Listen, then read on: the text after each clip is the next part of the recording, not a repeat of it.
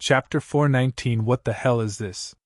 Chapter 419 What the hell is this? Emergency. By the time Qin Feng finished discovering the sacred azure battle armor and the information center of Martial Artist Alliance, night had completely ebbed and day arrived. It was almost time for his class, so Qin Feng moved to the medical college lecture hall. When he arrived at the lecture hall, he once again marveled at the sight before him. Today was only his third day teaching in the provincial capital university, but the sheer number of students attending his class still amazed him. The number of students had doubled, and now the whole lecture hall was packed like sardines, to the point that many students shared seats. I'm going to get mad if I find out that some students attend my class just to touch and get fresh with my female students. Qin Feng picked a spot where the sunlight fell, standing straight as pine while cracking a joke to lighten the atmosphere. Undoubtedly, Qin Feng's knowledge in Chinese medicine was unparalleled, and his ability to invigorate the atmosphere of a class dwarfed that of all the other lecturers in the provincial capital university. Quite a number of students had recorded a video of Qin Feng's class and uploaded it to the university's forum. The videos went viral overnight, and Qin Feng became the topic of every resident in the provincial capital university. Of course, Qin Feng did not know about these, nor he did care about them. Qin Feng then began his lesson after he lightened the atmosphere. During the previous class, your most handsome, humorous, and modest Professor Qin Feng taught you all about the 36 major acupoints and the flow of the 108 meridians in the human body. Also, I asked everybody to keep reviewing them while stamping them firmly in your mind. Did everybody do what I asked? Yes, we did. There were a total of 350 students in the lecture hall, with 100 students standing in the aisles and 150 students seated. All of them boomed out in one sonorous voice like dull thunder, extending their reassurance of accomplishing Qin Feng's assignment. Very well! Satisfied with his students' performance, Qin Feng nodded his head and continued, Then today I'll show you what the true essence of Chinese medicine is. I'll open your eyes to the majestic world of the art acupuncture and lead you all to the truth of report, report, report, report. While Qin Feng was blowing his own trumpet and the students were getting high from his speech, 4 students suddenly appeared at the door and interrupted them. They were Ming and his 3 minions. Standing in the doorway, all 4 of them cried out at the top of their lungs in unison as if they were antagonizing Qin Feng. The 4 interrupted the good vibe Qin Feng had going, so he was quite displeased. He turned and glared coldly at the 4. Why are you 4 late for my class? He asked. Unaffected, Ming confronted Qin Feng's question with a sly grin.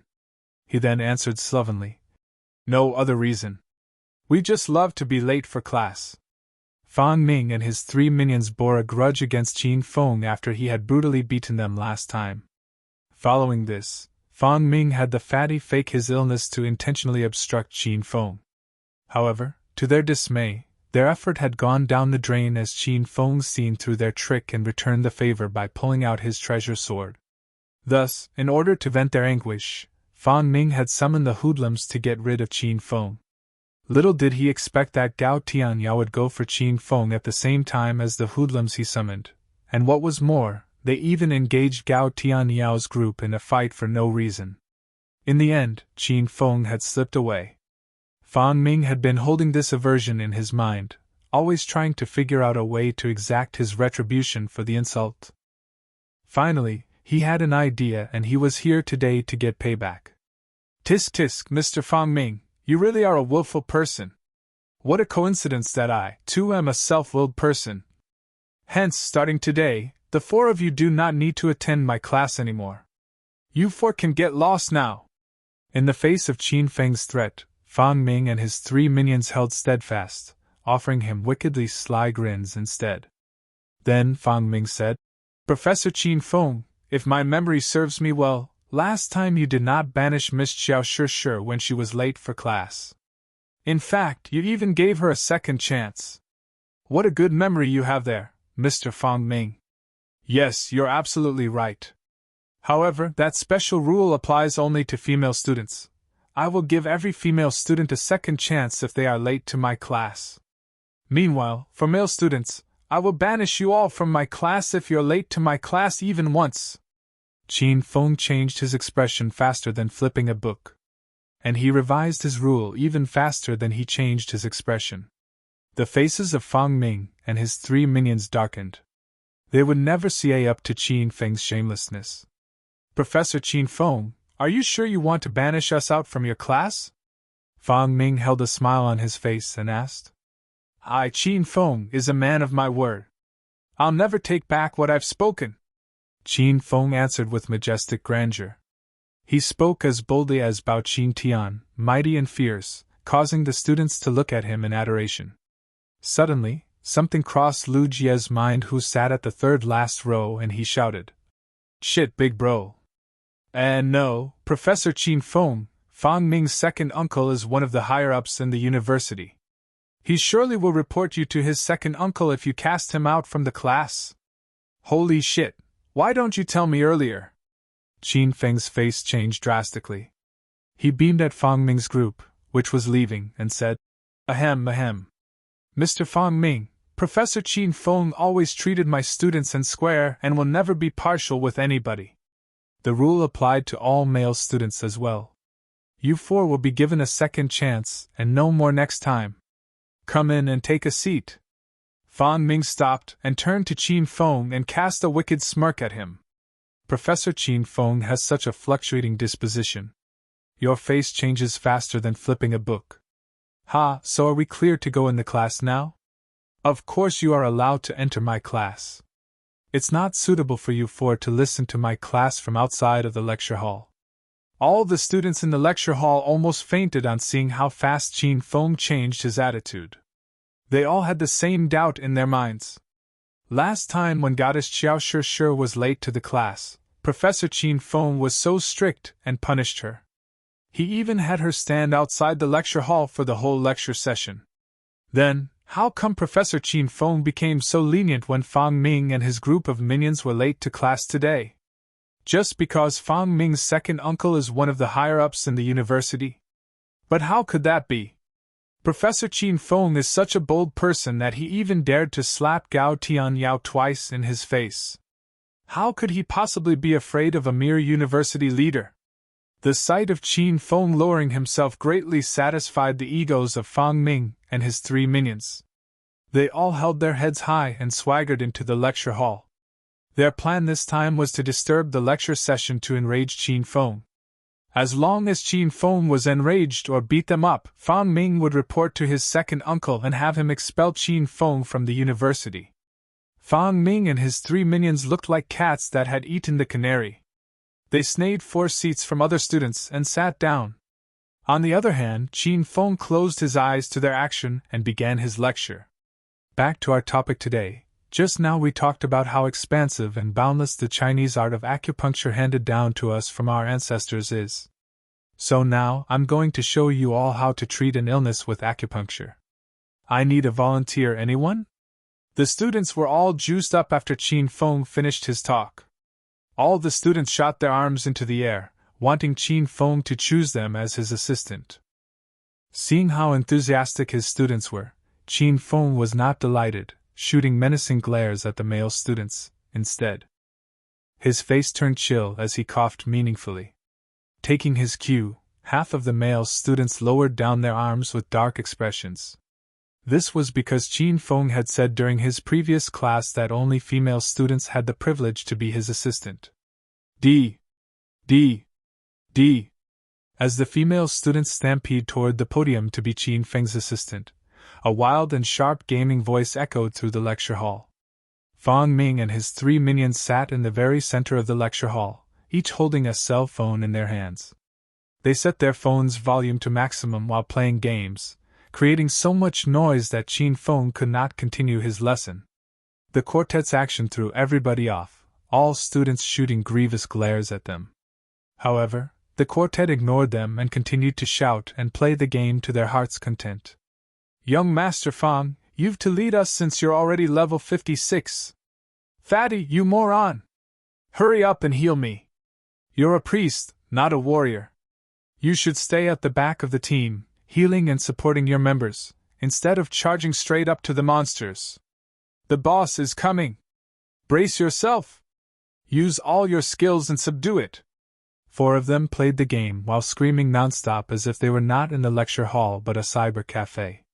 Each and every of the student was very angry at their ruthless action and interruption of the class. But Qin Feng said nothing, so they could not do much to them. Professor Qin Feng, why are you stopping the class? We love listening to you blowing your own trumpet the most. Your ability to blow your own horn is so great that you could even topple a train. We 4 come especially to your class just to gain some experience from you. You mustn't stop halfway. Fang Ming took a devil-may-care attitude and babbled while smirking at Qin Feng. The remaining 3 minions joined in the crusade as well and tried to get Qin Feng to blow his top. Fang Ming had prepared a recorder to see Qin Feng on video when he scolded or beat them up. Then, he could hand the evidence to his second uncle and have his second uncle sack Qin Feng. As long as he could get rid of Qin Feng, the medical college would then return to his control and he could rule over the medical college again. Mr. Fang Ming, it's not nice to play games during lecture hour. Qin Feng was not angry at all. He offered a grin to Fang Ming. Why not? Who said we can't play games during lecture hour? I saw quite a few of students playing games as well. Besides that, what's wrong with me playing with my cell phone? Are you not happy with me? If you're not happy with me, be a man and beat me up then. Fang Ming prattled, trying his very best to provoke Qin Feng. The students were already on the verge of losing their temper, wishing to give Fang Ming's goading face a few slaps. They all then looked at Qin Feng and hoped that he would do something about Fang Ming's group. However, to their shock, Qin Feng was not affected by Fang Ming's provocation. He retained his usual calm demeanor, and his smile broadened. Mr. Fang Ming, it's bad to keep asking people to beat you up. You might end up being a mutt at last. And my advice is not because I don't want you to have a good time with your cell phone, but because of something else. I'm just afraid that your phone might overheat from prolonged gaming, so it could explode. Haha! Do you think this is a knockoff? This is a luxury gold cell phone. It won't explode even if I exhausted its battery. Bang! The luxury gold cell phone in his hand suddenly exploded, interrupting his words and blackening his face. Fang Ming's 3 minions jumped in shock. They quickly retreated far from Fang Ming, afraid of getting caught up in the explosion as well. See, I've already told you that it will explode. Why don't you believe me? Qin Feng spoke with kind and compassionate persuasion. Fang Ming's brows were burned to a crisp and his bangs frizzed from the flame. He looked horrible and miserable, causing the students to laugh their heads off. What are you guys laughing at? Fang Ming was angry. He pointed at Fatty and glowered. Fatty, who asked you to turn off the game? Maximize the sound and continue. The explosion had sent a chill down Fatty's spine. He was scared. However, he could not defy young Master Fang's order, and with no other option left, he picked up his phone and continued playing the game at maximum volume.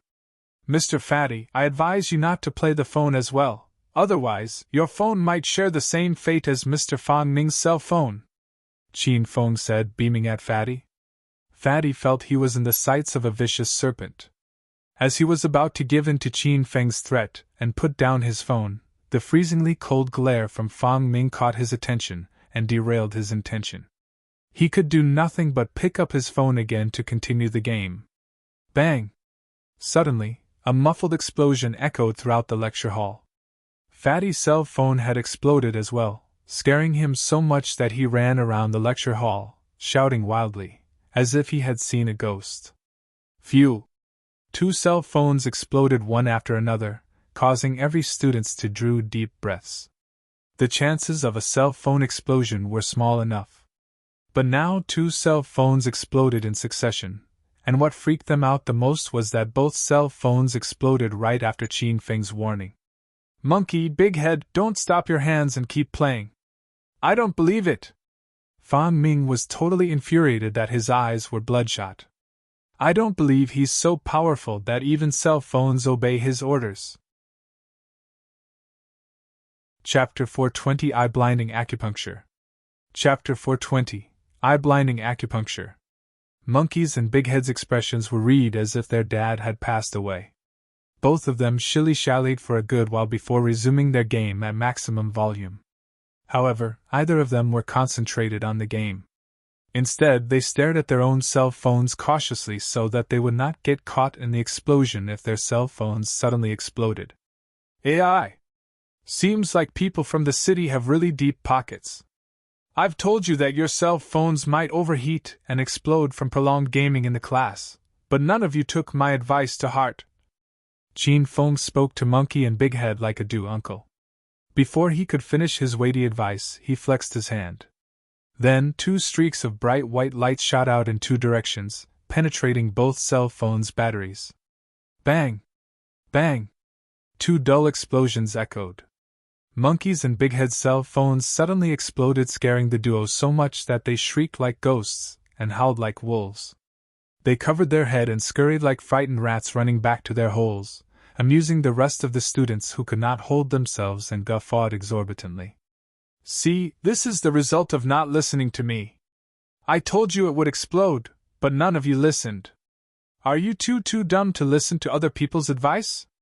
Qin Feng offered a grave tone and with sincerity. Monkey and Big Head almost cried. Fine. We'll stumble upon a few dumbass in our life. Let them be, and let's continue our lesson. Qin Feng gestured with his hands, and the students fell silent. As if they were clowns making fun of themselves, the students felt Fang Ming and his 3 minions were no longer worth their time and turned attentively to Qin Feng. I've mentioned earlier that I require an assistant to assist me in showing you the China majestic art of acupuncture.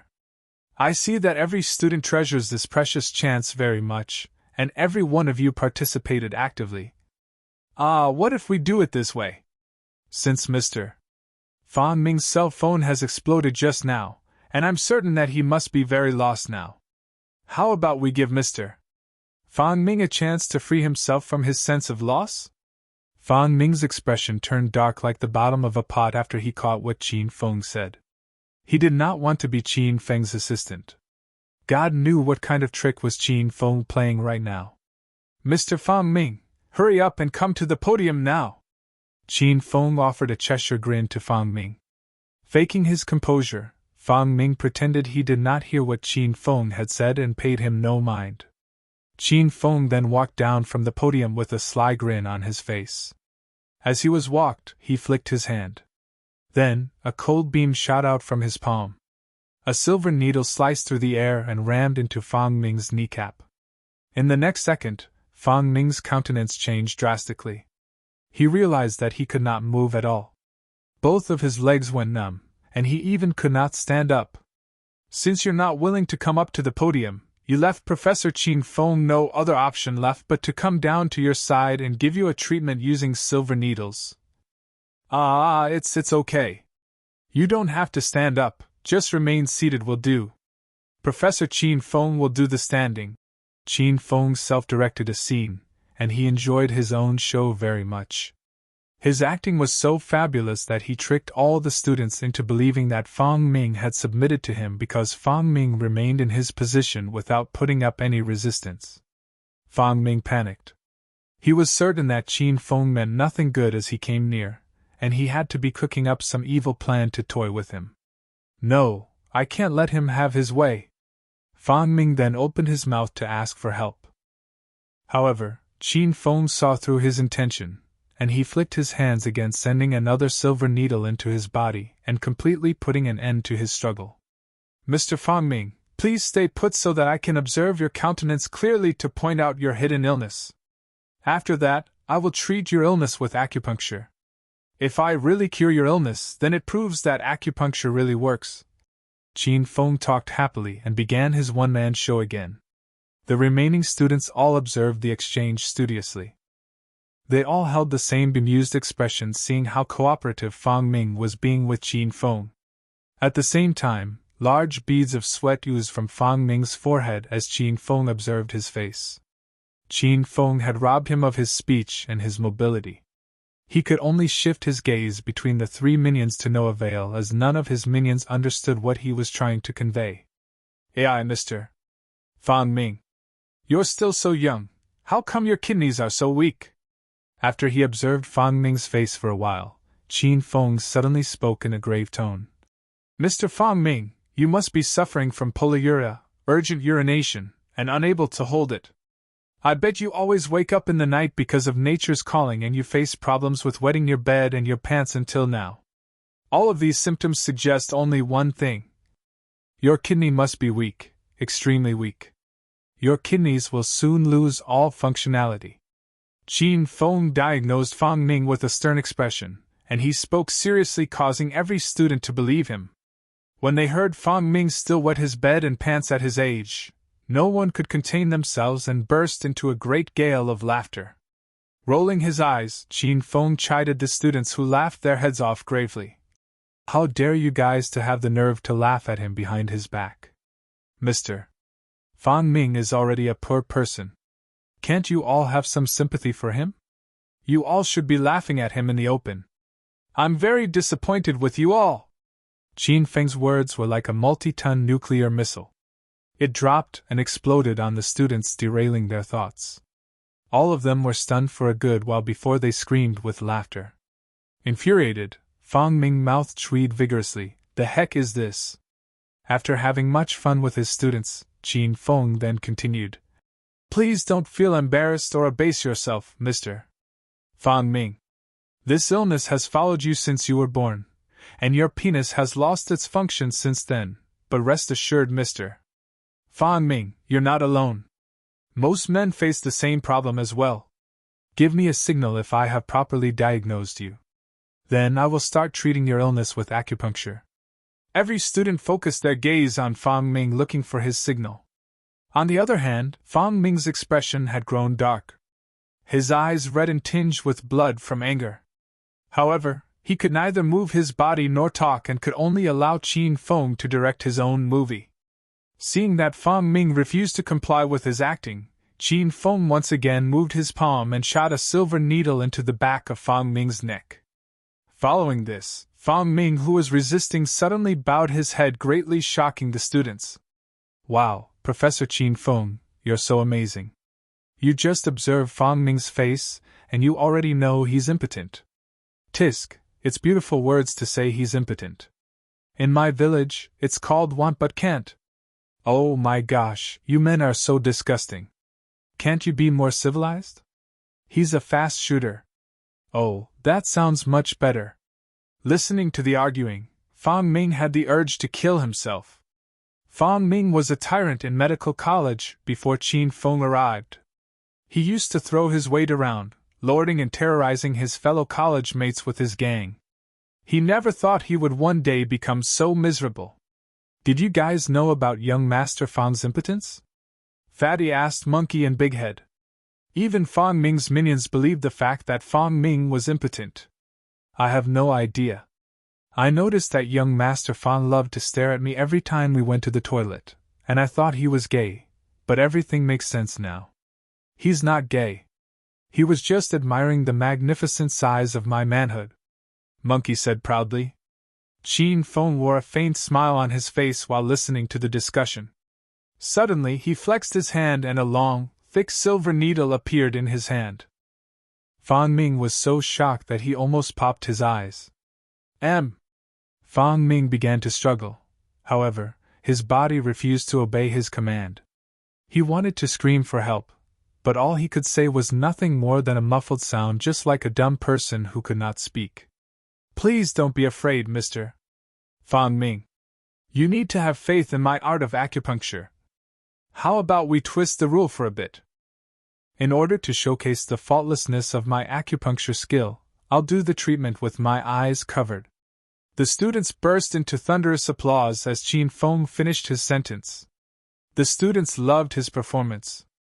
They had never witnessed this kind of stunt before and yelled eagerly to urge Qin Feng to perform the supreme feat, acupuncturing with his eyes blinded. "Please calm down, everyone." Qin Feng gestured his hand to silence his students. Then he added, "Mr. Lujia, Can you do me a favor and find me a black cloth? And please stay completely quiet during the whole treatment. I've to look for Mr. Fang Ming's organ and acupoints with my hearing after I covered my eyes. I might stick the wrong acupoints if I'm interrupted. A small miss is as good as a mile. One false step will make a great difference. The art of acupuncture requires one to devote his mind to it, otherwise you might end up killing your patient. Qin Feng was serious, and the students believed him. All of them held their breaths and fell silent. At this moment, Lu Jia found Qin Feng a black cloth. Qin Feng wrapped it around his eyes, so he couldn't see anything.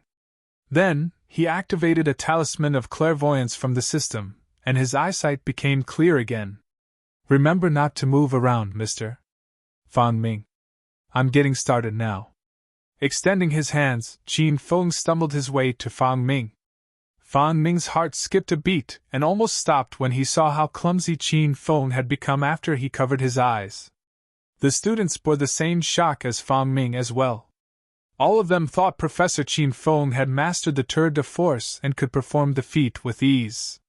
However, it seemed to them that this was the first time Professor Qin Feng attempted this feat. I cannot see anything after I covered my eyes, Qin Feng grumbled. He moved the thick as a toothpick silver needle around Fang Ming's face. He would sometimes stop near Fang Ming's eyes or around Fang Ming's nose. Cowering in terror, Fang Ming wished he could be dead now. His body was totally drenched in sweat as the feeling of calling for help and not being heard by anyone tormented him to death. Okay. I've already found the first acupoint. It's his inner thigh. It can promote blood circulation and boost the production of testosterone once I stick a silver needle into it. It could be a great help in curing Mr. Fang Ming's impotence. The silver needle in Qin Feng's hand was pointing straight at Fang Ming's eyeball. Suddenly he gnashed his teeth and growled. Mr. Fang Ming, I'm going to stick the silver needle into the acupoint. Remember to stay completely still. Don't worry. Believe in my art of acupuncture. You won't even feel a single twinge of pain. Hiss! Everybody took a deep breath as Qin Feng's actions sent a chill down their spines. They all saw that Qin Feng mistook Fang Ming's eyeball as one of the acupoints in his inner thigh. What's more, he even planned to stick the needle into Fang Ming's eyeball. Swoosh! A warm liquid suddenly flowed from Fang Ming's trousers, followed by the pungent smell of urine. Fang Ming threw himself half fainting into the chair, and he felt he had just returned from the deepest part of the hell. What's this smell? The silver needle still remained in Qin Feng's hand. He removed the black cloth that covered his eyes and pointed at Fang Ming. Mr. Fang Ming, seems like your old friend come to visit you again. Well, we should postpone your treatment until next time. How about after class? Please come to my office so that I can continue the treatment. For now, please go home and change your trousers. It'll be bad if you see a cold. Qin Feng talked to Fang Ming earnestly and patiently like a caring elder, causing Fang Ming to almost cry out loud. Chapter 421 Qiao Shishi's Complicated Feeling. Chapter 421 Qiao Shishi's Complicated Feeling. Fang Ming was frightened and wet his pants. Actually, his body was in the best condition it could be and had no signs of kidney deficiency. He wet his pants was simply because Qin Feng had scared the wits out of him. However, every student believed that Fang Ming was actually subject to want but can't, so all of their gazes were filled with admiration as they looked at Qin Feng. They all thought the exact same thing. Professor Qin Feng is too awesome. Fatty, please help Mr. Fang Ming home to change his attire. Before I forget, please remember not to laugh at Mr. Fang Ming on the way back. He was born in the state of want but no one can fix it. Fatty and his two fellow compatriots helped Fang Ming out of the lecture hall and away from the brazen peals of laughter. Fang Ming, on the other hand, looked pale as if he had drowned. There was a dull, absent light in his eyes as if his soul had been ripped from his body. Professor Qin Feng, you haven't shown us your acupuncture skill yet. We still want you to teach us acupuncture. Handsome Professor Qin Feng, I volunteer myself as your white mouse. Please use my body. Professor Feng Feng, I have a low-cut dress today. Can you help me make my breasts larger? The lecture hall exploded again once Fang Ming and his 3 minions left. More than 200 students pressed forward to ask Qin Feng stick silver needles into their bodies, causing Qin Feng's mouth to quirk vigorously. He felt his students were kind of twisted. Okay. Please calm down, everyone. The lesson is ending soon, so I'll just pick one female student to come to the front to assist me in showcasing the marvelous and expansive art of acupuncture. I hope every one of you will watch the procedure closely because it is very vital to the practice. I need you all to observe how I insert the needle, manipulate the needle, and remove the needle. Again, the female students pressed against each other and put their arms into the air, eagerly hoping that Qin Feng would pick them. On the other hand, Qin Feng scanned the flock of female students and stopped at Qiao Shi. He felt that only Hua Yan could match Qiao Shi in term of beauty. He could not pick Hua Yan, so he picked Qiao Shi as she was his only option. During the previous lesson, Ms. Qiao Shi sacrificed her body and allowed me to show you all the location of acupoints and flow of meridians in a human body for the sake of the goodness of the medical field. Her utterly fearless and dauntless spirit is commendable, and we should make her our learning model. Hence, this time, I'll invite Ms. Qiao Shi to come upon the podium again, and I'll treat her with my acupuncture as her reward. Qin Feng picked Qiao Shi. The rest of the female students sighed deeply while the male students cheered happily. Unlike her peers, Qiao Shi's expression remained as calm as water. Donning a refreshing white sports suit and canvas shoes, Qiao Shi sauntered up to the podium. She remained quiet even after she arrived on the podium and stood quietly in a spot where the sunlight fell. Her hair was in a ponytail today, and her bangs were all combed back to reveal her finely modeled and exquisite oval-shaped face. She reminded them of a classical beauty from ancient times. Qin Feng remained silent while standing and quietly admiring Qiao Shi. Damn, she's so pretty! After he gazed at her for a good while, Qin Feng said, Ms. Qiao Shi is very healthy. The only problem she has now is that she has been burning the candle at both ends. She gets up early and goes to bed late, which causes her not to have enough rest. I will give you a treatment to enhance your blood flow and relieve your fatigue. You'll feel refreshed after the treatment is done. Qiao Shi nodded her head in agreement. Qin Feng closed the distance between them with a large stride. Then, he flexed his palms and 10 silver needles entered her body simultaneously. Rum! Qin Feng injected his inner qi into the 10 silver needles, causing them to vibrate with a slight buzz, stunning his students, so their eyes almost popped of their sockets. Lu Jia's face was filled with amazement, and screamed internally, Holy cow! So Big Brother is not only a martial artist, but he's also a shaman as well. Then I don't have to worry about my injuries when I go on the next big mission with him. Ah! Qiao Shi suddenly released a saccharine sound. She felt surges of inner qi flowing through her body like an electric current coursing through every nerve ending. It was a numbing and weird sensation. Suddenly, a trace of shock flitted across Qiao Shi's eyes. She realized Qin Feng was a shaman, and he was using the needle manipulation technique. The 10 silver needles continued to vibrate. Meanwhile, Qin Feng observed Qiao Shi from the side. He realized that this girl always wore a poker face no matter the situation. Suddenly, a naughty plan crossed his mind, and his mouth curled into a wicked sly grin. Qiao Shi's indifferent attitude greatly aroused his curiosity. He began to wonder, does this girl not have any other emotions?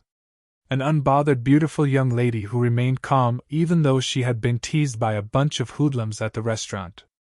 Qin Feng was incredibly curious about what kind of reactions she would show if he aroused her lust. It will be pretty interesting. Ms. Qiao Shi, this treatment will improve your blood circulation, blood qi, and spirits. Now I'll give you another treatment. This time it will cleanse the toxins accumulated in your body due to staying up late and make your body even healthier. Following this, Qin Feng waved his hands, and the 10 silver needles on Qiao Shi's body vanished. Then, he stuck another 8 silver needles into a few acupoints on Qiao Shishi's thigh, abdomen, and head respectively. These acupoints were responsible for secreting sex hormones.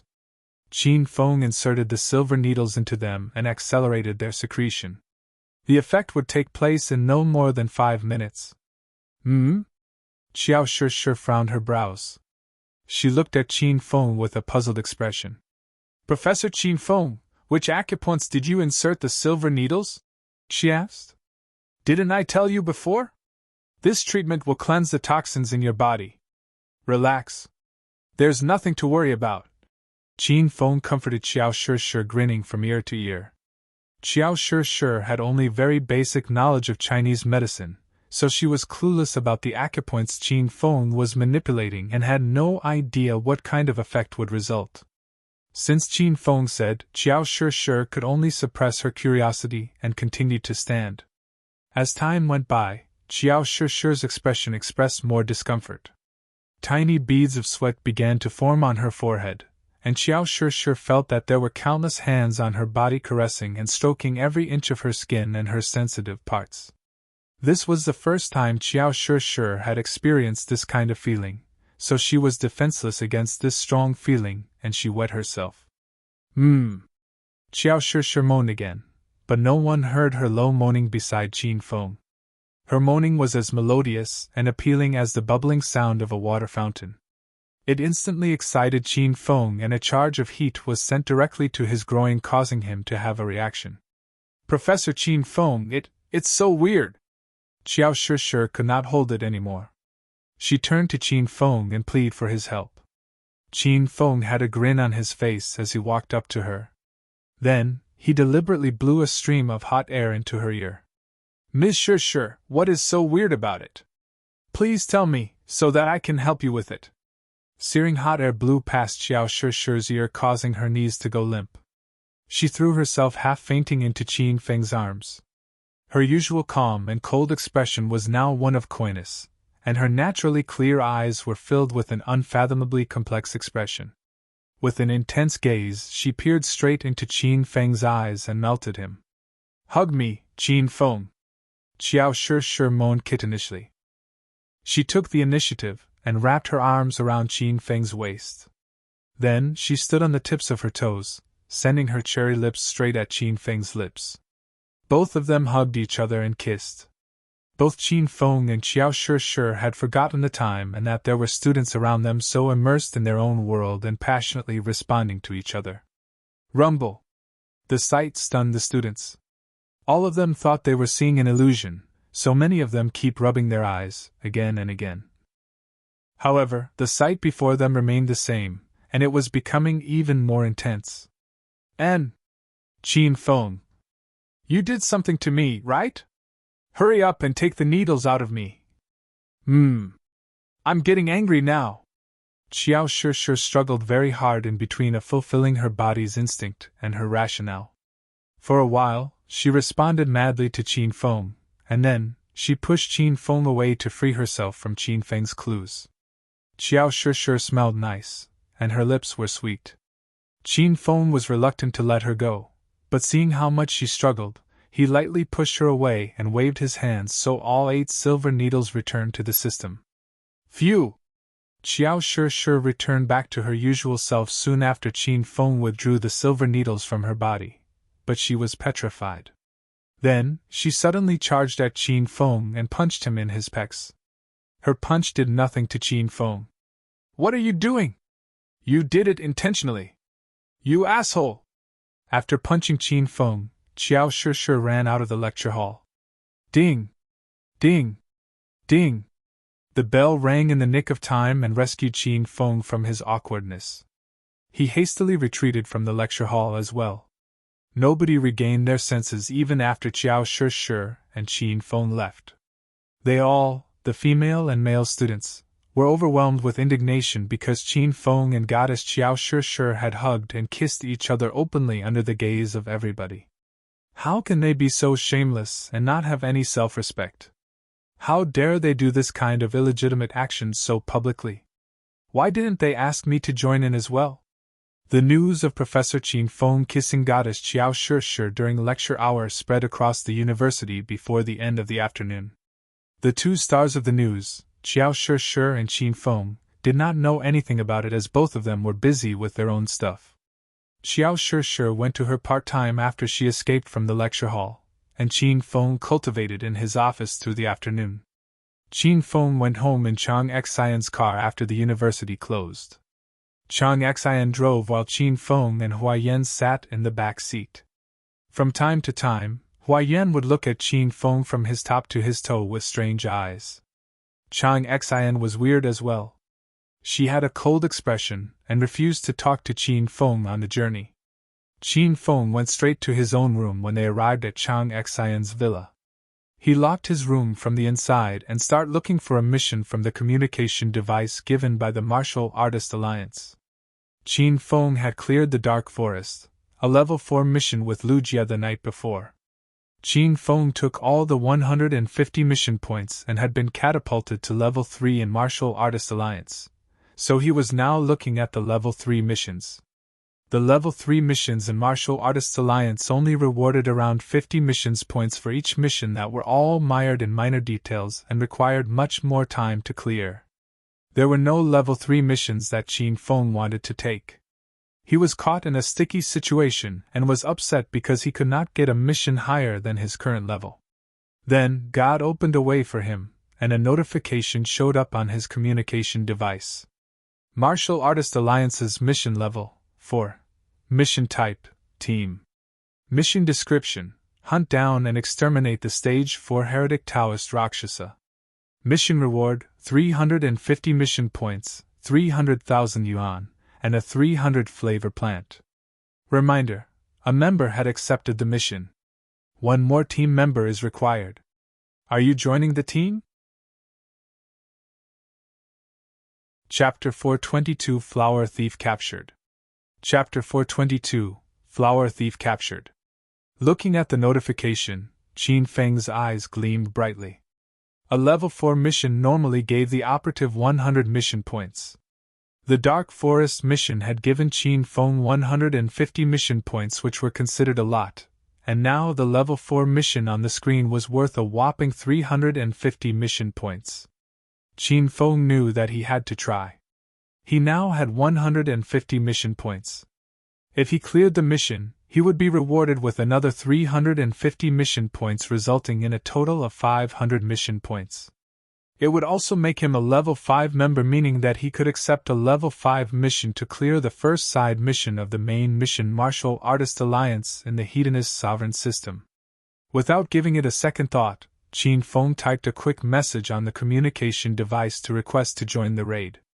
Ding dong! After 15 seconds, Qin Feng's communication device rang. A member with the alias Billowy Lady had sent him a message. You're only a level 3 member, and by right, you should be not qualified to take on the mission. However, I will bend the rule and let you join the raid on one condition. I want all of the awarded 100 flavor plants. After taking a quick glance at the message, Qin Feng replied to her. I have no idea what the 100 flavor plants are and I have no use for them, so you can have all 3 of them. However, I have a condition as well. I want all the mission points. After he had waited for 10 or so seconds, Billowy Lady finally replied to Qin Feng. Deal! Ding dong! After a short while, Qin Feng received a mission update notification from the Martial Artist Alliance, and hastily opened it. Martial Artist Green Wolf, your application for Level 4 mission number 1201 has been confirmed. For your information, this is a team mission, and your team member is Billowy Lady. You are advised to add her as a friend to check her information. After that, he received another 3 notifications from the Martial Artist Alliance about the details of the Level 4 mission. After Qin Feng skimmed through the mission, he closed the notification and added Billowy Lady as his friend. Then, he started reading Billowy Lady's information. Alias, Billowy Lady. Sex female. Accumulated mission points, 1130. Member level, 5. Description, it's stressful to have large breasts. There was only one thing that caught Qin Feng's attention after he had studied Billowy Lady's description. He stared at the sentence and sighed inwardly. How huge are her breasts? Could it be that this martial artist alliance app is actually a dating app in the disguise of a mission assignment app? Ding dong! As his mind was roamed illicit thoughts, his friend invitation was accepted by Billowy Lady. Billowy Lady, how large are your breasts? Send me a photo! You have to send me a photo to prove your words. Qin Feng messaged Billowy Lady once they became friends. Billowy Lady replied to Qin Feng with an emoticon holding a knife. Do you have a death wish, brat? Flirt with me again, and I'll kick you off my team. Qin Feng then looked at the Billowy Lady's profile picture. It was a Catwoman's mask icon. He thought for a bit, and downloaded a wolf icon and made it his profile picture. Billowy Lady, a wolf is the perfect ma for a wild cat. Can I have the honor to treat you to dinner tonight?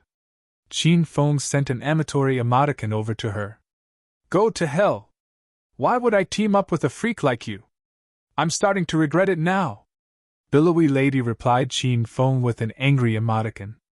Qin Feng was amused by her reaction.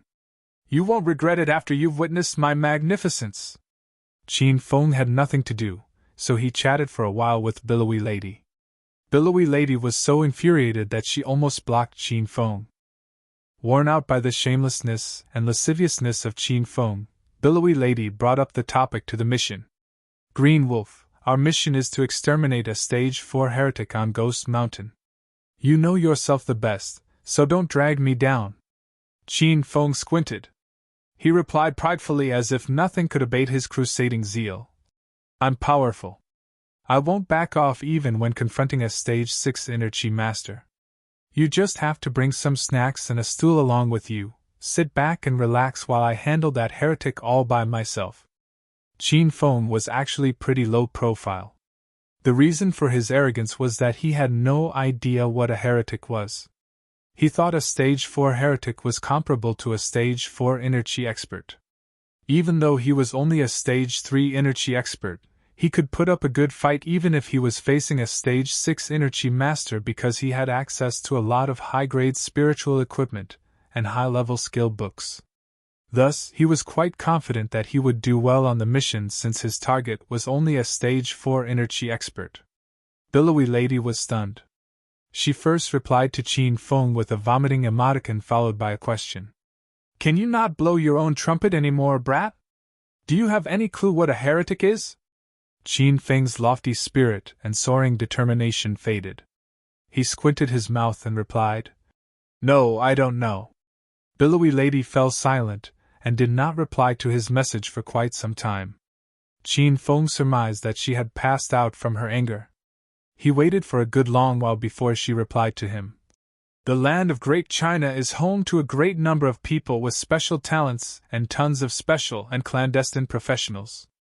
Amongst the professionals there are a group of people who name themselves cultivators, which are broken up into many fine branches. The martial artist is the most common and orthodox type of cultivator. They can use their innate ability and surpass selfhood by absorbing and releasing inner qi. Next are demon cultivators.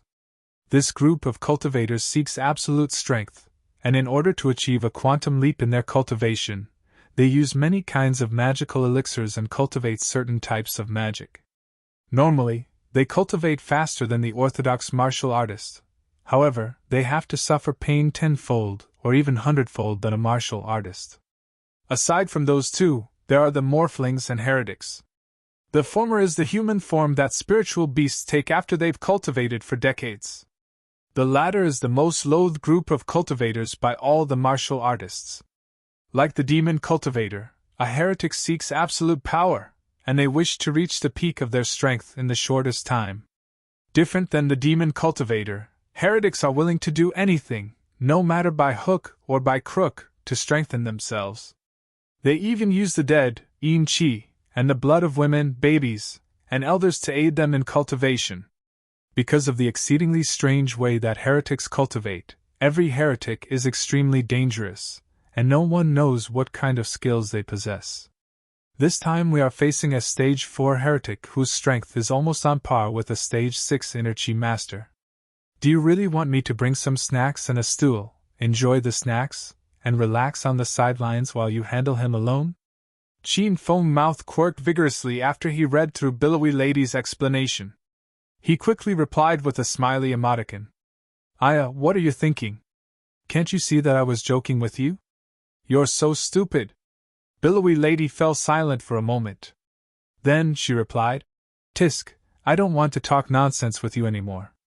Remember to meet me at the entrance of Ghost Mountain the day after tomorrow at 8 p.m.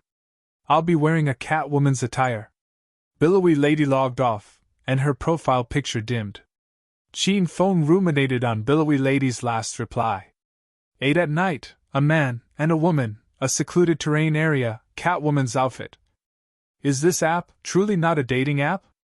Billowy Lady had logged off, and Qin Feng felt that he did not have to stay online as well. He logged off and left the room. At this moment, Chang Xian carried their dinner from the Qian to the dining room. When she saw Qin Feng, she stared him coldly and walked past him. Qin Feng ignored her hostile action. She must be on her period.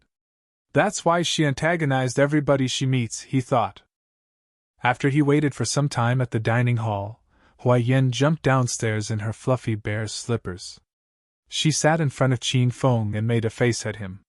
Seizing the interval of Chang Xian's absence, Qin Feng kicked Huaiyan and asked, Yen, is Xian on her period? Why does she seem so angry? Why did you kick me, you moron? Huaiyan stomped on Qin Feng's feet twice before continuing. Why don't you ask yourself what you have done instead of asking me? The video of you kissing Qiao sure today in class has gone viral in the university forum. Big sister Xian saw the video. I bet she will kick you out of our house soon. Be prepared to stay outside tonight, bastard. Huaiyan laughed heartlessly when she imagined Qin Feng sleeping outside. At the same time, seeing that Chang Xian carried a bowl of chicken soup from the Qian, Huaiyan hastily halted her laugh and sat quietly at the dining table as if nothing happened. Qin Feng was marveled by her quick acting. The meal was dense. Chang Xian made a face and refused to talk. Huaiyan could do nothing but bury her face in her rice bowl and finish her meal like a hungry ghost. After they had finished their meal, Qin Feng volunteered to do the dishes so that Chang Xian would not cast him out from the villa. After he finished, Huaiyan and Chang Xian went upstairs. He remained in the parlor and glanced at Huaiyan's garden outside the villa. TSK, I've finished converting all the spiritual essence into my own inner qi, and my dantian is expanding. I could break through to stage 4 at any time. Seems like I still have to pluck a few more spiritual plants from the garden. Qin Feng had forgotten how many times he had vowed not to steal any more spiritual plants from Huaiyan's garden. Qin Feng vanished from the parlor and crept towards the garden. After he had arrived in the garden, he squatted beside the garden and looked for the spiritual plant with the most spiritual essence. He realized that the spiritual essence in the garden was not as dense as the times before and surmised that it was because he'd uprooted a few spiritual plants from the garden. Qin Feng could not make up his mind after he searched the garden for a good amount of time. Since he did not know anything about the spiritual plants, he simply uprooted 2 of them which shared the same appearance as the ones he'd plucked the last time. Immediately, Qin Feng retreated after he got the desired spiritual plants. As soon as he turned around, he was stunned. Donning in her sleeping gown and a pair of fluffy bear slippers, Huaiyan stared furiously at Qin Feng. A cold, murderous intent erupted from her body and sent a chill down Qin Feng's spine. Ahem! Yen, why are you standing outside in the midnight with all your hair hanging loose? You almost scared the wits out of me. Why haven't you gone to the bed yet? Did you come to the garden to admire the flowers as well? Qin Feng hastily hid his arms behind his back and gripped the 2 spiritual plants tightly in his hands. His palms were bathed in cold sweat. Huaiyan noticed the footprint of an adult man near her garden 2 nights before. Qin Feng was her first suspect. However, she could not prove it. As such, she hid in the shadow of the villa for the past 2 nights waiting for a chance to ambush the flower thief. Qin Feng had escaped his fate the night before because he was on a mission, but that was not the case for tonight. He was caught red-handed by Huaiyan. I knew it was you. Qin Feng, you bastard! How dare you lie to me? Do you have any idea how important these spiritual plants are to me? Chapter 423 Dongfang Ming Wang's Debut. Chapter 423 Dongfang Ming Wang's Debut. Looking at Hua Yan's reed expression, Qin Feng giggled. Yan, what are you talking? Why can't I understand anything you just said? I just came outside for a stroll because I can't sleep. I just want to admire the magnificent scenery of your garden bathed in beautiful silver moonlight. Hua Yan squinted her eyes into a line. She gnashed her teeth and stared violently at Qin Feng. She did not believe in Qin Feng's nonsense at all. You still refuse to admit it? Show me your hand. Qin Feng obediently extended his left hand. There was nothing on his left palm. Hua Yan pulled her face and yelled roundly. Other hand! Squinting his mouth, Qin Feng withdrew his left hand and re-extended his right hand. It was empty as well. Qin Feng had wrecked Hua Yan's nerves. She glared at Qin Feng and said coldly, Do you think I'm a 3-year-old? Give me back the plants. I can still save them if I replant them now. This was the reason why Hua Yan did not go all out on Qin Feng after she caught him red-handed stealing her spiritual plants. She wanted to get her plants back and replant them. Qin Feng had a dilemma. The spiritual plants were important to Hua Yan, but they were important to him too. After a fierce wrestling with himself, Qin Feng put the 2 spiritual plants in his hand and into his mouth in front of Hua Yan. He devoured the 2 spiritual plants before Hua Yan could react. He gulped and opened his mouth wide, showing Hua Yan that there was nothing in his mouth. See, I told you. There is nothing! Qin Feng's shamelessness infuriated Hua Yan's top. Her well-endowed breasts bounced as her anger mounted. She hastily went to her garden to figure out which spiritual plants Qin Feng had stolen this time. After she glanced through her garden, a grim smile crossed Hua Yan's cold face. The 2 spiritual plants Qin Feng had stolen were angel plants, which could accelerate blood circulation in a human body. If it was refined into a reinforcing pill, it could reinforce and calm down the raging inner qi in Dantian and prevent someone's body from exploding when on the verge of breaking through to the next level.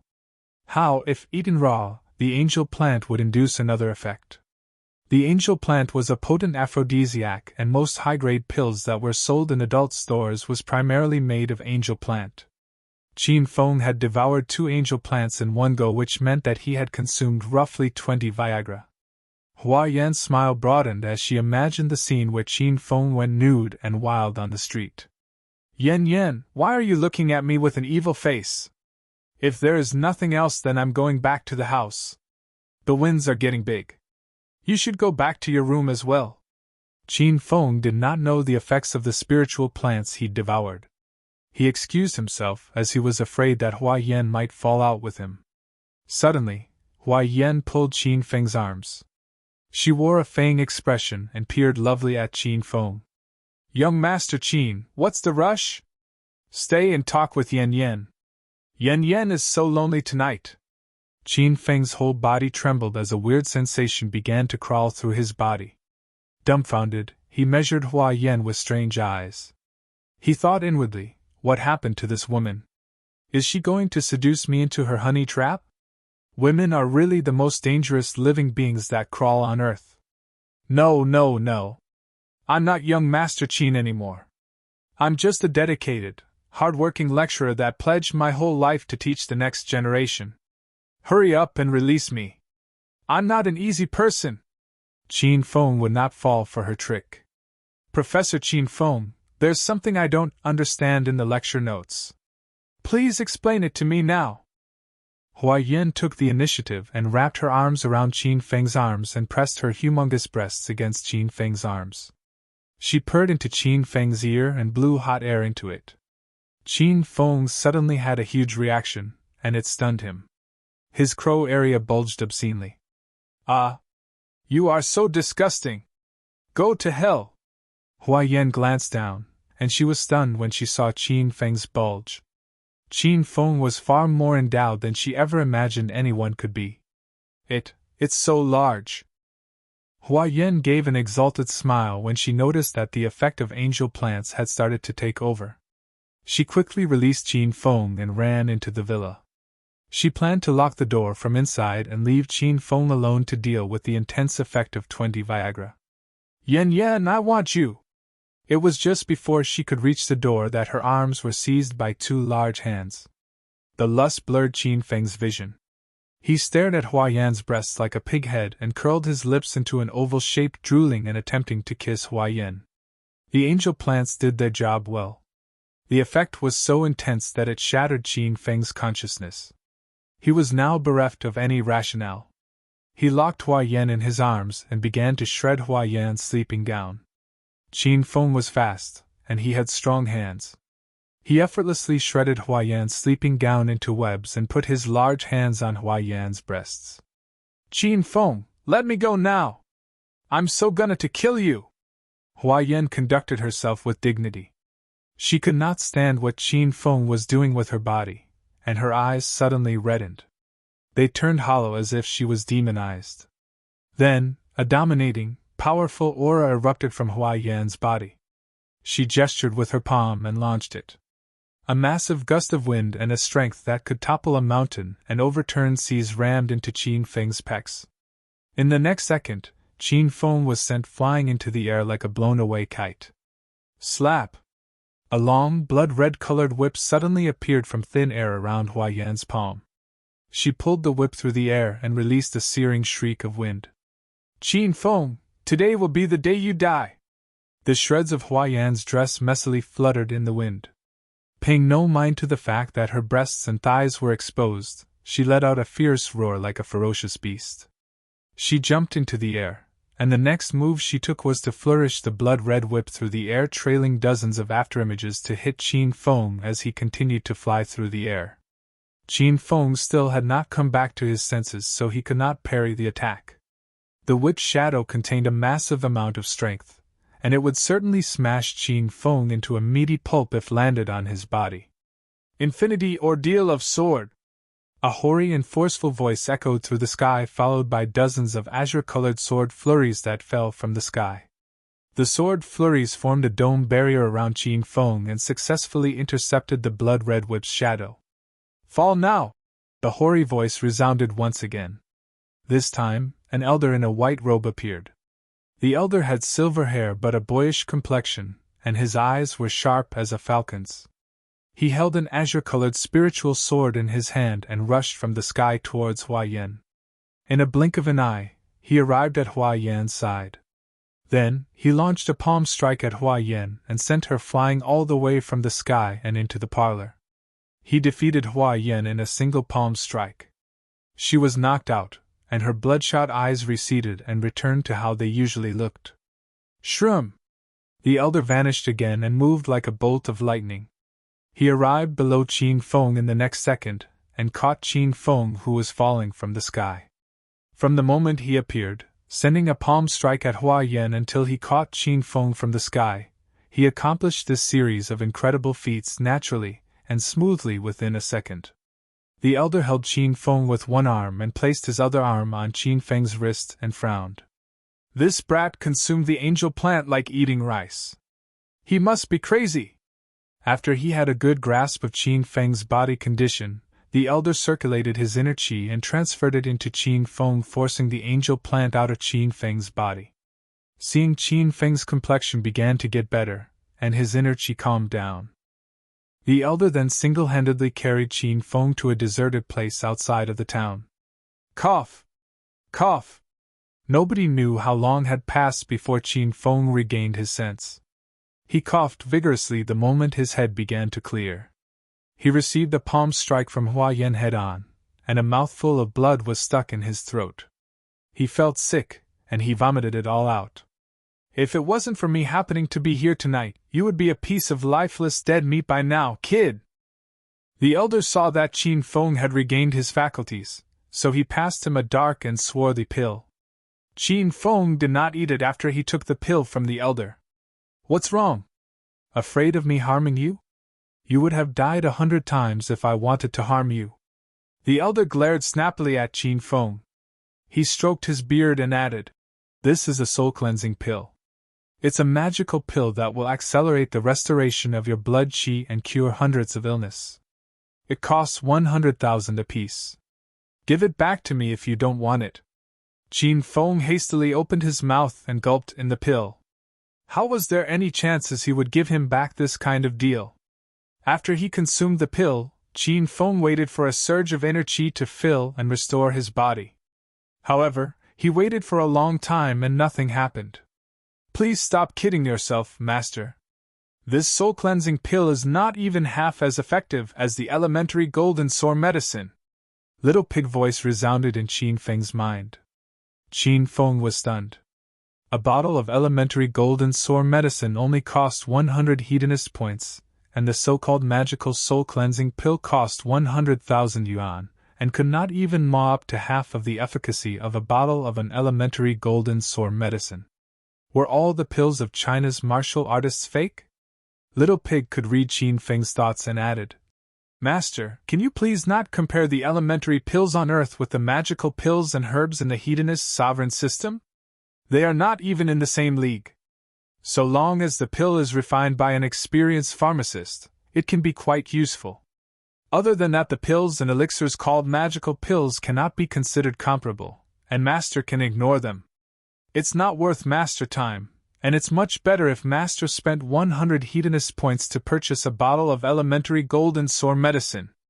Little Pig had lifted Qin Feng's spirit. He was once again realized how powerful the hedonist sovereign system was. Why are you zoning out? Won't you say anything to me?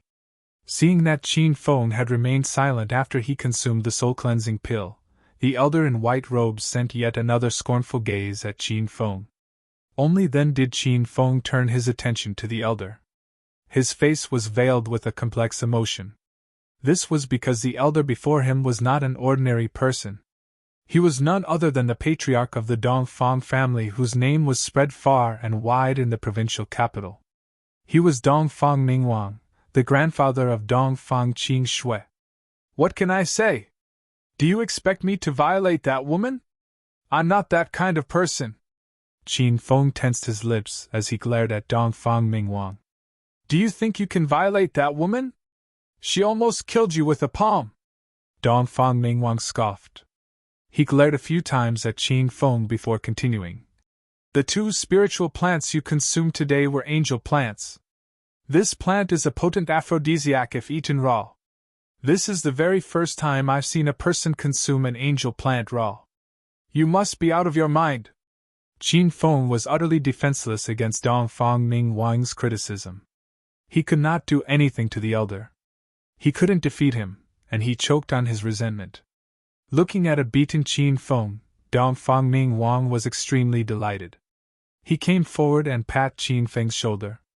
Brat, I came to you to give you a warning. We both are tied to a promise, and you almost broke it tonight, Brat.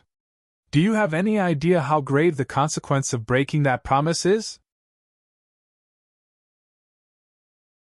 Chapter 424 9 Dragons and 5 Tigers. Chapter 424 9 Dragons and 5 Tigers.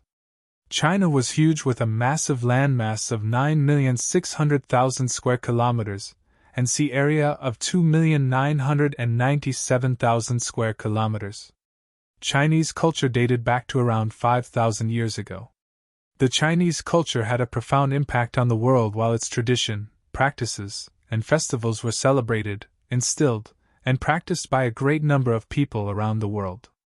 No one knew how many people with exceptional abilities, legends, and heroes were born on this vast and mysterious land. China now had 3 doors, 5 sects, 9 dragons, and 5 tigers. The 9 dragoons were the 9 martial arts masters with otherworldly abilities. They represented the clandestine martial world of China. Each and every one of them had perfected stage 9 inner qi and were extremely powerful with extreme inner abilities. Dongfang Ming Wang was one of the dragons with the name Crimson Dragon. He was highly respected in China, and every power gave both overt and covert attention to his actions. 3 months ago, after Qin Feng escaped from the Amethyst Dragon Palace, Dongfang Ming Wang was the first person he approached after Shimin Chui Shui brought him to the provincial capital. Of course, I remember our deal. You don't need to worry about that.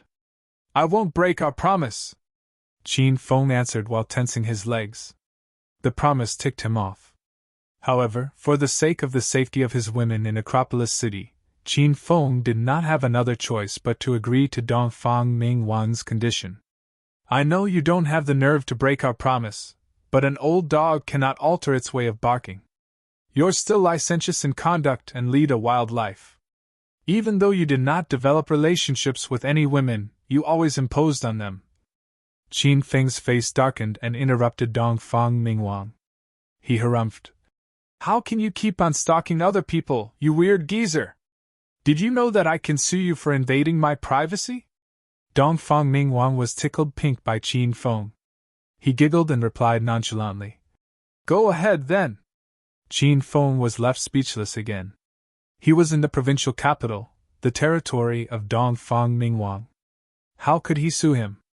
Even if he found a way to file a charge against Dongfang Ming Wang at a police station, Qin Feng believed that, in the end, he would be the one to be detained and not Dongfang Ming Wang.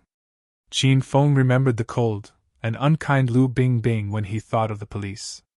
I miss her a lot. Tisk, I'm too lazy to fight you. Tell me, what is the situation in Acropolis now? Was it all good? Qin Feng dropped his carefree attitude and became grave.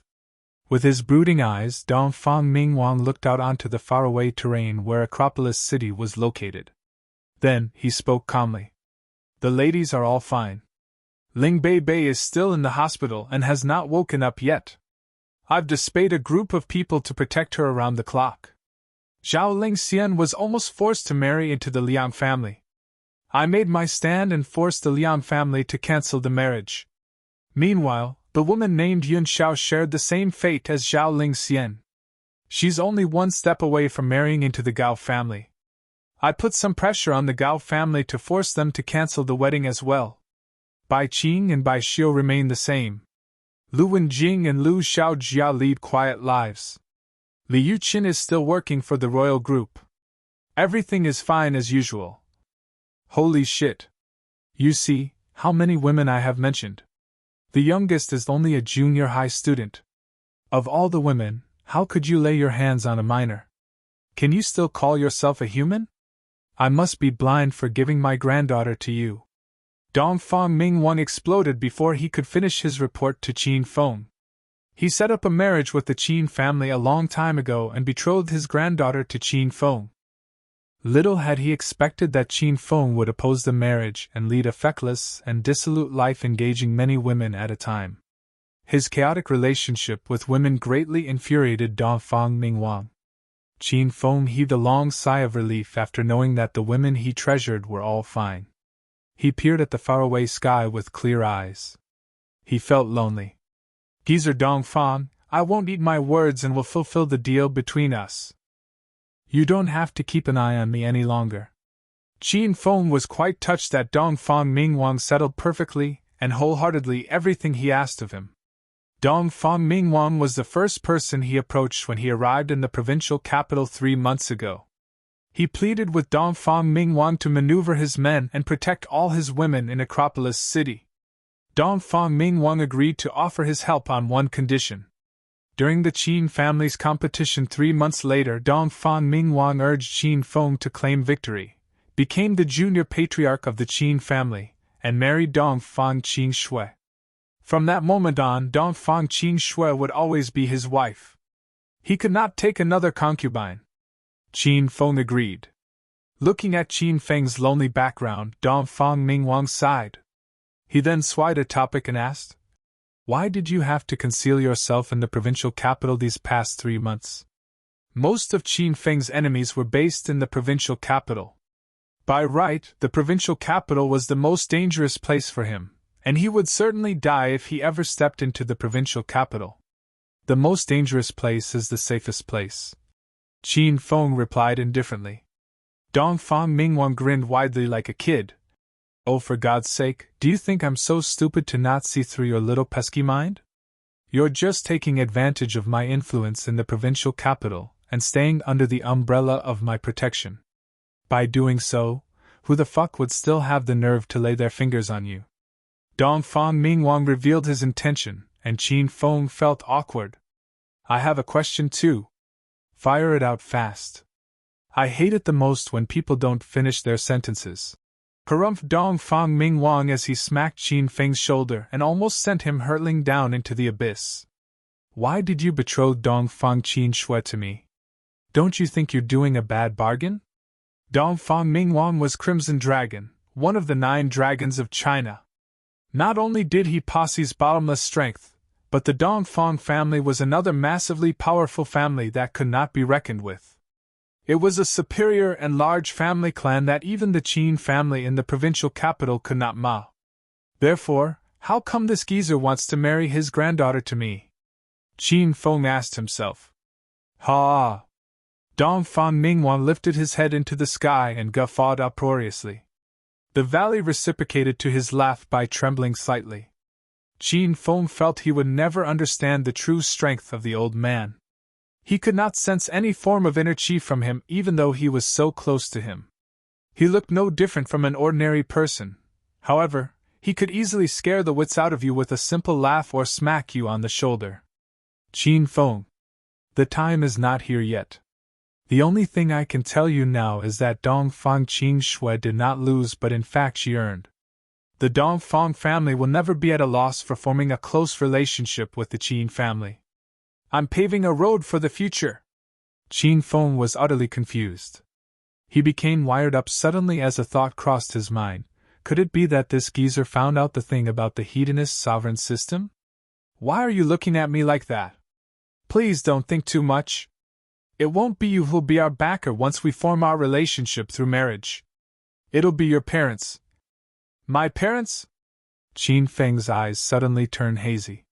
The Qin family in Acropolis City could not hold its ground and fell during the Great War 3 months ago. Uncle Fu took his father to seek refuge for the Qin family in the provincial capital. Qin Feng missed his father a lot as he had not seen him for around 3 months. As for his mother, Qin Feng did not have any memories of his mother since he was born. Who exactly is my mother? Where is she now? Qin Feng looked at Dongfang Mingwang hoping he would tell him the whereabouts of his long-lost mother. Dongfang Mingwang refused to say anything further. He sighed. I've spoken too much. We should call it a day now. I'm too old, and I feel sleepy after the night has fallen. I'm going home first. Dongfang Mingwang's voice became distant, but it was still loud and clear as if he was still standing beside Qin Feng. Just like performing a magic, he vanished before Qin Feng in the blink of an eye, causing Qin Feng to gape in astonishment. What the fuck? You stupid geezer, what kind of place have you bring me to? How am I supposed to go back on my own? You should have taken me along when you leave. Qin Feng kept dissing Dongfang Mingwang. However, there was nothing left aside from his own voice and echo, and Dongfang Mingwang was no longer in his sight. The day had arrived when Qin Feng returned to Chang Xian's villa. He had run for almost 200 kilometers yesterday night before he found his way home.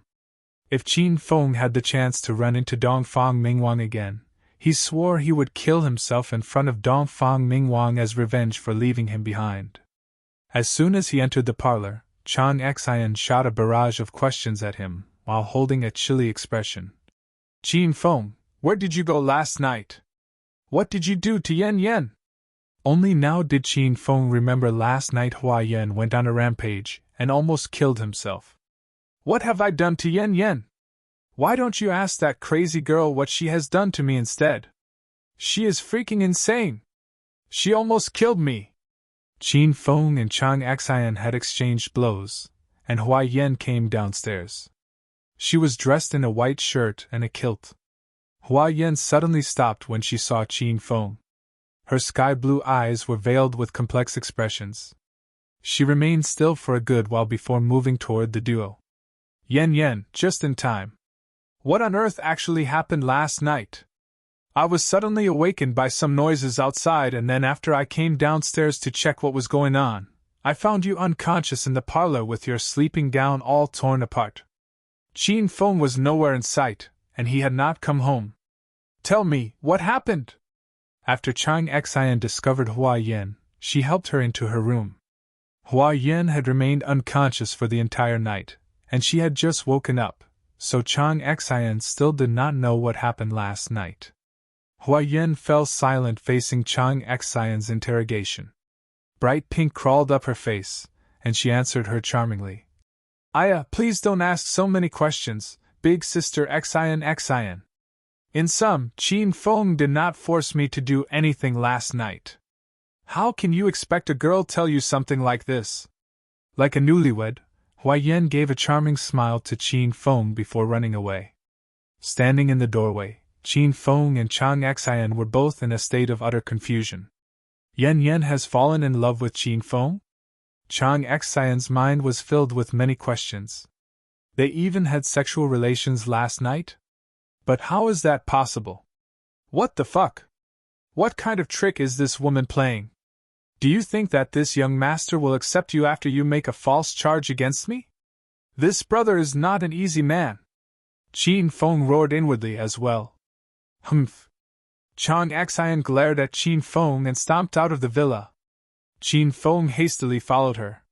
He had run his way home for a night, and he did not want to run back to the university again. When he arrived at the Medical College of Provincial Capital University, Qin Feng realized that the atmosphere of the class was not right. His students lay lifelessly on the table while a large-headed middle-aged man was blabbering on the podium. Qin Feng entered the lecture hall and laughed. I see that all of you are so tired and washed out. Can I take it as all of you come to overnight in the lecture hall so that you can claim a good spot to attend my class? Qin Feng's voice was like a steroid, and the 200 students regained their vigor, shot up, and sat with their backs straight. All of them focused their gazes and stared spiritedly at Qin Feng. Chapter 425 Exchange Study.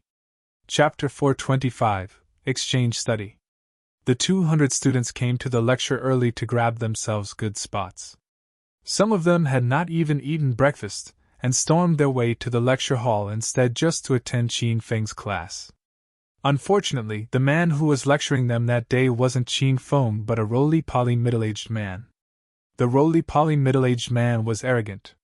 He climbed up to the podium with a high and mighty attitude when he entered the lecture hall and introduced himself.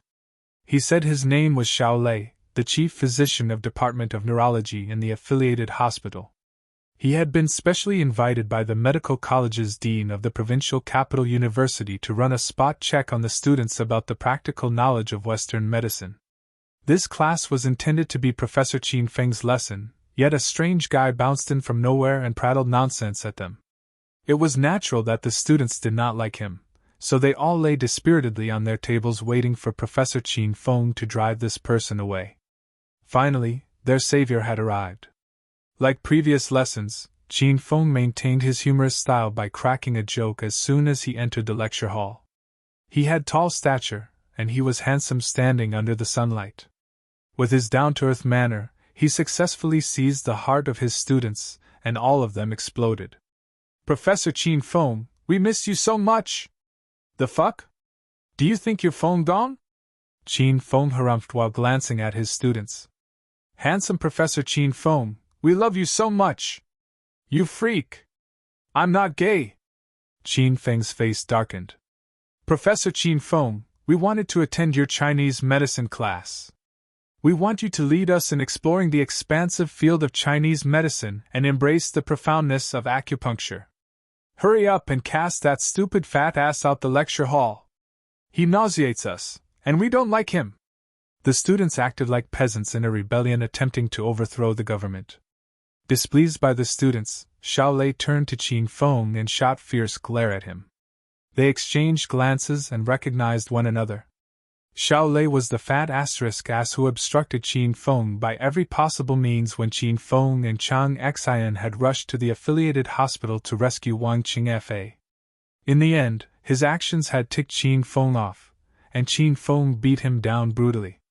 Xiao Lei's second uncle, Xiao Shan, was the vice president of the affiliated hospital, yet that had not stopped Qin Feng from humiliating. It's you, you brat! Xiao Lei instantly remembered the way Qin Feng had brutally beaten him upon seeing Qin Feng. He was champed in rage. Soon, his angry expression faded and a wicked grin crawled onto his jowly face. There was a reason why he was invited by the dean of the medical college to give a talk to the medical college's students on the practical knowledge and some study cases of Western medicine. Yesterday, the higher-ups of the provincial capital university received an exchange study proposal from the same medical institute in America extending their wish to come to the provincial capital university for an academic exchange. The Saint Medical Institute was the most famous higher institute in America that specialized in Western medicine.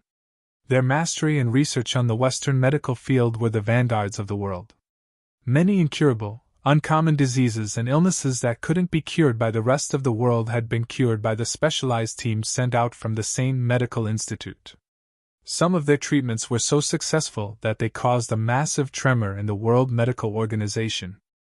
The news of a legendary higher institute like this suddenly wishing to come for an academic exchange at the Medical College of China's provincial capital university dropped like a bombshell on all of the higher-ups of the medical college, stunning them so much that they were all thrown into chaos. It was such a strange and hard-to-come-by opportunity. They were certain that they had to be able to make a name for the medical college in the provincial capital once they formed a relationship with Saint Medical Institute. Their prominence might even be able to return to the level it was at 5 years before the disappearance of the divine Chinese medicine practitioner, Li Xingtian. As such, starting the day before, the higher-ups of medical college were extremely busy. Since the Saint Medical Institute was best known for their mastery over the Western medicine, the higher-ups of the medical college had organized a special training session for the medical college's students to sharpen and hone their practical skills and knowledge on Western medicine. Therefore, they invited Xiao Lei over from the affiliated hospital to host a practical training session. Xiao Lei had a very special identity and stood in the lecture hall as a professional. He heard the students address Qin Feng as a professor, so he assumed that Qin Feng was merely a petty lecturer that taught in the medical college. How could a petty lecturer of Qin Feng's caliber stand on the same ground with him as a professional? Before him, Qin Feng was merely a servant who was fit only to run errands, clean the blackboard, and fay the drinks. Xiao Lei thought he could humiliate and toy with Qin Feng to his heart's content in the future. The wicked grin on Xiao Lei's jolly face widened as he thought about it. "It's me, but I'm not the brat here. You are. What made you come to my class?" Qin Feng plastered a smile and looked at Xiao Lei. Xiao Lei suddenly burst into a brazen fit of maniacal laughter. He stood at the podium with a look of haughty disdain while looking at Qin Feng. "Why am I, the high and mighty chief physician of the Department of Neurology of the affiliated hospital, standing here, you ask? It's such a hilarious question.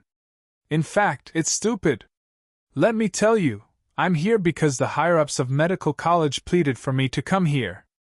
Otherwise, do you think I'm so free to come here to be a lecturer and spoon-feed these babies? How much can a lecturer earn?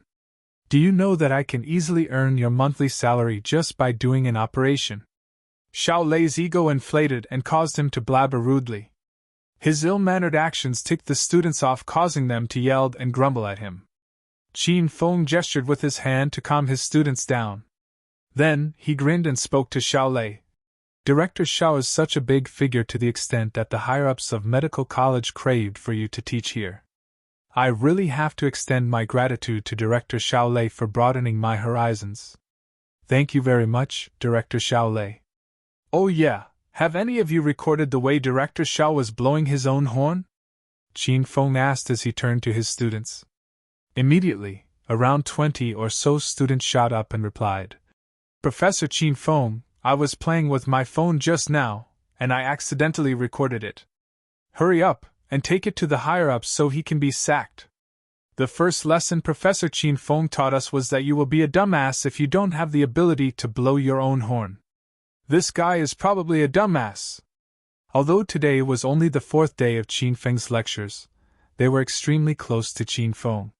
It was tough for other people to reach this level of closeness even after they had known each other for 4 years. Seeing Xiao Lei had the nerve to bicker with Qin Feng, the students all joined in with Qin Feng's crusade against Xiao Lei. They feared nothing and no one with Qin Feng as their backer and called Xiao Lei dumbass one after another without stopping. Xiao Lei was so infuriated that his face darkened. Humph, useless piece of shit. You only have a mouth and some petty tricks but no more than that. It's such a disgrace bickering with rubbish like you. The first time Xiao Lei saw Qin Feng was when Qin Feng followed Chang Xian to save Wang Fa. At that time, Qin Feng still had not obtained the decree of 5-element acupuncture. He just utilized the talisman of clairvoyance to assist Chang Xian in pinpointing the patient's heart problem.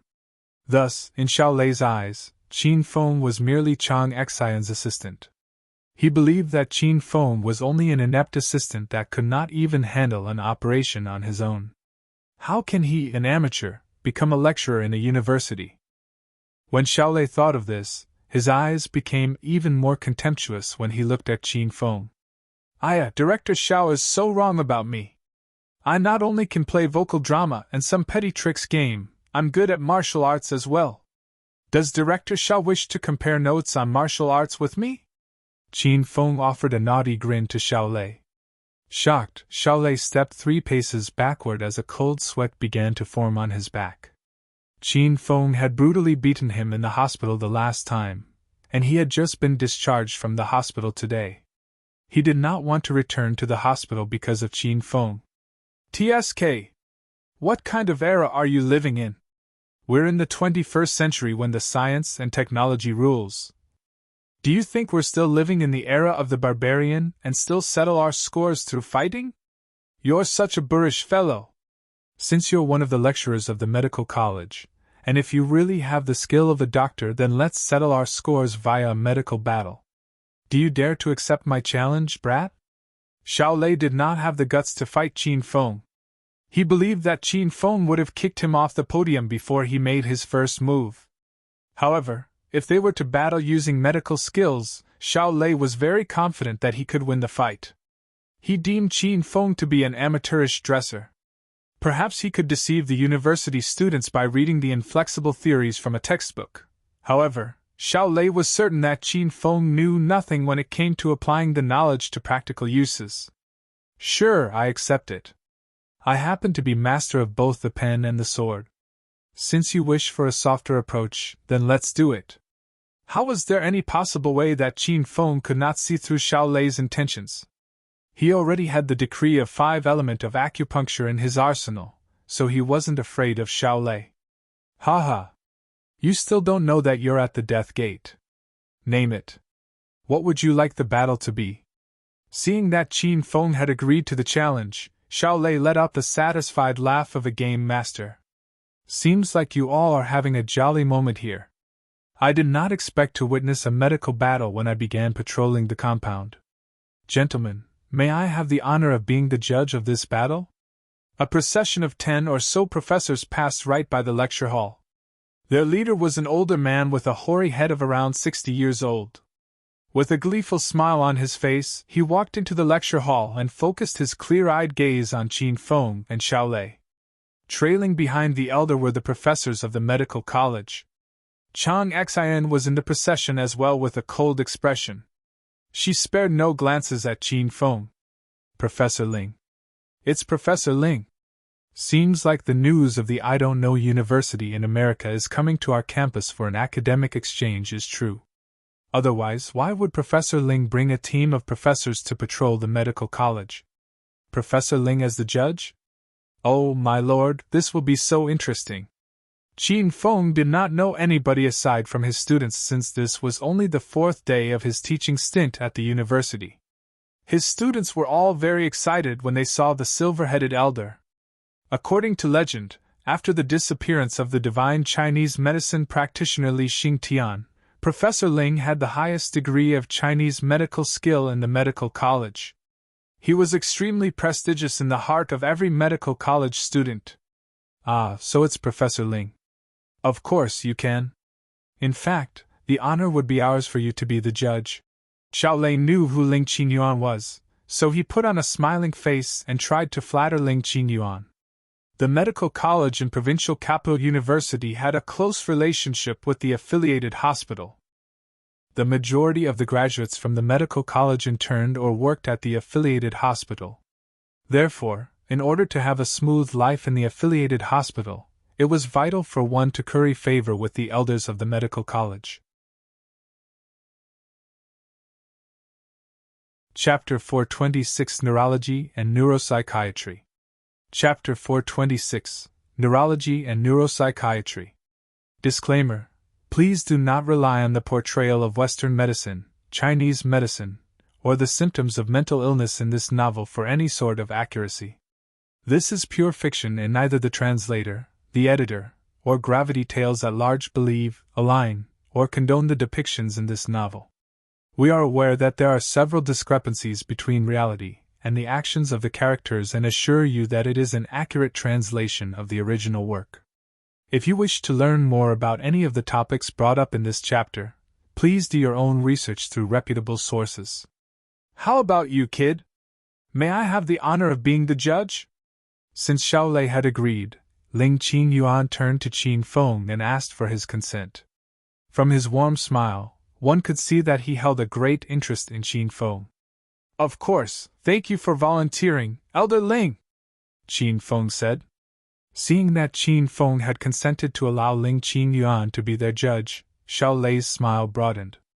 Initially, he only wanted to disgrace Qin Feng in front of his students and exact his revenge for the insult he received at the hospital. However, the battle was not going to end lightly as that, because Professor Ling Qingyuan had stuck his nose into their affairs and became the judge of their battle. Therefore, Xiaolei now not only wanted to disgrace Qin Feng, but he also wanted to make a name for himself in front of Ling Qingyuan. If he could earn the respect of Professor Ling Qingyuan, then his life would sail smoothly afterward at the affiliated hospital. Qin Feng, I'm not fond of bullying the new guy, so I'll let you decide the rules. Xiaolei threw a meaningful smile at Qin Feng. It was obvious that he was looking down at Qin Feng. Since Director Qiao specialized in Western medicine, while I have a fair amount of knowledge of Chinese medicine. How about this? You will examine me with Western medicine while I'll examine yours with Chinese medicine. We'll see which one of us has the most correct diagnosis of the physical condition of his opponent. Qin Feng paid no attention to Xiaolei's meaningful smile. As soon as he finished talking, his students were so excited that they danced and gesticulated in joy. The students all bore the same doubt in their minds. In this era of globalization, Western medicine grew as Chinese medicine was falling into decay. All of them loved Qin Feng's Chinese medicine class very much, but they feared for the prospects of Chinese medicine, so they were looking forward to this battle between Western medicine and Chinese medicine. Fine then! Let's get the ball rolling! Xiaolei agreed to the rules without giving it a second thought. He could not wait any longer to defeat Qin Feng. All right, since you're my younger peer, you go first, Xiaolei said. Qin Feng accepted his courtesy wholeheartedly. He walked toward Xiaolei and stared at his fat head and large ears for a good while. Suddenly, he frowned. Director Zhao's features are so horrible that it affects my ability to read your face. I guess I should skip the look in the look, listen, question, and jump to feeling your pulse instead. Qin Feng then began to feel Xiaolei's pulse with all seriousness, causing Xiaolei's face to grow grotesque with a reed expression, while all the students laughed their heads off. Even the corner of Ling Qingyuan's and Chang Xian's mouth quivered a bit. Both of them tried very hard to suppress their laughter. After 15 seconds, Qin Feng withdrew his hand. Then, he wiped his hand clean with Xiaolei's hem, made a disdainful remark. You should start to keep fit, Director Xiao. You see, my hand was covered with grease after I put my hand on your wrist. Are you through? Do you still want to continue the battle or not? Xiaolei almost fainted from his anger when he heard the students once again burst into peals of laughter. Qin Feng squinted, plastered a fake smile on his face, and spoke earnestly. Please chill, Director Xiao. We, as scholars who have studied the art of healing, must remain calm and collected at all costs no matter the conditions. How can Director Zhao's thoughts be so easily thrown into chaos after I cracked a few jokes? This is not how a Grand Master in the art of healing should behave. Qin Feng teased him, and he could not explode, otherwise Qin Feng would be right, he wouldn't have the air of a grandmaster. Qin Feng was satisfied seeing Xiao Lei's troubled expression. Suddenly, he shot a question at Xiao Lei. Director Xiao, you've mentioned that you're the chief physician for the Department of Psychiatry, right? Yes, I am. Xiao Lei glared snappily at Qin Feng before he realized something wasn't right. His face sank and glowered. Fuck you! You're the psychiatrist. I'm the chief physician of the Neuropsychiatry Department. The whole lecture hall rocked with laughter. This time, not even Chang Xian, who had been pulling a face, or the stern Ling Qingyuan could hold back their laughter. Qin Feng nodded vigorously and replied, Oh. So you're the chief physician of the Neuropsychiatry Department. Aren't they the same? Xiao Lei finally understood what Qin Feng meant. He was the chief physician of the Neurology Department. However, Qin Feng twisted the words around and confused him, causing him to say the wrong thing. Xiao Lei had almost been tormented to death by Qin Feng's shameless and quirky mind before they had even begun the battle. Are you here for a talk or to examine my condition?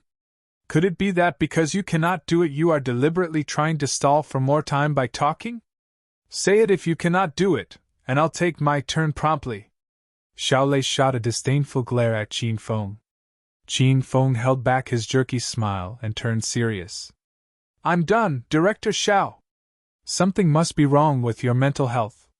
Fuck you. You're the one with a mental issue. Xiao Lei roared, ignoring Ling Qingyuan and a group of old fogies.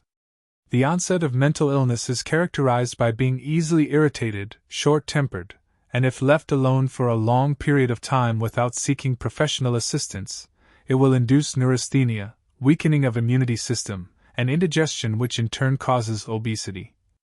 Besides that, Director Xiao has bad breath, an elevated body temperature, constipation, and hemorrhoids. All of this leads to one answer: you have a mental illness. Director Xiao, you must take care of yourself.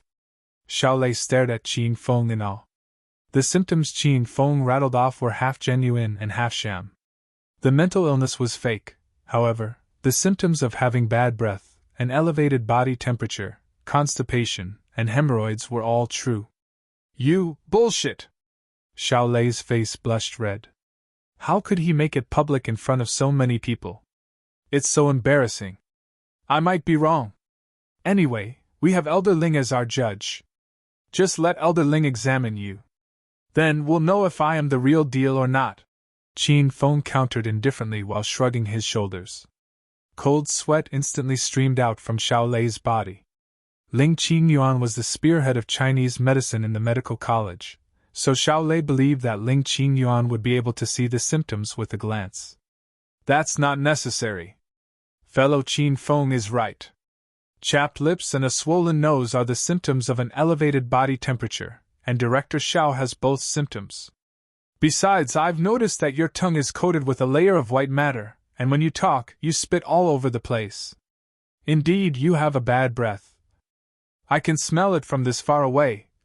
Ling Qingyuan did not step forward and remained in his original position while explaining his observations of Xiao Lei. The students were thrilled by him that they could not stop laughing. They never expected that Xiao Lei was troubled by both bad breath and hemorrhoids. What a disgusting person! Also, after Ling Qingyuan had run through a diagnosis of Xiao Lei, so all of the students believed that Xiao Lei indeed had a mental illness. They now looked at him with strange eyes and vigilant expressions, especially the students in the first row. They stared warily at Xiao Lei as they feared Xiao Lei might suddenly go crazy and rampage. Now it's my turn, Qin Feng! Xiao Lei was humiliated by Qin Feng. Holding his pent-up anger, he stormed his way towards Qin Feng. Qin Feng hastily stepped a few paces backward. He moved his way towards the students sitting in the first row, took Huayan's mask, and put it on without asking for her consent. He said, Director Zhao's breath is too awful. I can't get close to you without putting on a mask first. I hope Director Xiao won't mind it. Qin Feng's utterance had caused everybody to laugh incessantly again. Huayan, on the other hand, was stunned. She put on the same mask every day, and Qin Feng just took it without asking for her permission. Thus, they were practically kissing each other. Chan Xian's face turned chilly. Seeing how casual Qin Feng was in taking Hua Yan's mask and putting it on, and the fact that Hua Yan did not stop him, Chan Xian was certain that Qin Feng and Hua Yan must have developed their relationship. Both of them must have kissed before, but she wasn't certain if they had slept together or not. Chan Xian seethed after witnessing it. She had been taking Hua Yan as her best friend. They shared a very intimate relationship, and Chan Xian did not know how to face Hua Yan anymore. Xiao Lei was once again rendered speechless. He choked on a mouthful of blood and could neither spit it out nor swallow it. He stared furiously at Qin Feng and hastily went to examine his body condition to put an end to Qin Feng's chance for mischief. Chinese medicine emphasized the look, listen, question, and feel the pulse approach, while Western medicine had their own way of examining their patient. A great example was that Western medicine could deduce the severity of some diseases like fever or flu via the color of phlegm, urine, and feces. However, Qin Feng was a martial artist, so his body was in its best condition. Xiao Lei examined him for a few rounds, yet he still could not find any symptoms of illness. Director Xiao, is my body so healthy that you are not able to see what problems my body may have? Qin Feng offered a sly grin to Xiao Lei. Xiao Lei replied to his gleeful grin with an ashen face. At last, he could not continue his pretense and shook his head. He sighed. I can't find any illness in his body. So that means I won, right? Director Xiao? Humph. It's an unfair battle, to begin with, anyway. Xiao Lei refused to admit his incompetence in front of Ling Qingyuan, so he began to find all sorts of reasons to defend himself with. You learned Chinese medicine while I specialized in Western medicine.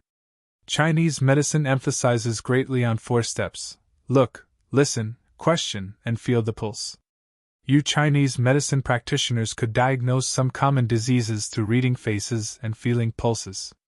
However, that is not what we do in Western medicine. We use all kinds of highly advanced medical devices to run X-ray and microscopic analyses to deduce the causes of illness and condition of a patient. Chinese medicine has long gone down the drain. Nobody wants to learn this kind of outdated stuff. No offense, but who suffers from a serious illness and does not go seek assistance from a doctor of Western medicine? Let me put it in a way you will understand. Chinese medicine can only cure common illnesses such as fevers, the flu, headaches, and stomach aches. Are you saying that you can cure some serious illness such as cardiovascular diseases, neurological illnesses, and internal visceral injuries simply by feeling the pulse and herbal prescriptions without an injection? Are you kidding me? Xiao Lei had lost the battle, so he criticized the lack of usefulness of Chinese medicine and compared it with the large demand for Western medicine to beat down Qin Feng. Qin Feng remained rather unaffected by his speech. It was their judge, Ling Qingyuan, who reacted strongly to Xiao Lei's speech. His face began to chui, and his breath came in explosive puffs. His eyes rolled, and he fell unconscious. What happened, Professor Ling? Professor Ling has fainted. Stop moving around. Students, stay in your seats. Professors, move out of the lecture hall now. Maintain the room's ventilation. Ling Qingyuan suddenly fainted, throwing everybody into chaos. Everybody silent. Whoever utters a syllable from this moment on better not dare to come to my class anymore. Qin Feng suddenly rose to his feet and glared. The students instantly fell into a pool of dead silence. Rushing, Xiao Lei and Qin Feng arrived at Ling Qingyuan's side soon after. Most of the professors had retreated to the sideline to keep the room ventilated. Director Xiao, didn't you say that Western medicine is the major trend now while Chinese medicine is lagging behind, and that cardiovascular diseases can only be cured through Western methods or through operation? Then I ask you now, what is the reason that Elder Ling has fallen unconscious? Qin Feng's countenance froze as he glared fiercely at Xiao Lei. Xiao Lei suddenly felt that he was struck by a massive pressure, causing him to lose the courage to speak. You proclaimed yourself as the chief physician of the neurology department, bluffing and blustering the title in front of everybody, but you don't even know the exact reason that Elder Lin has fainted. He fainted due to a heart attack. This is Director Zhao's area of expertise. Qin Feng caused Xiaolei's face to blush in anger. He wished he could hide in a hole. But he knew he could not escape now. He steeled himself and said, Qin Feng, there's no point saying all this and that.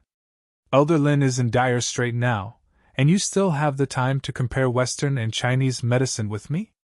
Since you always brag about how great Chinese medicine is, I dare you to cure Elder Lin with Chinese medicine. Chapter 427 5 Poison Sting and Compendium of 100 Materia Medica. Chapter 427 5 Poison Sting and Compendium of 100 Materia Medica.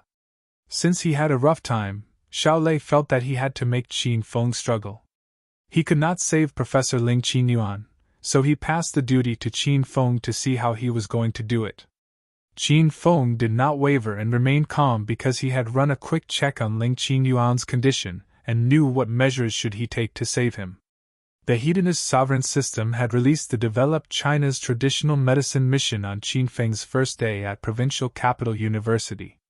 This mission had an undefined time limit and rewards. It seemed as though this was a chance to lay a solid foundation to expand China's traditional medicine. At his core, he wanted to utilize the students of the medical college as a platform to complete the mission. He would glorify and introduce the profoundness of Chinese medicine to the world through them. In order to do that, he had to make his 200 students believe in Chinese medicine and, eventually, fall in love with it. Thus, when they grew up and stepped into the society as professionals, they would work with Qin Feng to magnify and revitalize China's traditional medicine. Director Qiao is an expert in neurology and shot Chinese medicine down in flames. You mentioned that Chinese medicine could only be used to treat common illnesses such as fevers and the flu, and that serious diseases such as heart attacks can only be treated by operation. So why don't you, Director Qiao, cure Elder Ling right now and show us the magnificence and superiority of Western medicine? Qin Feng's cheerful smile seemed like a demon's smile to Xiaolei and haunted him. Initially, he wanted to humiliate Qin Feng and avenge himself. However, the situation had taken a sharp turn for the worse. Qin Feng had pushed him to the limit, and he was on the verge of falling apart. If we use the Western medicine approach, we first have to send Elder Ling to the hospital to be examined, and only then can we begin treatment. We have nothing here, so what do you expect me to do? Perform an operation on Elder Ling without any medical devices? Do you know anything about Western medicine? Qin Feng chuckled. I don't have to know how Western medicine works because I'm smart enough to have learned Chinese medicine. You prattled so much without saying much of anything, meaning that you can't cure Elder Ling. Yes. I can't cure Professor Ling. Since you bragged about how great Chinese medicine is, then you should cure Elder Ling. Stop comparing yourself to me if you cannot do it either. Xiaolei roared as he glared ferociously. He only admitted that he could not save Ling Qinyuan publicly because he believed that nobody else could save him either. Oh, you actually speak the truth every once in a while. I can really save Elder Ling, and I'll save him with the Chinese medicine that you look down upon. Qin Feng scoffed as a massive amount of aura erupted from his body. Suddenly, his hands flexed, and 10 silver needles appeared in his hand. He moved both hands simultaneously and inserted the 10 silver needles into the acupoints around Ling Qinyuan's heart. Surges of energy streamed into Ling Qinyuan through the silver needles and circulated around his heart. When Ling Qinyuan was struck by a heart attack, Qin Feng had examined him with the talisman of clairvoyance, and found out that Ling Qinyuan's heart stopped functioning because his blood vessels were blocked. Therefore, Qin Feng was now transferring energy into Elder Ling's body to clear the blood vessels by promoting the blood flow around his heart. A few elders among the parade of professors were extremely delighted when they saw the silver needles vibrating on their own in Ling Qinyuan's chest. They were stunned, so they stared at the miraculous sight with their mouth agape, unable to utter a single syllable. Although this was not the first time Chang Xian had witnessed Qin Feng using the needle manipulation technique, she was still marveled by the sight. Xiaolei did not know what the needle manipulation technique was, but the sight of 10 silver needles vibrating on their own was enough to stun him for a good amount of time. Only then did he realize that Qin Feng was not an ordinary assistant. He was clearly an experienced Chinese medicine practitioner. The silver needles vibrated in Ling Qingyuan's chest for around 5 minutes. While they vibrated, nobody dared open their mouths as their attention was seized by the wonderful sight before them. Ling Qingyuan suddenly awakened. Cough! Cough! He felt suffocated, and he coughed violently once he woke up. What happened to me? Why are you all surrounding me? Ling Qingyuan had lost consciousness the moment he fainted, so he was clueless as to what kind of tragedy had happened. Somebody from the group of professors briefed Ling Qingyuan about the incident. As he was briefed by his peers, he noticed the silver needles that were still vibrating in his body. He screamed, This is the needle manipulation technique. Who performed the treatment? Where is he now? Everyone then looked over at Qin Feng and realized that he was now sitting beside Hua Yan. Hua Yan tried to get her mask back from Qin Feng, but he was toying with her. Both of them were having a fun time together. Elder Ling, the professor over there is the one who performed the treatment. All the professor's eyes were flooded with intertwined shock and helplessness as they looked at Qin Feng speechless. He was so young, yet he had the ability to perform the supreme needle manipulation technique. What's more, he acted like it was nothing worth recognizing. Glowing with light, Ling Qingyuan hurried his way toward Qin Feng. Before he could open his mouth to speak, Qin Feng waved his hand and withdrew all 10 silver needles from Ling Qingyuan's chest. Amazed by how precise and fast Qin Feng was in manipulating the needles, Ling Qingyuan truly believed Qin Feng was his rescuer. He was marveled by the fact that Qin Feng was able to perform the needle manipulation technique at an early age. This means that he is a shaman. Ling Qingyuan could not perform the needle manipulation technique because he could not condense and circulate inner qi. Fellow Qin Feng, thank you for saving my life. Ling Qingyuan looked at Qin Feng as if he had found a treasure. Qin Feng was rather calm. He waved his hand and said nonchalantly, Don't be ridiculous. You seem to hold a pretty high position in the medical college. I might need your help next time if I'm in a trouble.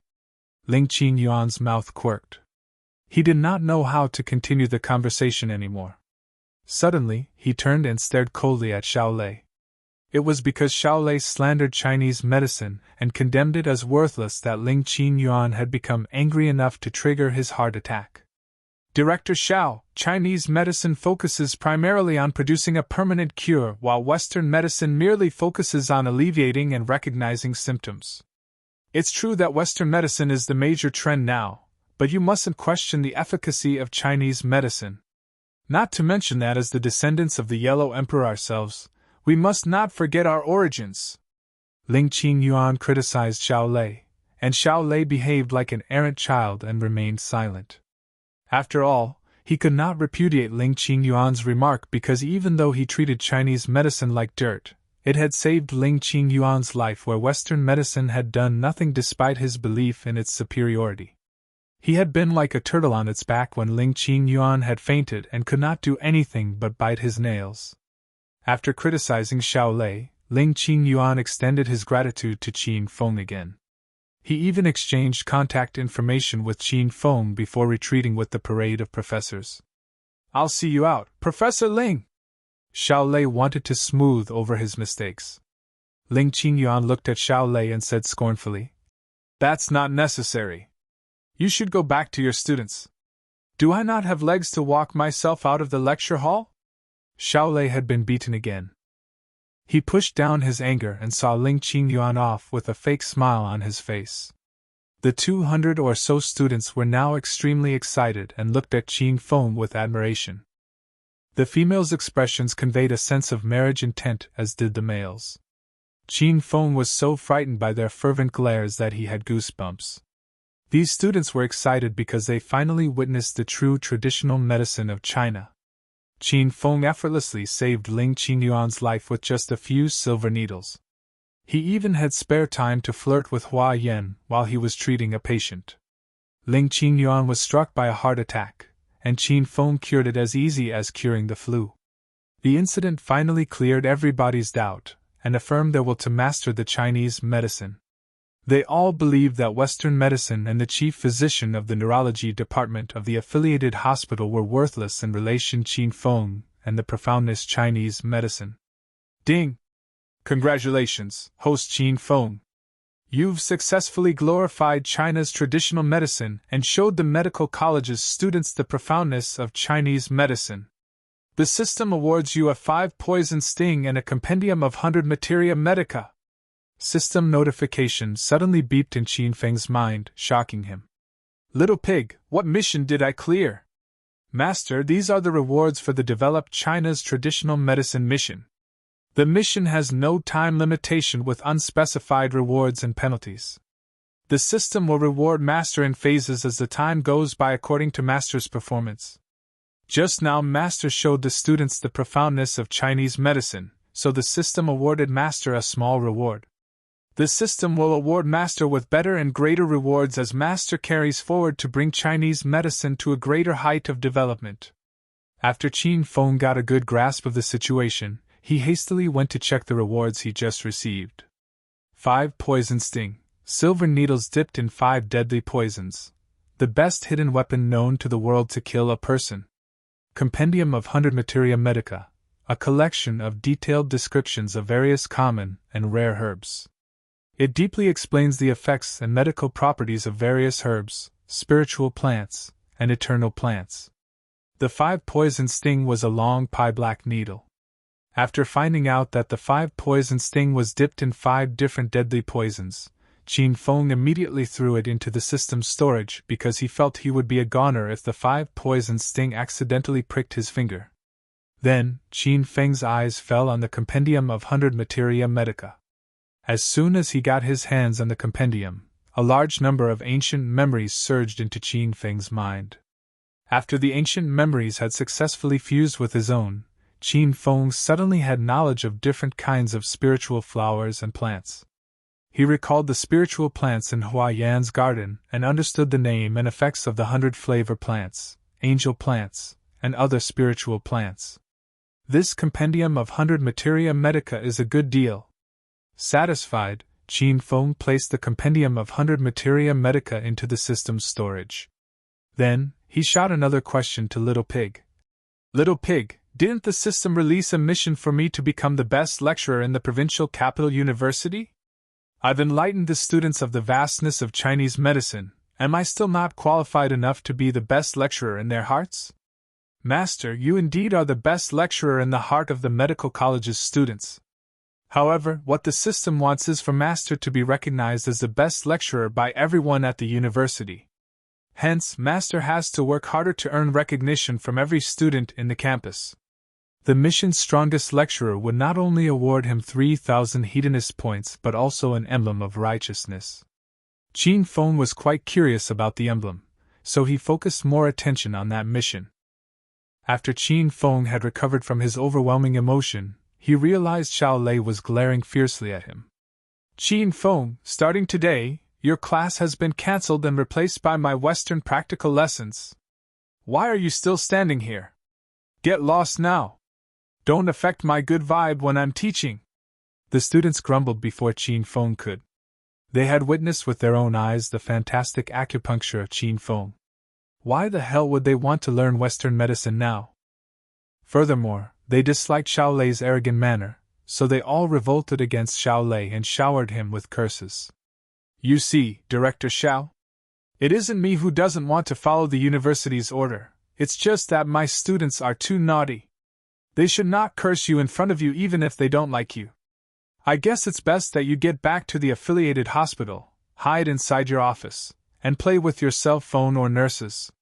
Holy ground like a university is not a place that you should set foot in. Please do not tarnish this place.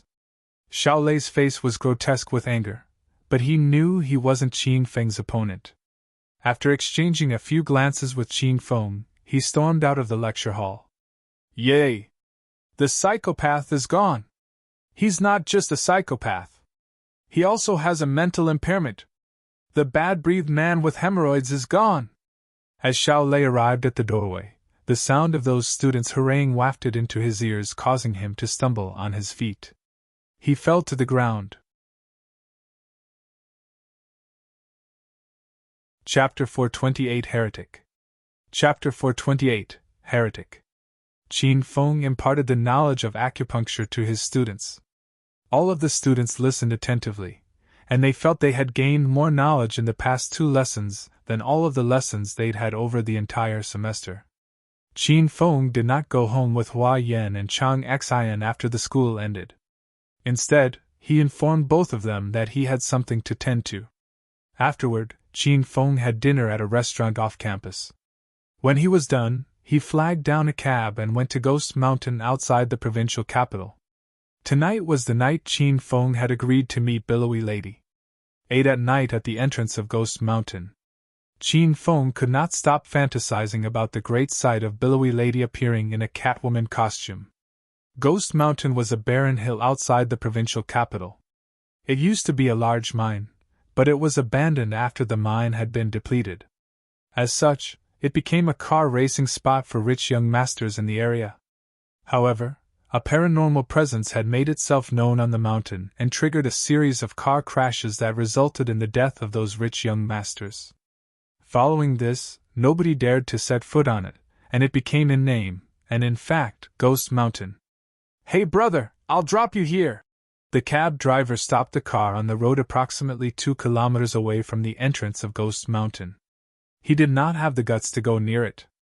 "How can you drop me here? We're still far from my destination," Qin Feng grumbled while looking at the black-painted sky from inside the car. "I'm very sorry, brother, but I can't go any further. In front of us is the infamous Ghost Mountain region. The mountain is haunted, and many people have died in car crashes on it. I really don't want to go into it." The cab driver refused to go into the mountain no matter what. His face was pale with fear when he spoke.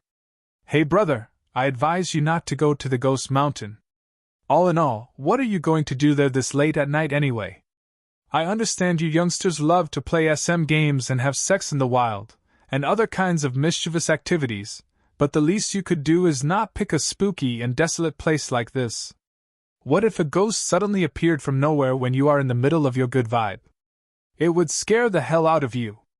Not only did the cab driver refuse to proceed any further, but he also tried to persuade Qin Feng to return with him. However, he still demanded that Qin Feng pay him. Qin Feng's mouth quirked as he thought, "What a business-minded person. Why didn't you persuade me before we started our journey?" Qin Feng could not do anything. After he paid the cab driver his fare, he alighted from the cab. As soon as he alighted from the cab, gushes of bone-chilling wind blew around him.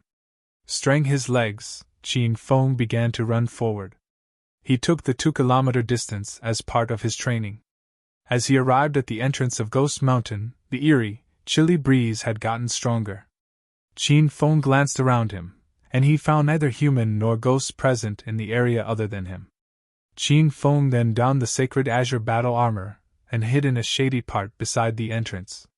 With the sacred azure battle armor, the temperature had dropped drastically, causing him to sneeze incessantly. However, after he wore the sacred azure battle armor for a while, the bone-chilling cold sensation began to fade away. Qin Feng suddenly came to the realization that he should keep his identity as a member of Martial Artist Alliance a secret, otherwise, his enemies might find out where he was. Therefore, he commanded the battle armor in his mind, and the battle armor changed form. A fiery crimson windbreaker draped over his shoulders and fluttered in the wind just like a massive flame.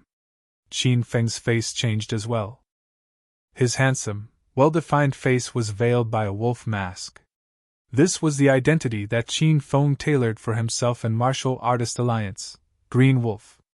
As the sacred azure battle armor completed configuration, a woman's voice drifted into Qin Feng's ears from behind him. "Green Wolf?" Qin Feng quickly turned around and saw a woman costumed in Catwoman attire with a cat-shaped mask standing behind him. He lowered his gaze to stare at the woman's breasts. When he saw her large breasts, he exclaimed inwardly, "Wow, they are really huge." "Big-breasted sister?" Qin Feng asked after altering his voice. Although he could not see the Billowy Lady's features and expression, he could judge from her high-pitched voice that he'd made Billowy Lady was very angry. "I'm not big-breasted sister. I'm Billowy Lady." What's the difference? Qin Feng laughed. Your breasts are huge. They must be very spongy. Seeing Qin Feng was getting pumped, Billowy Lady almost exploded. She pushed down the urge to slap Qin Feng and said coldly, We are on a mission tonight. If I hear any more nonsense from your filthy mouth, I'll kick you off my team. Qin Feng behaved himself and turned serious after he saw that Billowy Lady was getting angry. He walked to Billowy Lady's side and asked, The so-called Taoist Rakshasa is coming here tonight? I received intel from the mission issuer. He told me that Taoist Rakshasa will be here tonight. Billowy Lady answered simply. The mission issuer? Why didn't he give me the information? Qin Feng asked as he raised his brows in displeasure. Why would he give you the information? You're only my teammate. The issuer will only inform the person who accepted the mission, and that person has to spread the information to his or her team members. Billowy Lady rolled her eyes at Qin Feng and said scornfully, Hey, don't tell me this is your first time carrying out a team mission. Qin Feng thanked his wolf mask so much as the mask veiled his awkwardness from Billowy Lady. What are you talking about? I'm an old bird, and I'm always the leader except for this time. Billowy Lady stared at Qin Feng's wolf mask for a while, and her lips curled into a sneer. I don't trust you. Without waiting for Qin Feng's response, Billowy Lady added, The mission was issued by the Dragon Group, but I guess you don't know about the Dragon Group. China has 3 doors and 5 sects, and the Dragon Group is one of them. They are backed by the Chinese government, or we can say that the Dragon Group is a group established by China. Qin Feng finally understood. No wonder there are so many mission points for this mission.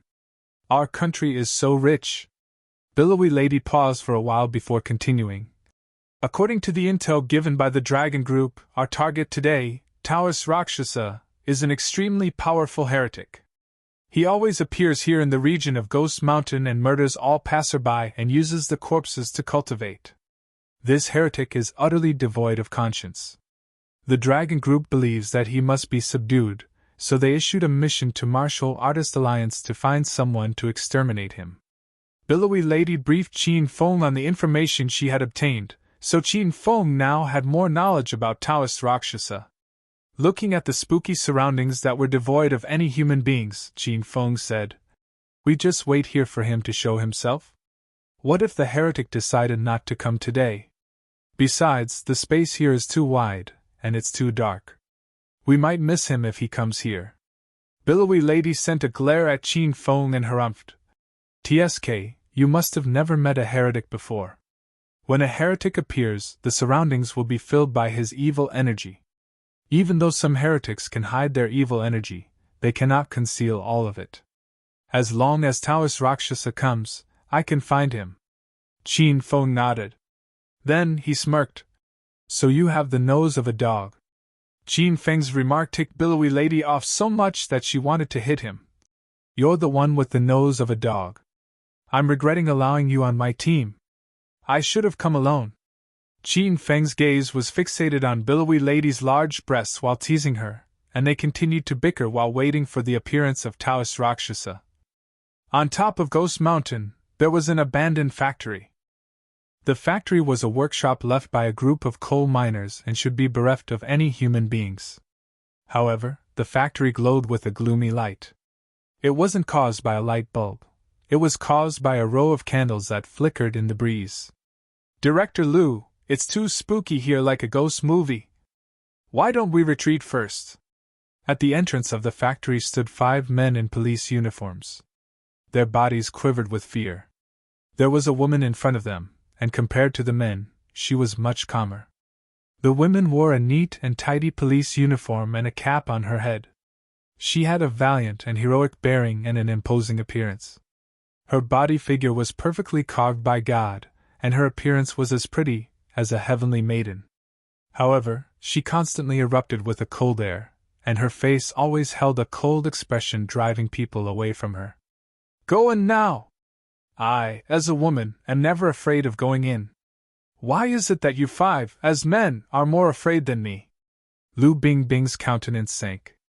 She shot a few icy glares at the five behind her, causing the five to quiver even more in fear, as they all felt their ending by her hands would be even more tragic than entering the haunted factory. Even though the newly appointed director had only arrived in the provincial capital half a month prior, every officer of the bureau feared Lu Bingbing very much. Their fear for Lu Bingbing was best shown when she got angry, because they all believed that they would be struck by a heart attack at any time. This haunted ghost mountain is my first mission since I arrived in the provincial capital's sub-bureau. I've gone through the information on the area. Apparently, there is a mysterious figure playing ghost in this region and killing any passerby. How can we allow this group of beasts to remain beyond the arm of the law? It's just a rumor. Can we, as law enforcement, believe this kind of superstitious? Lu Bingbing's dominating aura dwarfed the five police officers. Then, she ordered coldly, "If we do not succeed in destroying them, nobody is allowed to leave this mountain." The five police officers' expressions darkened. Even though they were extremely reluctant to go in, they could do nothing but followed Lu Bingbing. After walking into the abandoned factory, the ghastly and blood-curdling sensation intensified. The doors and windows of the factory were all broken, causing an eerie wind to blow in strong. The swish of the wind against the broken doors and windows was scary enough by itself. The erratic candlelight that filled the space, the spider webs that covered the walls, and the black-colored bats that roamed about made it even worse. The vibe was the same as the effects in the movie The Adventures of Three Tomb Raiders. Crack! Somebody stepped on something. The sound was extremely grating to the ears and caused a few officers to stop abruptly and turn around to check their surroundings. Suddenly, the ill wind intensified. The candle lights flickered with a greater intensity, and a few of them went out. The temperature dropped, and a chilly sensation coursed through everybody's nerves from their backs to the heads. Kuh! Kuh! Kuh! A strange sinister laugh echoed from nowhere. Two of Lu Bingbing's men were so scared that their knees went weak, and they fell to the ground. Kuh! Kuh! Welcome! Welcome, everybody, to my territory. Nobody shall leave Ghost Mountain once you set your foot in it. An ear-piercing voice drifted into everybody's ears. The voice was sharp and screechy. It was torturous just to listen to it, and even Lu Bingbing got goosebumps. Who's in there? Show yourself! We're the police officers from the provincial capital's sub-bureau. You're under arrest for suspicion of multiple counts of murder on Ghost Mountain. You are to follow us back to the bureau for questioning. Lu Bingbing pulled out a pistol from her belt. With the pistol in her hands, she surveyed the ground carefully. However, she looked around a couple of times but found nothing at all. Kuh! Kuh! Kuh! So you all are police officers. What a bunch of insolent fools! But I favor you, young lady, very much. I've decided. I must have you tonight, and suck out every drop of energy in your body. That screechy, strange voice echoed again. Suddenly, gushes of black wind rose from every edge of the room. Stunned and nervous, Lu Bingbing shot 3 times at the black wind, but her bullets penetrated through the black wind and hit nothing. Director Lu! Ghost Mountain is really haunted, and we should leave now. We're police officers, not exorcists. Her 5 subordinates all sweat in fear. Want to leave? Kuh. It's too late. Before the 6 people could react, they were engulfed by a ball of black wind. Lu Bingbing's vision darkened, and she passed out. If you find any errors, ads pop up, ads redirect, broken links, non-standard content, etc. Chapter 429 Demon Cultivator vs. Heretic. Chapter 429 Demon Cultivator vs. Heretic. Here he comes! The heretic is here! Billowy lady glowered while Qin Feng admired her breasts. In the next second, she turned into a breeze and stormed toward Ghost Mountain's top. Since their target had shown himself, Qin Feng felt he should get serious too and trailed behind Billowy lady. It's odd. Why could Billowy lady sense the presence of that heretic, while I cannot? Qin Feng questioned himself while he was running. Master, a heretic does not cultivate inner qi, they cultivate evil energy. Hence, their aura is kind of different from a martial artist, so it's normal for Master not to be able to sense them. Little Pig explained. Qin Feng was even more perplexed. He almost stumbled to his feet. Does that mean that Billowy lady is a heretic? If not, how can she sense the evil energy? Little Pig squinted his eyes at Qin Feng and answered arrogantly. Master, aside from heretics, there are two more types of cultivators, namely demon cultivators and morphlings. Let us set aside what a morphling is and move on to demon cultivator. A demon cultivator cultivates demon essence, and it's very similar to the evil energy of a heretic by nature. Thus, it's natural for a demon cultivator to sense the presence of a heretic. Your big-breasted team member might be a demon cultivator. When Qin Feng heard Little Pig's nickname for Billowy Lady, big-breasted team member, his lips twisted into a crooked smile. Then, when he thought that he would encounter both a heretic and demon cultivator tonight, the revelation caused his mouth to twist even further. Master, you can activate the hidden skill hyper-intuition bestowed by Sacred Azure Battle Armor to enhance your six senses tenfold. Then, you'll be able to sense the evil energy. Little Pig's remark sparked Qin Feng's memory. He had almost forgotten about the Sacred Azure Battle Armor's hidden skill. He hastily activated the hyper-intuition. Rumble! Qin Feng felt something explode in his mind, causing him to experience an excruciating pain, but the pain faded soon after. Then, when he shifted his gaze to the summit again, he was stunned. The summit that enveloped in darkness was too far to be seen clearly by naked eyes. However, Qin Feng's vision was clear now. He could even notice the evil energy released by the heretic that materialized into the dark mist shrouding the summit. Judging from the density of the dark mist, Qin Feng knew that heretic would not be an easy opponent. The six human senses included vision, hearing, smell, touch, taste, and perception. Hyper-intuition amplified Qin Feng's senses tenfold, and the effect was shocking. Previously, Billow Lady who ran in front of Qin Feng was fast in his eyes. She ghosted around the forest like a phantom, and she would cross 5 or 6 meters when she leaped. Now, her speed was as slow as a turtle in Qin Feng's eyes, giving him a feeling that everything was 10 times slower. He even believed that he could easily trace the trajectory of a bullet and see it with his hands. As Qin Feng was marveled at the miraculous effect of hyper-intuition, they reached the summit. There was an abandoned factory on the summit filled with gloomy, eerie candle lights. The heretic is in there. Billowy Lady stopped outside the factory and glanced around the compound. Squatting on the other side of the door, Qin Feng looked into the factory. He could sense the evil energy in the air had thickened and intensified by coming this near to the factory. Kuh! What a lucky day! There are so many people offering themselves to me tonight. If my luck was usually as good as tonight, I might have long perfected my cultivation and become unbeatable.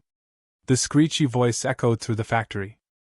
Offensive and unpleasing to the ears, the voice nauseated them so much that Billowy Lady had goosebumps and Qin Feng almost vomited.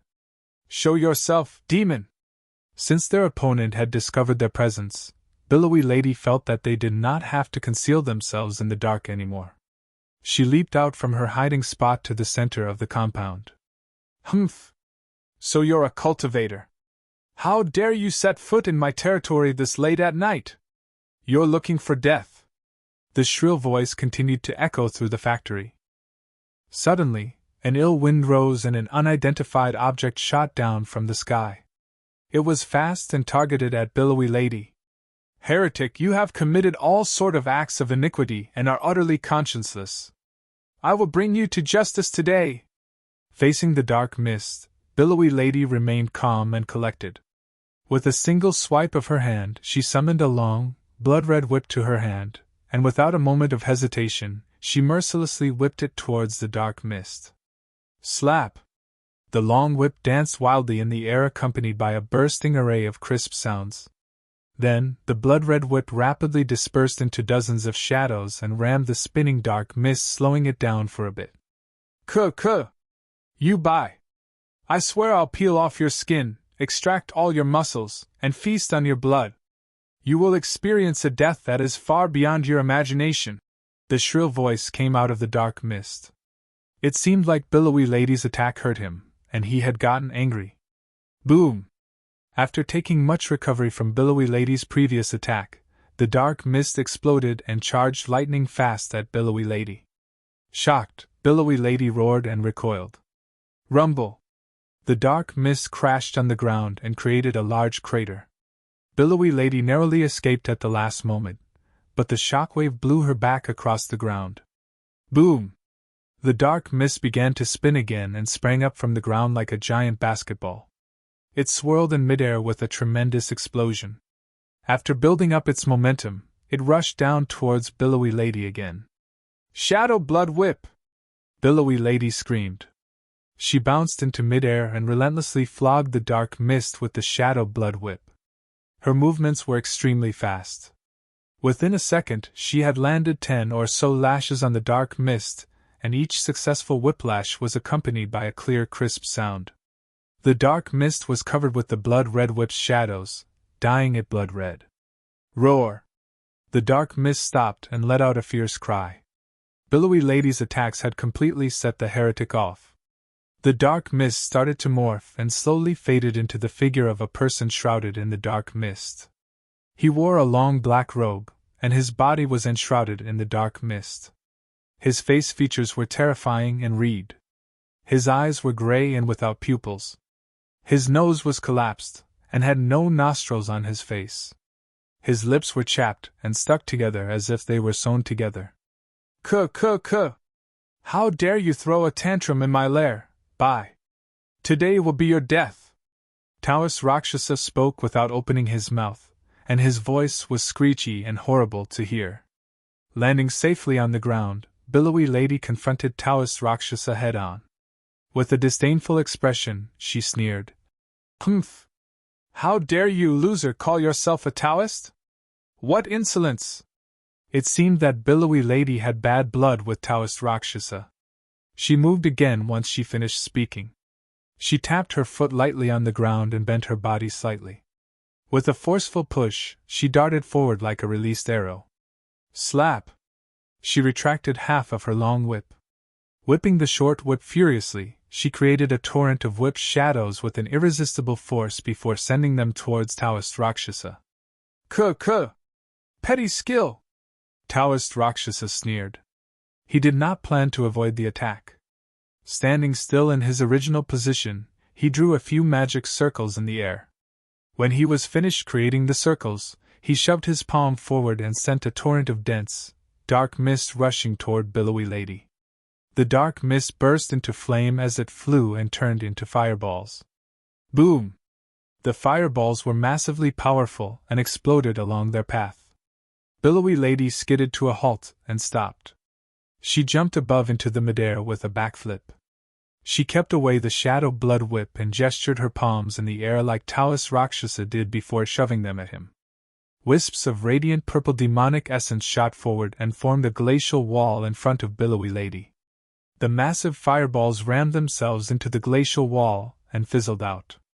Under the merciless bombardment of fireballs, the glacial wall Billowy Lady created shattered. Kuh! So you're a stage 4 demon cultivator? I hate demon cultivators the most. You will die tonight! Taoist Rakshasa yelled in anger before charging at Billowy Lady with a red expression. The dark mist around his body intensified as if it was burning. Billowy Lady's countenance changed dramatically as she sensed an extremely dangerous aura pressing her. As she retreated, she yelled scornfully. Green Wolf! Are you here to watch show? Hurry up and attack him now. I can't hold him any longer. Billowy Lady yelling for help successfully snapped Qin Feng out of his confusion. Of course, Qin Feng was not there to watch the show. Initially, he wished to subdue Taoist Rakshasa on his own while Billowy Lady waved from the sideline. However, as soon as Taoist Rakshasa appeared, Qin Feng was stunned. He was familiar with many powerful martial artists. The Yin-Yang elders were scared of him. He'd even killed the stage 6 inner Qi master, custodian Qin Feng from the Verdant sect. During the last great battle in the Amethyst Dragon Palace, Qin Feng had also witnessed the strength of Uncle Yen, a stage 8 inner Qi master. hence, he felt his knowledge about the martial world was sufficient. However, had ever he saw a heretic before, he would never have made such a bold statement. He'd never seen a person appear in a dense dark mist and attack with the dark mist. He also never knew the evil energy of a heretic could be shaped into fire or that the demon essence of a demon cultivator could be shaped into ice. It's so fucking insane. Not even a stage 6 energy master could do all this. Master, actually, there is nothing to be surprised of. Even though the evil energy and demon essence can be shaped into elements such as fire, ice, or lightning, none of it can actually harm you given that Master has the sacred azure battle armor on. So it's almost impossible for the heretic to burn you to death with his fireball spell. And don't forget, Master, that you could use fireballs as well with the spear of rat halos.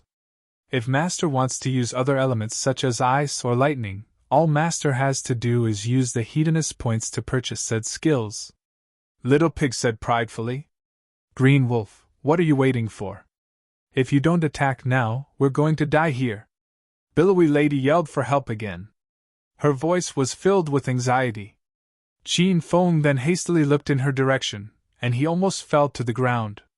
A mere second had passed and the Catwoman outfit Billowy Lady wore was shredded so that her black bra and panties were visible. Qin Feng could clearly see her snow-white bubbly breasts. They were huge and majestic. Chapter 430 The Real Identity of Billowy Lady. Chapter 430 The Real Identity of Billowy Lady. Qin Feng stared at Billowy Lady's breasts for a good while before he looked at her face. Not only had her Catwoman costume been destroyed, her mask had been shattered as well. As such, she threw her mask away so that it would not hinder her sight.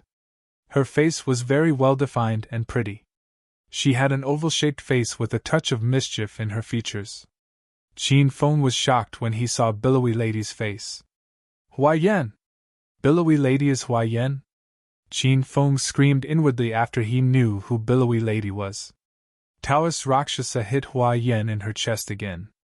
Blood gushed from her mouth as she was sent flying into the sky. Shroom! Qin Feng vanished and reappeared at Hua Yan's side in the next second and pulled her into his arms. Filled with anger, Hua Yan struggled out of Qin Feng's arms and punched him. She roared, "Why don't you start attacking after I'm dead? I really should have come alone." Hua Yan was really angry. This was a team mission, and a team mission required the cooperation of every team member.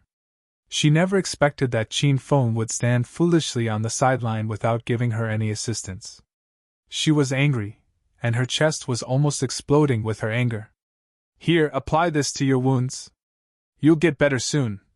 Qin Feng was embarrassed, so he purchased 2 bottles of elementary-grade golden sore medicine from the system for Hua Yan. "What is this? Why have I never seen it before? Why does it smell so weird?"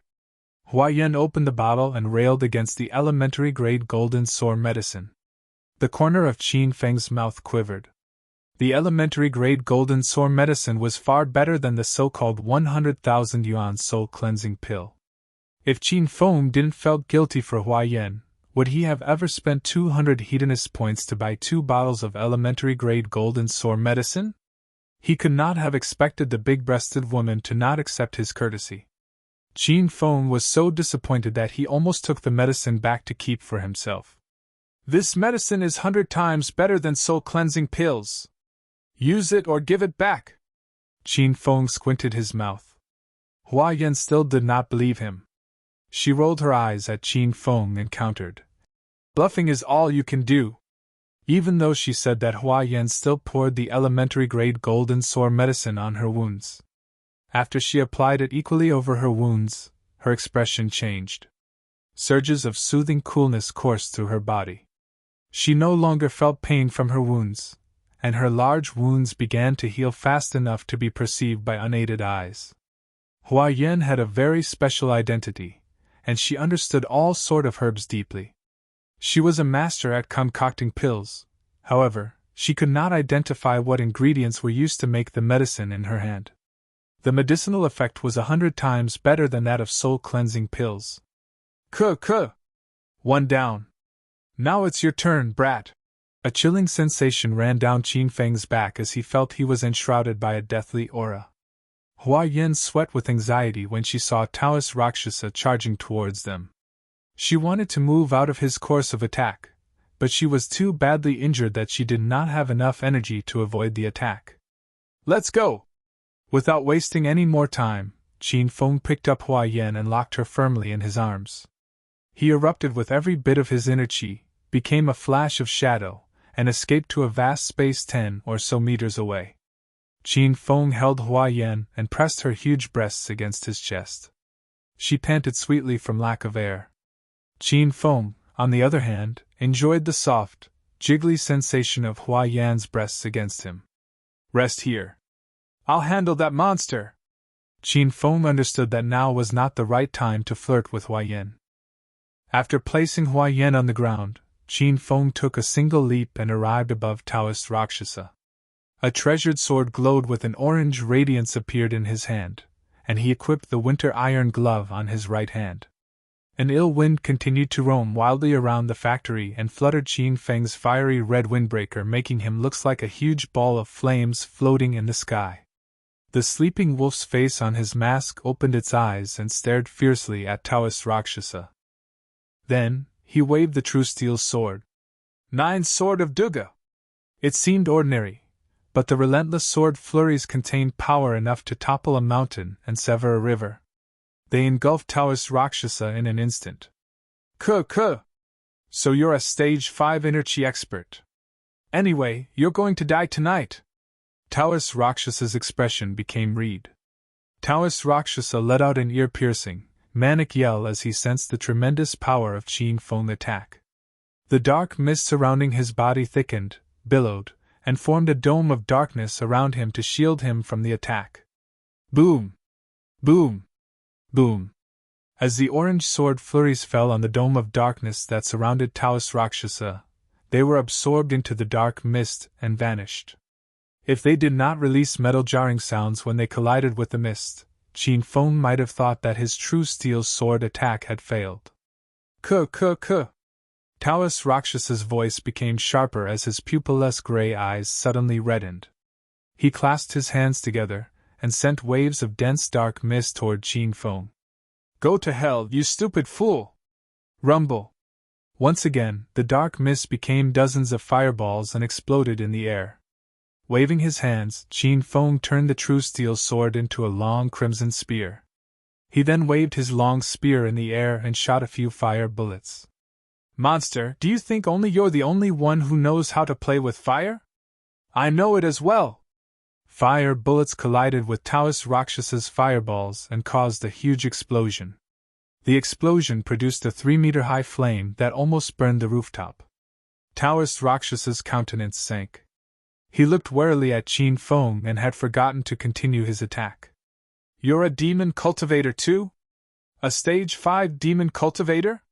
Taoist Rakshasa surmised that Qin Feng was a stage 5 inner chi martial artist when Qin Feng first attacked him. Although he was only a stage 4 heretic, he had never wavered when facing even a stage 6 inner chi martial artist, let alone a stage 5 inner chi martial artist like Qin Feng. However, he realized that he was wrong when he saw that Qin Feng could also create fireballs. He became worried as his previous assumption was shattered and surmised that Qin Feng was actually a stage 5 demon cultivator. Hua Yin weighed the battle from the sidelines as she recuperated. Likewise, she marveled at Qin Feng's ability to create fireballs with his long spear. There were only a few cultivators in China and demon cultivators were among the minority. Hua Yin never imagined that her team member would be a demon cultivator, let alone a stage 5 demon cultivator. Tisk, I'll be a ghost cultivator so long as I can kill you. Why do you have so many things to say? Qin Feng did not understand what a demon cultivator was yet. To him, a demon cultivator was literally a follower of the occult. He was displeased that Taoist Rakshasa regarded him as the follower of the occult. Holding the spear of rat halos, he thrust it into the air towards Taoist Rakshasa. Die! Qin Feng injected inner chi into the long crimson spear, causing the spear to glow red at a greater intensity so that it appeared like a fire hook fresh out of the fire, as it rushed toward Taoist Raksasa's head. Demon Cultivator! You really are a demon cultivator! The realization flustered Taoist Rakshasa. The pressure Qin Feng exerted on him was far more domineering than that of Hua Yan. Realized that he was no ma for Qin Feng and hastily planned to retreat. Want to run? Do you think you can escape from me? Qin Feng's expression turned icy. He unequipped the sacred azure battle armor. Without the extra 250 kilograms weight, he became as light as a feather. With a light hop on his foot, he darted forward as fast as lightning and stabbed Taoist Rakshasa through the heart with his long spear so the tip of the spear shot out of his back. Pfft! Qin Feng withdrew the long spear, drawing a perfect arc of blood mist through the air. Qin Feng remained in his stance as the wind blew his long hair around. Pointing the long spear into the sky, he took a cool pose. Qin Feng suddenly remembered the back thrust Tang Bo Hu executed when he defeated the evil scholar in the movie Flirting Scholar. He felt his move was very similar to the back thrust. Not only had he defeated his enemy, he even finished him up with an elegant move. Qin Feng believed that this was his true self. Green Wolf, what are you doing? Are you waiting for me to take a photo of you? Look behind you! Qin Feng was in the middle of his good vibe when Hua Yan yelled at him. Looking at the fussy Hua Yan, Qin Feng smiled lightly. He'd stabbed Taoist Rakshasa through his heart, and believed that was long dead. As soon as Qin Feng turned around, he was shocked, and he opened his eyes so big that they almost fell out from their sockets. Qin Feng saw Taoist Rakshasa charging at him with a ferocious expression. There was a huge hole in his chest dripping black, gooey blood. The dark mist around his body intensified and surged into the hole, healing it fast enough to be perceived by naked eyes. What the fuck? Are you a monster? How can you still be alive after getting your heart's been pierced? I'm not going to play with you anymore. You damn fool, you've completely enraged me. I want you to experience a death that is far beyond your imagination. I want to suck out every drop of your yang energy. After you die, I'll absorb all your dead essence, and after I've turned you into my dead walker, I'll make you blow me every single night. Taoist Rakshasa laughed maniacally, sending a chill down Qin Feng's spine. It was out of his imagination that this monster had such a wicked hobby.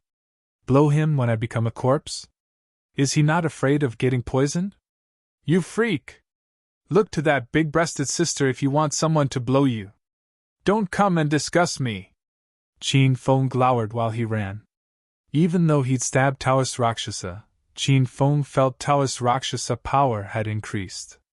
Their surroundings were filled with the deathly aura released by Taoist Rakshasa, scaring Qin Feng. Hua Yan had forgotten to heal herself when she heard Qin Feng's remark. Her mouth quivered, and she almost stormed forward to slap him. Rumble! Taoist Rakshasa exploded. The dark mist that used to shroud his body burst and filled the factory.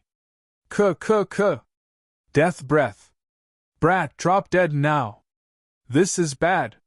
That monster released all the dead essence he has accumulated over the years. This is a double-edged move, it could recoil back to him. We're not his opponents. Green Wolf, let's retreat now! Hua Yan's eyes were filled with nervousness when she saw the dense dark mist. Since she had recovered some of her energy, she mustered up her strength and leaped out of the factory. Qin Feng was in the center of the explosion, so he was now totally shrouded in the dark mist. It was 100 times worse than the mist in the provincial capital, and he could not see anything as he suffocated. Qin Feng lost his sense of direction. Boom! A strong gale of wind suddenly shoved right at his chest. It was Taoist Rakshasa. He charged at Qin Feng at full speed and sent him flying into the air. Pff! Qin Feng vomited a mouthful of blood as soon as he landed. Once he opened his mouth, the dark mist surged into his body, seemingly attempting to devour Qin Feng whole. Master, hurry up and put on the sacred azure battle armor! Little Pig anxious voice resounded in Qin Feng's mind. Qin Feng regained his senses. He had unequipped the sacred azure battle armor when he attacked Taoist Rakshasa earlier but had never re-equipped it.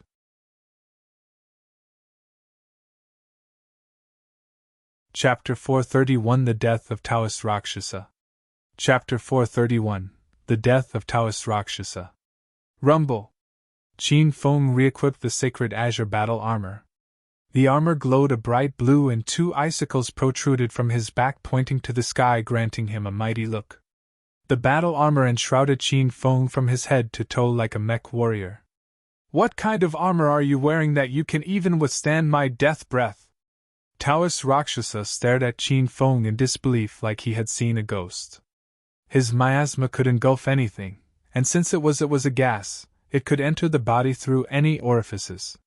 However, the battle armor surrounded Qin Feng like a spacesuit and formed an impenetrable shield, making the miasma surrounding him unable to enter to his body. Where does the azure-colored battle armor on this brat's body come from? There were so many questions in Taoist Rakshasa's mind it stunned him. He abruptly stopped his attack. Seizing his golden opportunity, Qin Feng leaped into the air and charged at Taoist Rakshasa like a bolt of lightning. He held the spear of rat halos in his hand and shoved it through Taoist Rakshasa's heart once again. Pfft! Qin Feng used his full strength to move the spear of rat halos inside Taoist Rakshasa's body and made a large hole. The dark miasma faded slowly and gathered at the hole, healing Taoist Rakshasa. Qin Feng would not give Taoist Rakshasa the chance to heal himself. He swished the spear of rat halos in the air and summoned countless fire bullets to fall over Taoist Rakshasa in a blazing rain. Boom! Boom! Boom! Boom! The effect of the fire bullets was stunning. They fell on Taoist Rakshasa and released a succession of explosions. In an instant, flames were everywhere, and the stench of a burning corpse pervaded the air. Luckily, the wind blew strong enough through all of the broken windows, so the burning corpse scent dissipated very fast, otherwise Qin Feng would have died from the stench. Eee! Ah! The rain of fireballs had injured Taoist Rakshasa greatly, causing him to raise his arms, writhe and scream in agony while trying to escape from his demise. The dark mist around Taoist Rakshasa disappeared quickly into the air. His death breath had released all of the miasmas he had accumulated over the years. The miasma dissipated in the air once he released it, so all of his cultivating was now in vain. It was a double-edged move that harmed both the enemies and the executor. If Qin Feng wasn't so strong and pushed Taoist Rakshasa off the edge, he would never have resorted to using the ace up his sleeve. He could not have anticipated that even after using all of his miasma, he would still be unable to kill Qin Feng. Running out of any measures to turn the side, Taoist Rakshasa went limp and kneeled on the ground. The dark mist surrounding his body disappeared. Color faded from Taoist Rakshasa's face as his body began to decay at a pace visible to unaided eyes. Soon enough, he turned into a corpse. Qin Feng heaved a long sigh of relief after Taoist Rakshasa was dead. He had never been so tense before, not even when he battled a stage 6 inner Qi master. Taoist Rakshasa was different from the martial artist Qin Feng had encountered. He was like a demon that haunted the depth of your heart, and tried to pull you into the abyss of hell whenever he got a chance. Qin Feng felt he was lucky that he finally able to defeat him. "Little pig, some miasma went into my body. Will the miasma harm me?" Qin Feng asked worriedly. Before he equipped the sacred azure battle armor, some of the miasma seized the chance to slip into his body. The corner of Qin Feng's mouth quivered vigorously when he thought about the fact that miasma was essence absorbed from the dead. For now, Master's inner Qi is still quite stable. However, if it remains in Master's body for long, it will erode Master's body eventually. Master should think of a way to expel the miasma out from your body quickly. Hua Yan returned with a stunned expression on her face. She glared violently at Qin Feng and asked, "Green Wolf? Where did you get the battle armor from? You're not dead yet?" The sacred azure battle armor covered his face, so Qin Feng was not afraid of being recognized by Hua Yan. Angered by her previous actions, Qin Feng stared fiercely at Hua Yan and yelled, "You have giant boobs, but you don't have a sense of brotherhood. How can you leave me alone in such a dangerous situation?" Hua Yan warned Qin Feng before she escaped, but he was right that she did abandon him. As such, she was kind of embarrassed. However, Qin Feng's remarks still enraged Hua Yan. She glared at Qin Feng and screamed, "What an insolent fiend! How can you keep on looking at my body? Pui! Pui! Pui!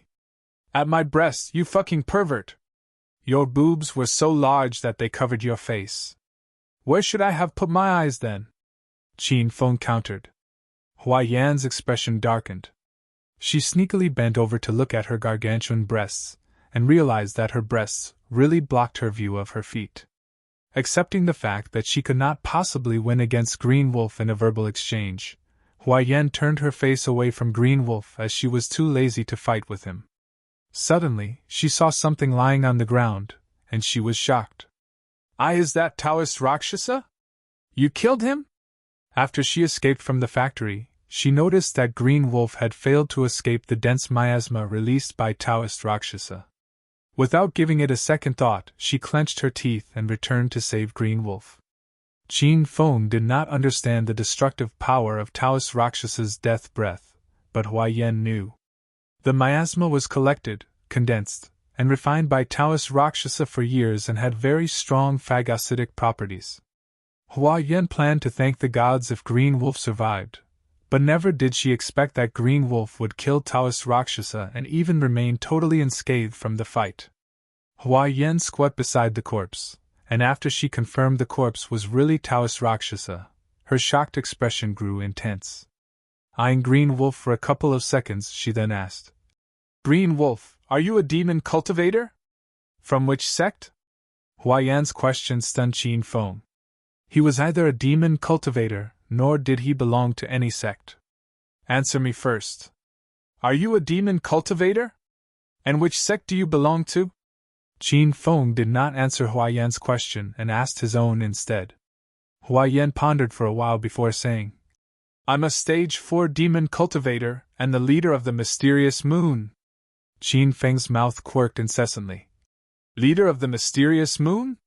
How many disciples do you have in your sect? Wow, you're amazing!"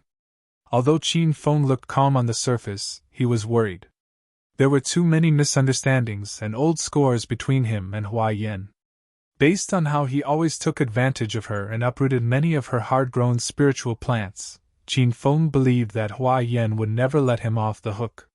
He had gotten even more vexed after knowing Hua Yan was a leader of a sect. He worried that Hua Yan might gather up her disciples one day to attack him. Not that many people," Hua Yan stammered as a pink blush washed over her face. Qin Feng was not satisfied with her answer. He persisted. "Not many is how many to be exact?" Staring at Qin Feng, Hua Yan harumphed. "The mysterious moon was established 1 month ago, and I'm the only member. Are you satisfied now? Ha ha! So you're actually so free that you set up a sect to play with yourself? You scared me so much!" Qin Feng guffawed uproariously, causing Hua Yan to get even angrier. She glared at Qin Feng and continued, "Who the hell said I've nothing to do, so I established a sect to pass the time?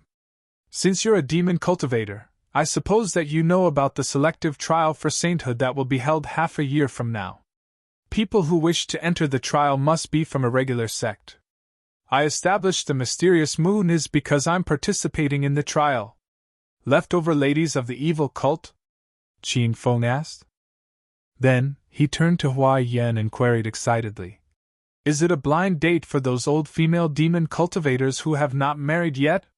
Phew! Hua Yan inhaled a deep breath. Her humongous breasts drew closer to Qin Feng's face as her chest heaved. Her expression was as dark as the bottom of a pot. She stared fiercely at Qin Feng and asked, "How about you? You still have not told me which cult you are from." A regular martial artist group was known as sect, while a tribe of a demon cultivator was known as a cult. Heretics did not form organizations merely because a heretic would do anything in order to elevate themselves. Thus, if they did gather and establish a group, God knows what would happen behind that closed door. "Oh, I never said I'd tell you. This is a question that breaches my privacy. I can't tell you." Qin Feng looked at Hua Yan like she was stupid. "You!" Hua Yan almost fainted at Qin Feng's shamelessness. She was so angry that her exposed skin reddened. "Remember this, Green Wolf, I'll be a bastard if I ever work with you on a mission again." Hua Yan huffed, turned around, and took her leave. Qin Feng hastily halted her. "Hey, big-breasted sister, what should I do with him? Do you still want to report the mission?" "The hell, I'm carrying that heretic's corpse on my back to report the mission. I'm leaving the rest to you. I'm leaving now, he. Hua Yan's brazen laughter echoed through the factory, but she was no longer in sight. She finally outwitted Qin Feng, and she was very delighted. Only Qin Feng and the corpse of Taoist Rakshasa were left in the spacious factory after Hua Yan left. The ill wind continued to blow through the factory, and the atmosphere was kind of eerie. Crackle! Somebody stepped on the waste on the ground and caused the crisp sound stunning Qin Feng. There are no other living being aside from me, so where did the footsteps come from? Could it be the ghost? Stop right there. Place your hands on your head and squat down. If you dare to move an inch, I'll shoot you. An icy but sonorous sound resounded, and it was familiar to Qin Feng. Unable to believe the truth, Qin Feng turned and looked over to the source of the sound. His eyes became damp when he saw Lu Bingbing in her police uniform looking gallant and heroic. This woman is still an iceberg. Can't she change her habit of always pointing her pistol at other people? Shroom! With a light hop, Qin Feng vanished. Seeing that Qin Feng suddenly disappeared, Lu Bingbing tensed up. Slap! A rattle shattered the quietness of the factory and echoed through the air of the factory for a long time. Shame tingled in Lu Bingbing's cheeks as she felt a burning and weird sensation rising up from her butt and through her body. You bastard! I'm going to kill you! Lu Bingbing had not seen the attack clearly, and Qin Feng went missing again. As a conservative and cold queen, how could she tolerate being slapped on the butt by a stranger? Cold, killing intent crawled into Lu Bingbing's icy eyes. You've forgotten your man after simply not seeing me for a few months? Can't I even touch the butt of my own woman? How can you still want to shoot me? You fucking bi, see how is young master going to punish you? Slap! Suddenly, a long whip fell from the sky. It was glowing in orange light and released a cracking sound in the midair. Lu Bingbing's eyes glowed as she looked at the familiar long, orange whip, and the voice of rang a bell. Slap! Waving his hands, Qin Feng lashed Lu Bingbing's jiggly butt. Even though it sounded threatening, Qin Feng had great aptitude in controlling his strength, so Lu Bingbing actually did not feel much pain. Bingbing, I've not seen you for 3 months. I missed you so much. Have you missed your man? Slap! Another lash landed on Lu Bingbing's butt. It was very loud but not painful at all. Qin Feng had a sex with Lu Bingbing the last time they were at Hepping Town's Fengyun Fun City, so how could he be so cold-hearted and hit his own woman?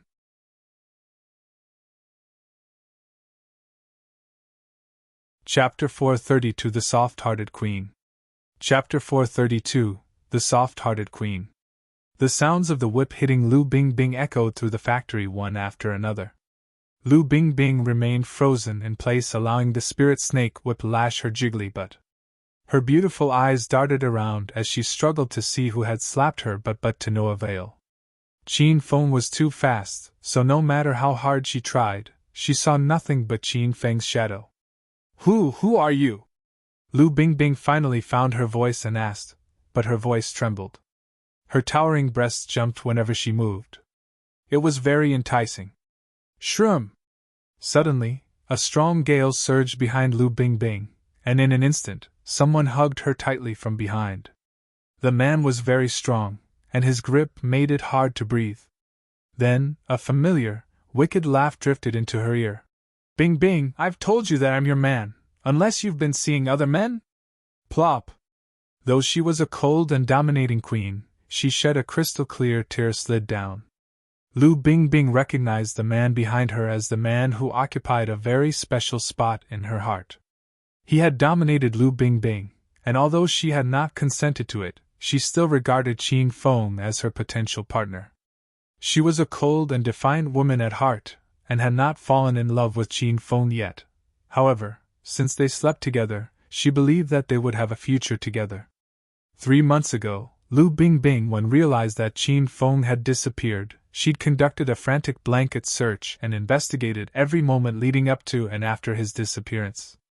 After finishing the intimate investigation, Lu Bingbing found out the truth behind Qin Feng's disappearance. A few large familial clans had allied together to bash the Qin family. Since most of the familial clans were based in the provincial capital, she submitted a fielding application to have her superior disbar her to the sub-bureau in the provincial capital. She did not love Qin Feng. In fact, she resented him because of their encounter. However, she still felt strongly that Qin Feng was her man, and if her man was framed, she had to do all she could to avenge him regardless of the cost. She was the only one who could look down upon him. No one else had the power or qualifications to do so. Bingbing, what happened? Sensing that Lu Bingbing was trembling, Qin Feng turned her around and hugged her tightly. Before he turned her around, Lu Bingbing wiped the tears from her cheeks and replaced her soft and fragile expression with her usual cold and domineering expression. She pushed him away and glowered at him. Qin Feng, who gave you permission to hug me? Behave yourself or else I'll shoot you. It went against her pride to show Qin Feng her weakness for him, and as such a queen, it would be the last thing she would ever do. Rather unaffected by Lu Bingbing's threats, Qin Feng looked at her with adulation and realized that her figure had improved. When he thought about having sex with her at Feng Yun Fun's city, his eyes flickered with excitement as he stared lecherously at Lu Bingbing's breasts. Bingbing, you can't kill me as you'll be a widow for the rest of your life. Seeing that Qin Feng was still as libertine as before, Lu Bingbing was relieved. It seemed to her that Qin Feng had not suffered much over the past 3 months. Lu Bingbing had not slept well since Qin Feng went missing.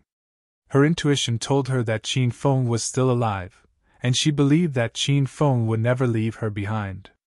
Hence, Lu Bingbing had been steadfast in her search for Qin Feng while everybody else had lost hope, and now, she finally found him. Now, she had been overwhelmed with emotions as no words could precisely express how she currently felt. Shroom! A rough wind cut through the air as Qin Feng moved in front of Lu Bingbing. Before Lu Bingbing could react, a pair of large hands started groping her breasts.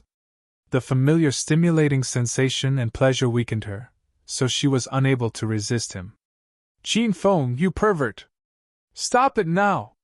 Lu Bingbing was powerless to resist. She stamped her feet in rage. Qin Feng disregarded Lu Bingbing's warning. He had not touched a woman for the past 3 months. He was so overcome by lust that he almost jumped Lu Bingbing on sight. Stop right there! As Qin Feng was undoing the buckle of Lu Bingbing's belt, 5 police officers rushed out of a small room. All of them were deeply shocked and stared in utter disbelief at Qin Feng while they all pointed their pistols at Qin Feng's head. The 5 police officers were Lu Bingbing's subordinates, and when they saw Qin Feng getting fresh with their director, they were so infuriated that their eyes almost popped out. How dare you, freak, lay your filthy, grubby paws on our director Lu! Let go of her now, or I'll shoot you! Release Director Lu this instant! I'll be your hostage! Can't you understand what we're saying, brat? Take your hands off Director Lu's breasts now! The saying went that the early bird gets the worm, and Qin Feng got his hands on Director Lu before them. They were devastated. 5 of them had been drooling and coveting Lu Bingbing because of her beauty ever since she became the director for the provincial capital's sub-bureau. However, Lu Bingbing was too serious while on duty, and her dominating aura towered over the 5 and crushed their courage every time they wanted to get close to her. Seeing that Qin Feng had achieved something that they had all been attempting for so long, there was no way they could remain calm and steady. It was a show of restraint that they were only aiming at Qin Feng since they actually yearned to shower Qin Feng with bullets, and reduce him to nothingness to relinquish their anguish. Put down your guns! Lu Bingbing exuded a cold aura as she ordered her subordinates. Because of her arrogant and possessive character, nobody else could threaten her man. As such, Lu Bingbing was greatly displeased when the officers pointed their pistols at Qin Feng. Director Lu, but... Did you not hear my orders? Put down your guns! Without waiting for her subordinates to finish their words, Lu Bingbing forcibly cut them short. Dejected, all of the 5 police officers lowered their guns. Smooch 'em! As the 5 lowered their pistols, they saw a scene more stunning than Qin Feng groping Lu Bingbing's breasts. Hugging Lu Bingbing, Qin Feng kissed on her lips, smiled, and said, "Not bad. Your action satisfied me. This is what you should be doing as my woman." Lu Bingbing was infuriated that Qin Feng had dared to kiss her in front of her subordinates. She pushed him away and moved behind her subordinates. "Director Lu, let's shoot him."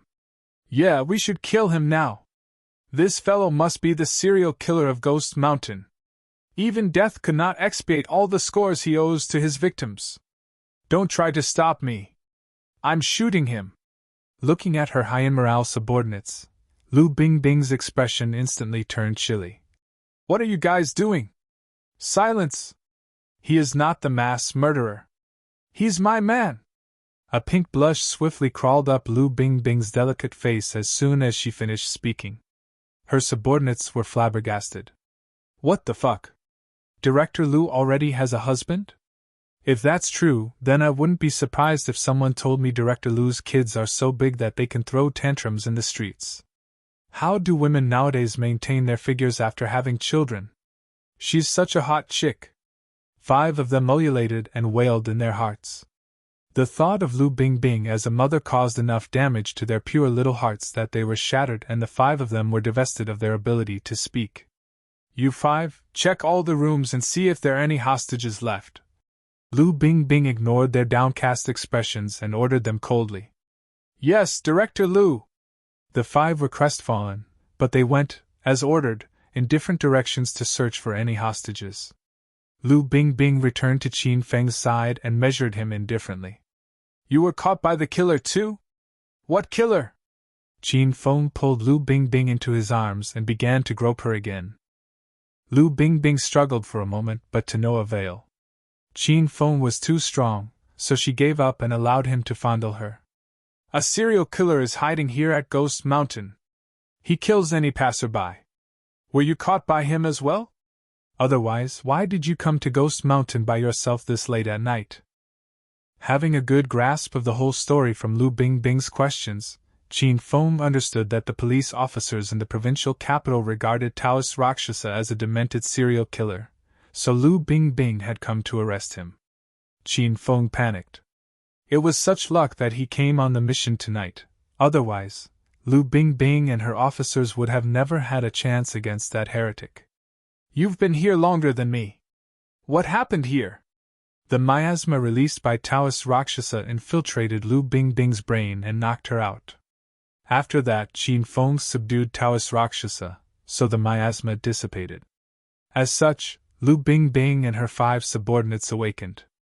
"I came here today with my subordinates to ambush and arrest that serial killer. However, as soon as we entered the factory, we were surrounded by a ball of dark mist, and then all of us fell unconscious. We also have no idea what happened. And when I woke up, I saw you." Lu Bingbing's face blushed after she finished speaking. She felt that she had fallen into her own fantasy world. The person who she looked for everywhere regardless of hardship had suddenly appeared in front of her when she woke up. Qin Feng understood after listening to Lu Bingbing's explanation.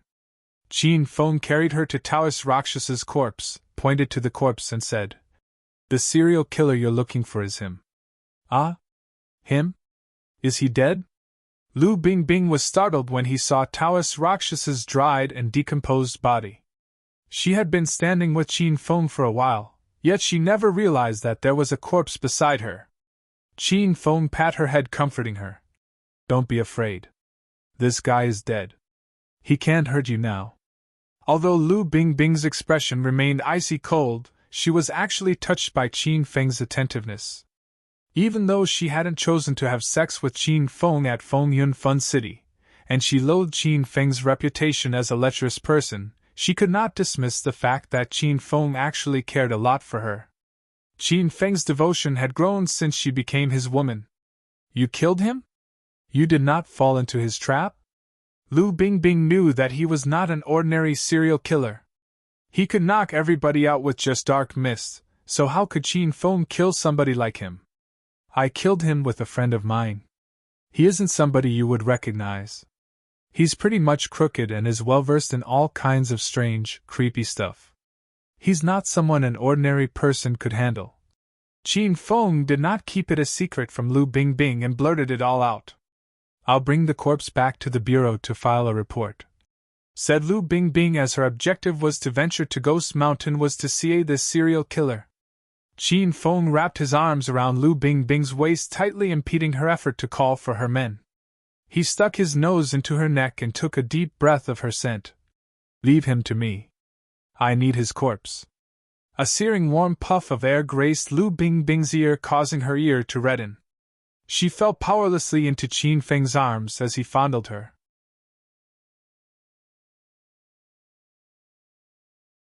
Chapter 433 Looking for Beauties on Ghost Mountain. Chapter 433 Looking for Beauties on Ghost Mountain. What do you need that corpse for? Lu Bingbing's voice softened. Her face blushed red, appearing all lovely and radiant that it induced Qin Feng to take a bite at her face. I need his corpse to report to my mission. Although Qin Feng trusted Lu Bingbing and he could speak about anything with her, but he believed it would be better to keep Lu Bingbing in the dark about the martial artist alliance. Is the mission very important to you? Lu Bingbing had a mission as well. If Qin Feng took Taoist Raksasa's corpse, she could not report on her mission. Yes, it is. Qin Feng nodded resolutely. Lu Bingbing relented. Take him with you then. After that, Lu Bingbing asked, what happened over the past 3 months? Why have you come to the provincial capital? My informant told me that the Qin mansion in Acropolis City was locked down. Where is your father? Please tell me if anything big happened. I can do my best to help you. Lu Bingbing remained obediently in Qin Feng's arms and wrapped her arms around Qin Feng's back just like a newlywed. Qin Feng noticed her concern for him. He couldn't help but locked her in his arms even more tightly, nearly suffocating Lu Bingbing. Don't worry, Bingbing. I'll settle it myself. What you need to do is take care of yourself. Let's exchange numbers so you can call me whenever. They exchanged numbers and stored them in case they wanted to contact each other. Qin Feng, who had been alone in the provincial capital for the past 3 months, was beginning to feel more comfortable after getting one of his women back to his side. Qin Feng fondled Lu Bingbing for quite some time before her subordinates returned. All of them carried 1 or 2 victims in their arms, be they elderly people or children, men or women. Some of them, unfortunately, were dead while some of them were still breathing roughly. Lu Bingbing immediately pushed away her illicit thoughts after she saw the victims. Her expression turned chilly as she walked toward her subordinates and the group of victims. Report to me what you've seen. Director Lu, we found them in a room inside the factory. They should be the victims abducted by the serial killer. We found a total of 23 people. 18 are confirmed dead, and 5 are still alive. Should we ask for assistance from the Bureau? After they had found so many victims within the factory, each and every of the police officer wore a stern expression. Lu Bingbing took the bull by the horns and made contact with the Bureau to get reinforcement from the Bureau. Hurry up and carry the victim outside, Lu Bingbing ordered. He's such a monstrous human being for murdering so many people without any remorse. Director Lu, there is no sign of the killer inside the factory. Should we search the perimeter now? We can't let him slip away. Initially, the group of police officers feared the killer due to his strange movements. However, after they discovered the victims, their minds were weighed down with anger. A storm brew in their souls as they urged her to let them see the culprit and execute him on the spot. Lu Bingbing's eyes swept towards Taoist Raksasa's corpse. The factory had no light, so they were surrounded by darkness and none of her subordinates could see Taoist Raksasa's corpse. He must be gone since so much time has passed. Saving the victims are what we should prioritize now, so hurry up and carry the victims outside. We should send the 5 survivors to the hospital post-haste. Since Lu Bingbing gave her command, the 5 subordinates dropped the intention of going after the murderer. In any case, Ghost Mountain was huge, and they had no clue where to find the murderer. After making up their minds, the 5 subordinates hastily returned to the room inside the factory and carried the victims outside. At the same time, Lu Bingbing pulled Qin Feng towards Taoist Rakshas's corpse. "Qin Feng, take him away now!" Lu Bingbing's usual cold demeanor returned, and her tone was bereft of any emotions. Qin Feng understood that the situation now was different. If Lu Bingbing's subordinates found out about Taoist Rakshasa, then Lu Bingbing could not allow Qin Feng to take Taoist Rakshasa. "Take care of yourself, then. Give me a phone call if you miss me." Qin Feng suddenly pulled Lu Bingbing into his arms and kissed her. He even stuck his tongue into her mouth and fondled her for a good while before letting her go. Lu Bingbing leaned her body against a pillar and weighed Qin Feng as he vanished into the murky night. Under Qin Feng's lecherous frenzy and her sense of being offended, she realized that she had gotten wet and felt like a chewed rag. Ding! Congratulations, host Qin Feng, for accomplishing the mission. Train Lu Bingbing to be as gentle as a lamb and completely obedient to host Qin Feng. The system awards host Qin Feng 3,000 hedonist points. The system notification beeped in Qin Feng's mind as soon as he exited the factory. Qin Feng carried Taoist Rakshasa as though he was carrying a chicken and zigzagged across the mountain like a phantom dashing in the dark. Soon enough, he arrived at the entrance of Ghost Mountain. Qin Feng did not plan to hail a cab in this region as no cab driver had the guts to come near Ghost Mountain.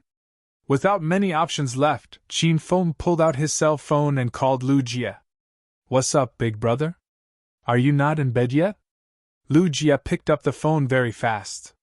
It seemed that he had been playing with his cell phone. "The night is still too young to sleep. Where are you now? Hurry up, get in your dad's Buick, and meet me here. We're going to have a fun night."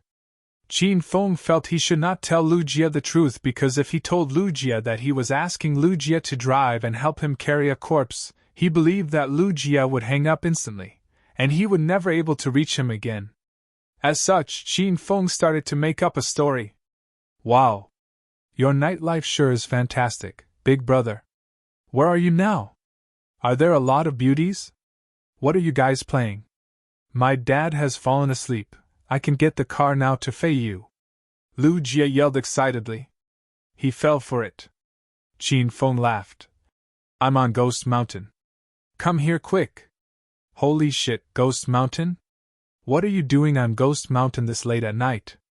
That mountain is haunted and many people have died there." Lu Jia was shocked. "Bullshit. Were you here before? Here is so windy, the skyline of the mountainous region is superb, and I believe this place is a potential 5A scenic spot. I have plenty of beauties beside me.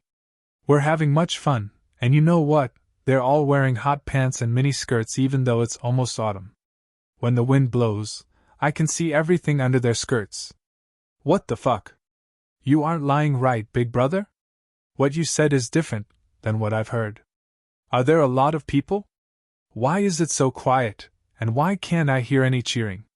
Believe it or not, the summit is occupied by a group of geezers and grannies dancing the public square dance. They played the song, the coolest barbarian-style song by the legendary Shenlong group, so loud and kept yelling, "Yo, yo, check it out," that I've almost gone deaf. I purposely went to a corner devoid of people to give you a call and invite you to come over and have fun together. Qin Feng blew his own trumpet without missing a beat. Lu Jia fell into his trap. "It's your call. Ah, a long-legged beauty is inviting me for a cup of beer. I should get going now." As Qin Feng hung up the phone, Lu Jia's anxious voice drifted through the line. He spoke quickly. "Can you swear it by your name as a professor, Professor Qin Feng?" Qin Feng's mouth quirked vigorously. If Lu Jia was standing in front of him, Qin Feng would have kicked him down into the abyss already. "What are you saying?" "I, Professor Qin Feng, never tell lies." Swearing as a professor was different than a normal promise. Qin Feng's remark had shattered the final bit of suspicion in Lu Jia's heart. He yelled excitedly, "Wah, wait for me, big brother. I'll be there soon in less than 30 minutes. You gauge the time yourself. I think I can get a beauty on my arm in another 20 minutes. I might be gone during that time. If you're coming, Clear everything out the back of the car then. I'll be there in 20 minutes, big brother. Why do I need to clear out the back of the car? Asked Lu Jie. We have plenty of beauties here and each and every one of them is very cheerful, energetic, and open-minded. I asked you to clear the back to carry people, of course. Qin Feng chided Lu Jie. Jesus Christ. You're too awesome, big brother. So you're getting a multisum tonight? 15 minutes. I'll be there in 15 minutes. Let's not talk anymore, I'm leaving now. Lu Jie urgently hung up the phone. Qin Feng could not contain his laugh looking at Taoist Rakshas's corpse. Qin Feng was certain that Lu Jie would come, so he waited for him at the cliff near the entrance of Ghost Mountain. By then, Lu Bingbing's reinforcement arrived. The sight of 5 police cars trailed by 3 vans and 2 ambulances stormed up the mountain was spectacular. Finally, they arrived outside the factory at the summit. After they stopped for a while, the motorcade rushed down the mountain in mighty contingents. The police cars led the group of cars with sirens blaring and scorched down the road towards the provincial capital. Not long after Lu Bingbing's troops went away, headlights burned their way down the road. Needless to say, it was Lu Jie's car. Otherwise, what idiot would come to Ghost Mountain this late at night? Lu Jie pulled over at the entrance of Ghost Mountain. Qin Feng then carried Taoist Rakshas's corpse and came forward. Hey, big brother. Was I fast enough? Where are the beauties? Didn't you say that there were many beauties in hot pants and mini skirts here? Lu Jie blabbered happily when he saw Qin Feng. However, his happiness was short-lived as he felt something was wrong. He asked, Big brother, why is it so bleak and desolate? It's very eerie too. It was dark, not even a ghost could be seen, let alone a human being. What the hell are you carrying, big brother? Could it be that you knocked this beauty out and planned to violate her? Lu Jie's attention was diverted by the ambiguous thing on Qin Feng's hand. Taoist Rakshasa was veiled by a dark robe so Lu Jie could not see clearly what it was. Why is this beauty wearing such a large and hoary robe? She freaks me out. Come big brother, let me help you carry her. Lu Jie happily took Taoist Rakshasa from Qin Feng's arms and ran toward his car hurriedly. Lu Jie planned to check the features of Taoist Rakshasa with the help of the car's headlights. She must be a pretty, or else, big brother would never hook up with her. He thought inwardly. What the fuck is this? Ah, big brother. This is a man. Are you sure you caught the right person? Lu Jie was frightened by Taoist Rakshasa's reed features. He fell to the ground and almost vomited. Slap! Qin Feng slapped his head when he arrived behind Lu Jie. He chided. Beauty, beauty! What kind of yellow story are you playing in your mind? What a shame that you have a crush on Qiao sure. No wonder she doesn't like you. Qin Feng threw Taoist Rakshasa into the back after he criticized Lu Jie. When he saw that Lu Jie had deliberately cleared everything out of the back and wiped off all the dust, the corner of his mouth quirked again. Big brother. Why do I feel like I've been cheated by you? There are no beauties here, not to mention Auntie's dancing public square dance. Big brother, how can you be like this? How can you not be true to your word? You promised me with your name as a professor over the phone. Lu Jie finally understood he was cheated by Qin Feng.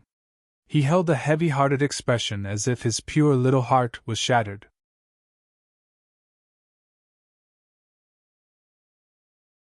Chapter 434 Ambushed. Chapter 434 Ambushed. Ignoring Lu Jie, Qin Feng got into the car and claimed the driver's seat. Lu Jie hastily followed after. Professor Qin Feng, you've made a promise as a professor. Being a professor is a respectable profession. How could you cheat me? Lu Jie asked angrily as he refused to let go of the topic. Qin Feng started the car, put the car into gear, and stomped on the accelerator. Shroom! The Buick darted forward, frightening Lu Jie. He'd driven his dad's car 100 times, but he never knew that the car could go so fast. When did I make a vow as a professor? I don't remember making it. Qin Feng steered the car with one hand with his other hand out the window. He drove at a lightning speed while admiring the scenery outside the window like nothing was wrong. Lu Jie's expression darkened. Suddenly, he giggled and pulled out his cell phone. Professor Qin Feng, I recorded our conversation. Do you want me to play it for you? Qin Feng jerked and nearly drove them to their deaths. Glaring coldly at Lu Jie, Qin Feng gave him a disappointed expression and chided. Can't you be more trusting? Where is the basic mutual integrity between men? Lu Jie was not frightened by Qin Feng's cold expression. His smile widened and said, This is the move you taught us in class, Professor Qin Feng. You mentioned that in confronting an old ruffian, we must first record the conversation to be ready for any eventuality. Right now, Qin Feng's expression was as dark as the bottom of a pot, and he almost kicked Lu Jie out the car. Bang! Bing! Bang! The front wheel of the Buick sedan exploded and released a muffled sound. They were driving 192 kilometers per hour, so the explosion threw them off the road and caused the car to lurch to the sides. If Qin Feng had not gotten the intermediate-grade racing skill from the system, they might have already run off a cliff to their deaths. Screech! An ear-deafening screech sounded. The black Buick sedan blended into the darkness of the night, and drifted along the mountain's track at full speed like an apparition. It was a thrilling scene, and the sight could make people break out into a sweat. Utilizing both of his arms and feet, Qin Feng quickly and sharply got the car back under his control. Bang! Bang! Bang! As the car came to a stop, they heard a few gunshots from behind. The car's 4 windows shattered as 3 bullets zipped past beside their ears and went through the windshield. Fuck! This is my dad's car. How am I supposed to explain this to my dad? Lu Jie's eyes went bloodshot as rage began to consume him whole. He kicked the door open and jumped from the car. He yelled, Who the fuck shot out my car windows? Show yourself now and beg for mercy. As a descendant of one of the provincial capital's 5 small familial clans, Lu Jie was born with a righteous indignation and a bit of self-importance. He refrained from fighting Gao Tianyao when he was humiliated in class because he was afraid of Gao Tianyao's family. However, a group of men in black ambushed them and began shooting indiscriminately at his dad's car unprovoked. How could Lu Jie swallow the insult? He vowed to kill them. Bang! Bang! Bang! As Lu Jie alighted from the car, the opponents intensified their shooting. The naturally tranquil Ghost Mountain was filled with a barrage of gunshots. Lu Jie was a stage 4 energy expert, and no one could belittle his ability. He hunched like an enraged leopard. Zigzagging across the gloomy night from tree to tree, bush to bush and through the falling leaves, he left dozens of impressions behind as he approached the source of the shooting. 503020. 50 meters, 30 meters, 20 meters. Bang! Bang! Bang! Bang! As Lu Jie moved closer to the shooters, the gunshots intensified. The bullets zipped past Lu Jie without hitting him since he'd gotten out of the car. His gaze swept quickly across the group, and he counted 10 or so people. They were all scattered and taking cover behind the cliff. It was clear to him that this was a professional assassin group. What the fuck? I've never offended anybody. Could it be that they are Big Brother's enemies? I shall show you all no mercy then. Although Lu Jie had only been following Qin Feng for 3 days, he was very attached to him. He was filled with gratitude when Qin Feng stopped Gao Tianyao from insulting Lu Jie and repaid him with a slap. Shroom! Lu Jie gathered a strong force beneath his feet and launched himself at an alarming speed. In a blink of an eye, he arrived in front of a man in black. Forming a fist, Lu Jie struck the man in the back of the neck and knocked him out. Is it fun hiding here playing with your gun? Bang! Lu Jie was agile. He moved again and arrived beside another man in black.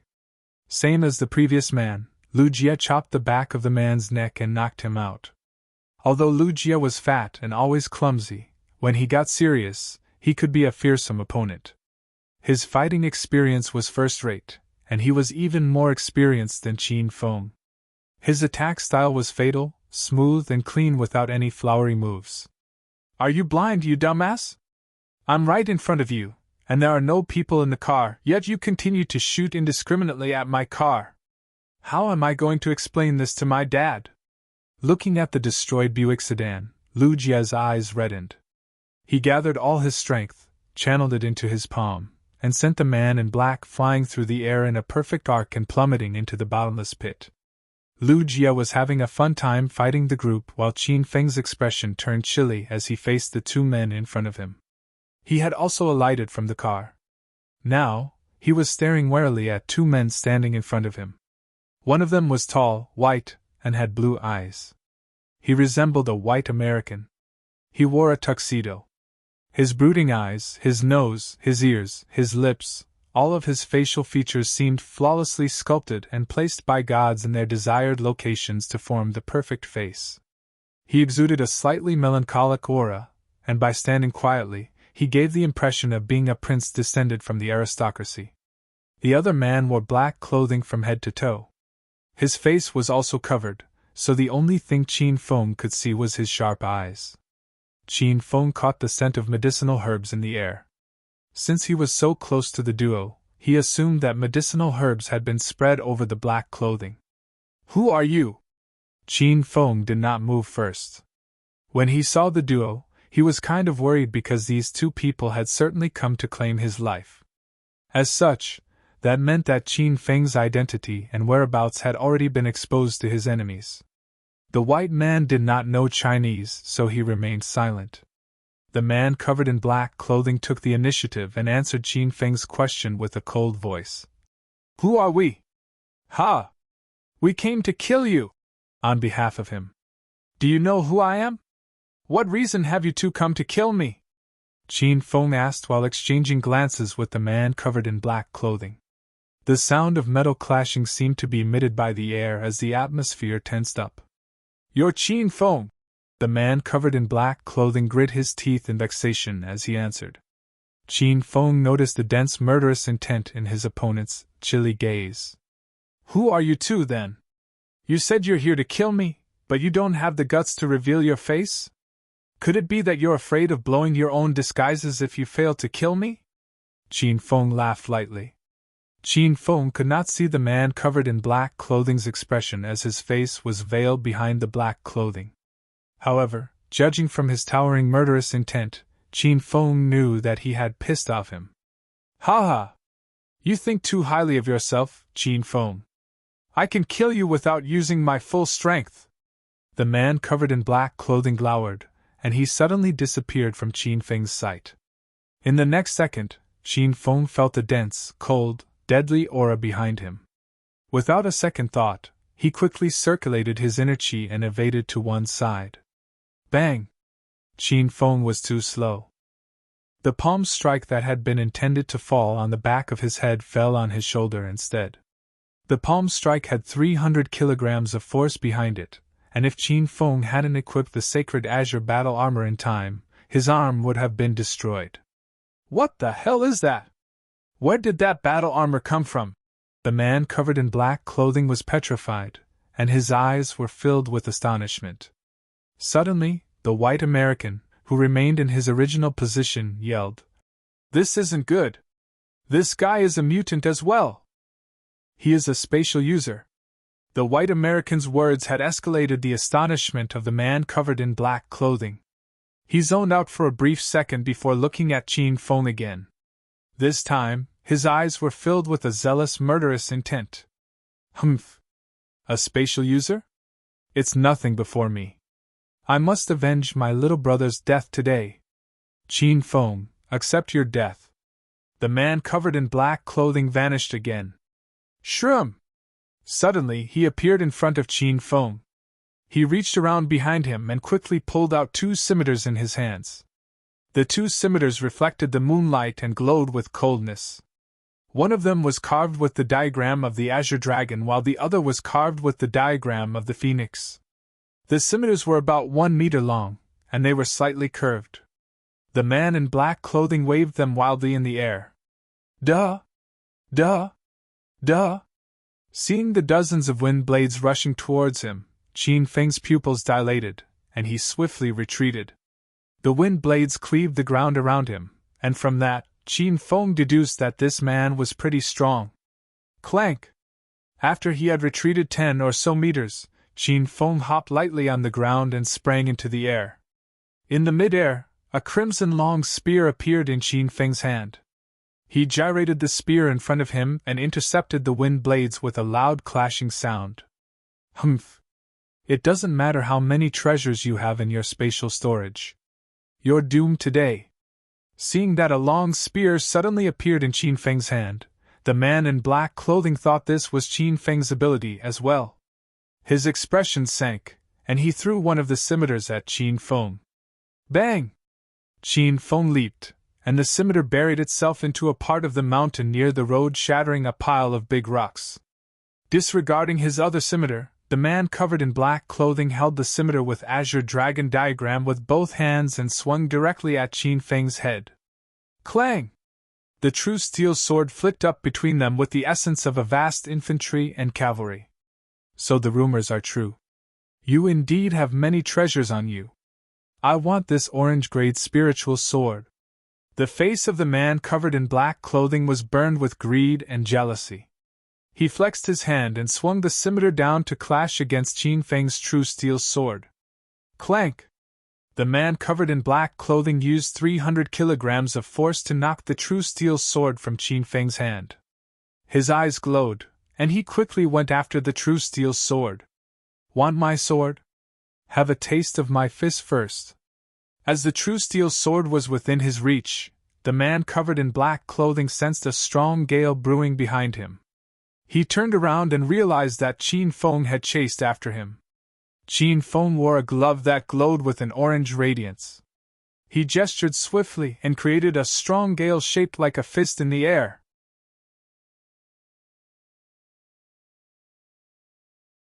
Chapter 435 Are we gonna fight? Chapter 435 Are we gonna fight? Intermediate grade Thunder Tiger Fist. Qin Feng threw dozens of punches within a blink of an eye. Shocked by the irresistible force, the man's eyes bulged and were filled with amazement. Drop dead now! The man covered in black clothing suddenly stopped his pursuit of the true steel sword and turned. He waved the scimitar and created dozens of wind blades in an instant. Bang! Bang! Bang! Wind blades and gales of fists collided forcefully in the air. The impact was so great that it shook the valley. The explosion blew the true steel sword 10 meters or so down the road. Bang! After parrying another one of Qin Feng's attack, the man covered in black clothing bounced through the air and landed on the side of the mountain. He struck the rocky hill hard, and the scimitar with the phoenix diagram flew back into his hand. The azure dragon blade was in his right hand, and the phoenix blade was in his left hand. The brilliant lunar dragon phoenix blades were white-grade spiritual equipment. Their power and ability were far greater than orange-grade spiritual equipment. It was also a treasured item coveted by the martial world. Prince William, you should make your move now.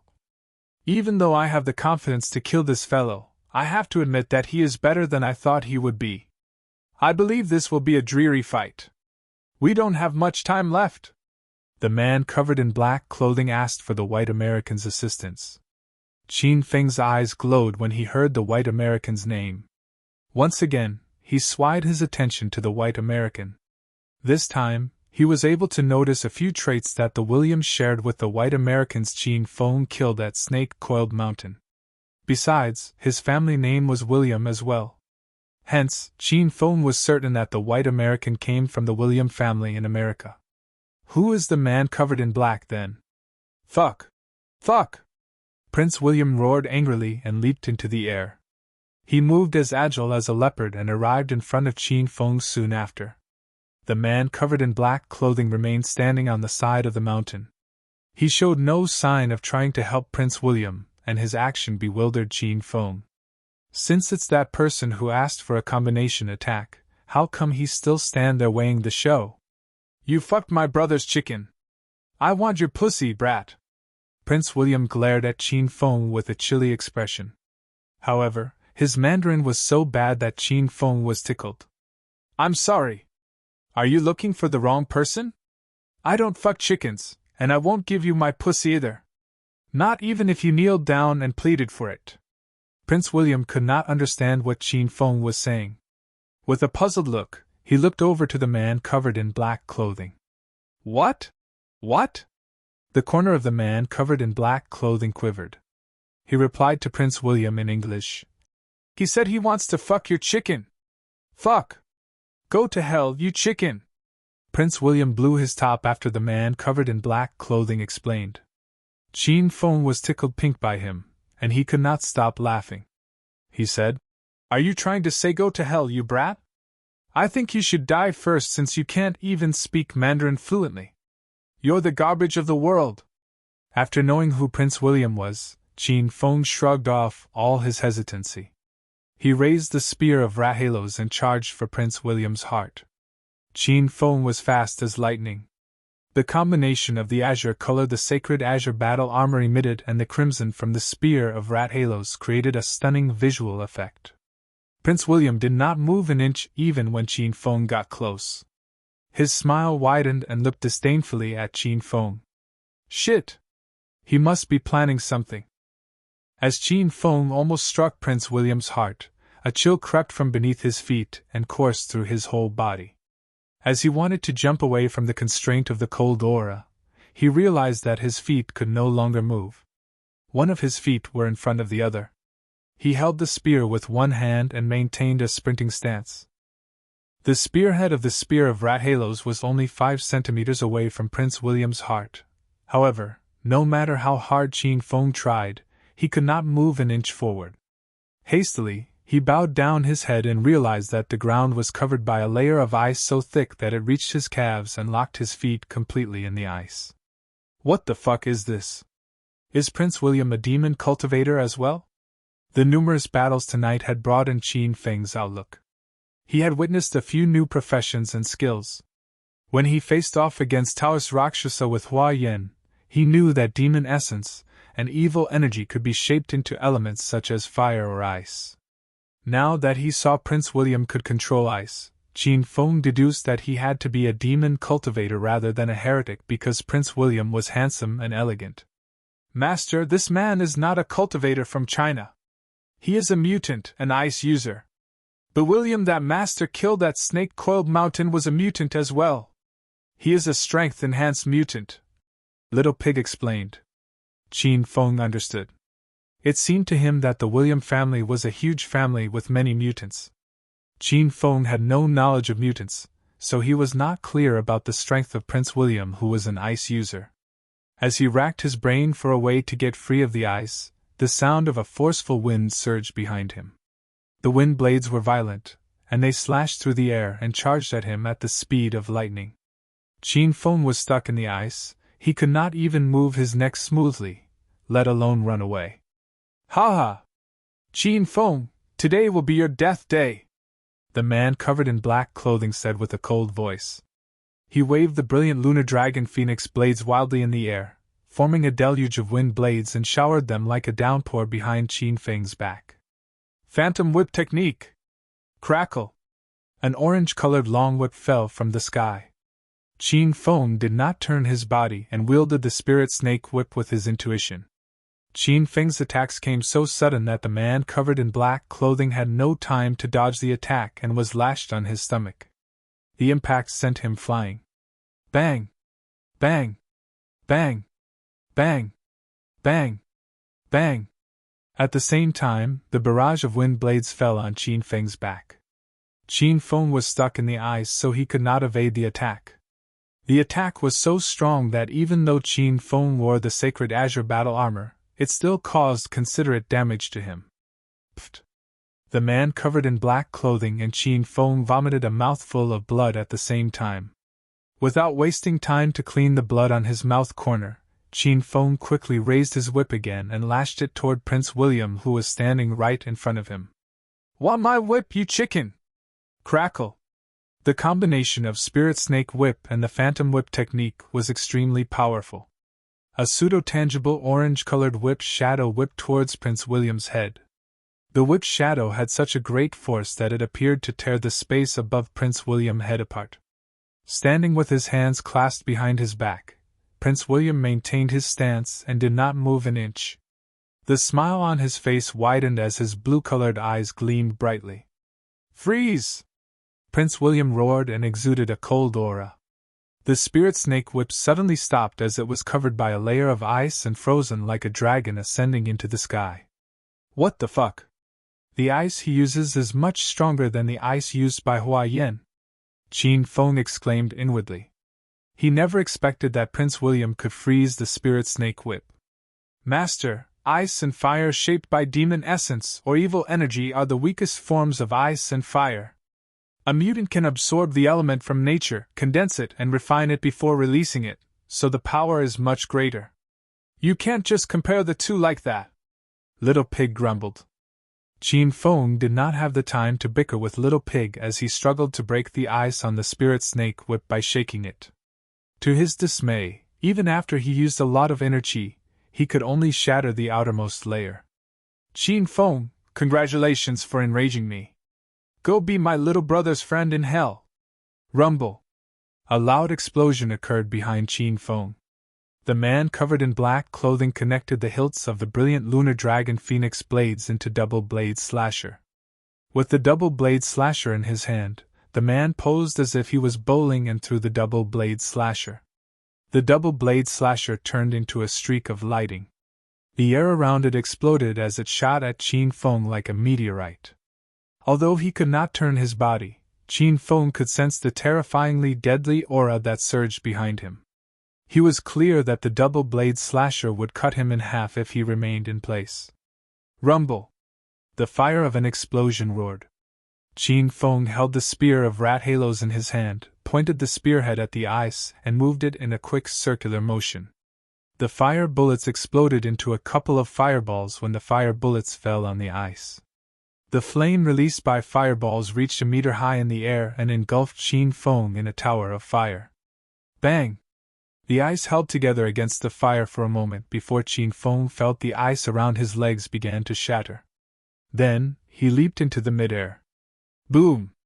As soon as Qin Feng left the ground, the double blade slasher crashed on the ground and created a 1-meter deep crater. While in the air, Qin Feng wildly lashed the spirit snake whip. The spirit snake whip cracked in the air and lashed Prince William, who had not come back to his senses. "Wow! Big brother, are you all preparing for a movie? Why is there ice and fire?" Lu Jie asked as he brought Qin Feng's true steel sword back to him. He'd annihilated the 13 black-clad shooters single-handedly. Now, he had come to Qin Feng's assistance. After Qin Feng landed, he stood back-to-back with Lu Jie. One of them held a spear, while the other held a treasured sword, and they both took a domineering stance. Prince William's expression grew dark with anger. Qin Feng had landed 10 or so lashes on him, turning his clean, white tuxedo into a beggar outfit. He looked miserable in his bloodied and battered body, and his former noble aura had vanished. While this was not the main thing that set him off, he never imagined that Qin Feng was not only a spatial user but a fire user as well. As an ice user himself, fire was his natural enemy. The man covered in black clothing disregarded his double-blade slasher that was still stuck in the ground, remained his stance on a rock on the side of the mountain instead, as he looked down coldly at Qin Feng and Lu Jie. The wind on Ghost Mountain was strong and disheveled Qin Feng and the other three's clothes and hair. However, nobody paid attention to it as they stared fixedly at their opponent. After a long while, Qin Feng stuck the spear of rat halos in the ground. "Hey! Do you all still want to fight? You should have informed me earlier if you both are resting. I want to fix my hair. The wind has disheveled it." Then, he grabbed the true steel sword from Lu Jie's hand and began to fix his hair in the reflection from the sword.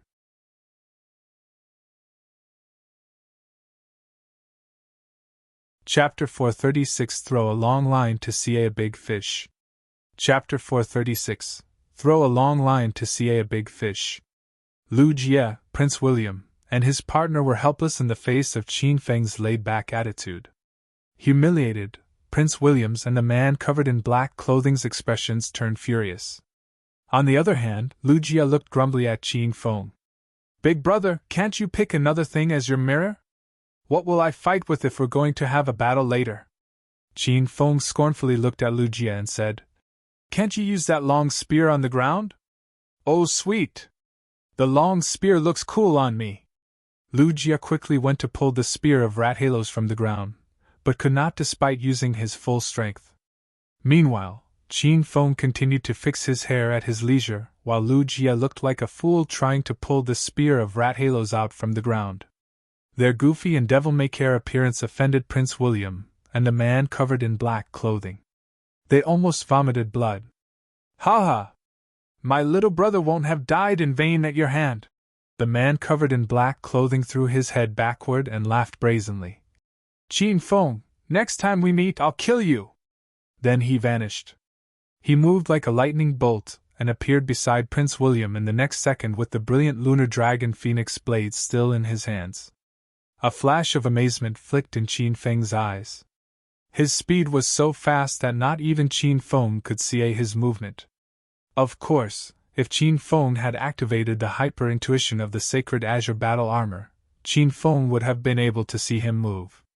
However, hyper-intuition only lasted 30 minutes, and he had already used its once-a-day limitation during his battle with Taoist Rakshasa. Let's retreat now. The man covered in black clothing glared coldly at Qin Feng before turning his body vanishing into the air. Prince William's eyes were filled with dense, murderous intent. Gritting his teeth, Prince William shoved his palm downward and erected an ice wall in front of Qin Feng and Lu Jia. Then, he jumped and vanished into the gloomy night. Lu Jia finally pulled out the spear of rat halos from the ground. Holding the spear, he charged gallantly at where the two had been a moment before. Holy moly! Want to leave? Have you asked my spear for permission? He stopped midway and turned his head to look at Qin Feng. He asked, Big brother, why don't you chase after them? I can't defeat them. It's not worth the headache to chase after them. Since you're so strong, I'll have you kill them then, Qin Feng said with a pale face. Murderous intent washed off Lu Jia's face in the instant. With a grin on his face, he rushed back to Qin Feng's side. Ha ha! I'll let them get away this time. I have to stay by Big Brother's side to protect Big Brother. Qin Feng rolled his eyes at Lu Jia. He wanted to slap him. Lu Jia had been a well-behaved boy, genuine and upright by nature. How had he become like this after following him for just 3 days? Pfft! A mouthful of blood spurted from Qin Feng's mouth. Usually, Qin Feng would have pursued Prince William because he knew his identity. He let them go was simply because he seemed to get the upper hand on the surface, but in fact, he knew he wasn't a ma for the two. If he hadn't obtained the blue-grade sacred azure battle armor from the system, Qin Feng believed that he would have met his demise tonight unless he summoned Shimin Chui Shui to aid him in battle. The man covered in black clothing was at least a stage 5 energy master, and he hadn't shown the full extent of his strength.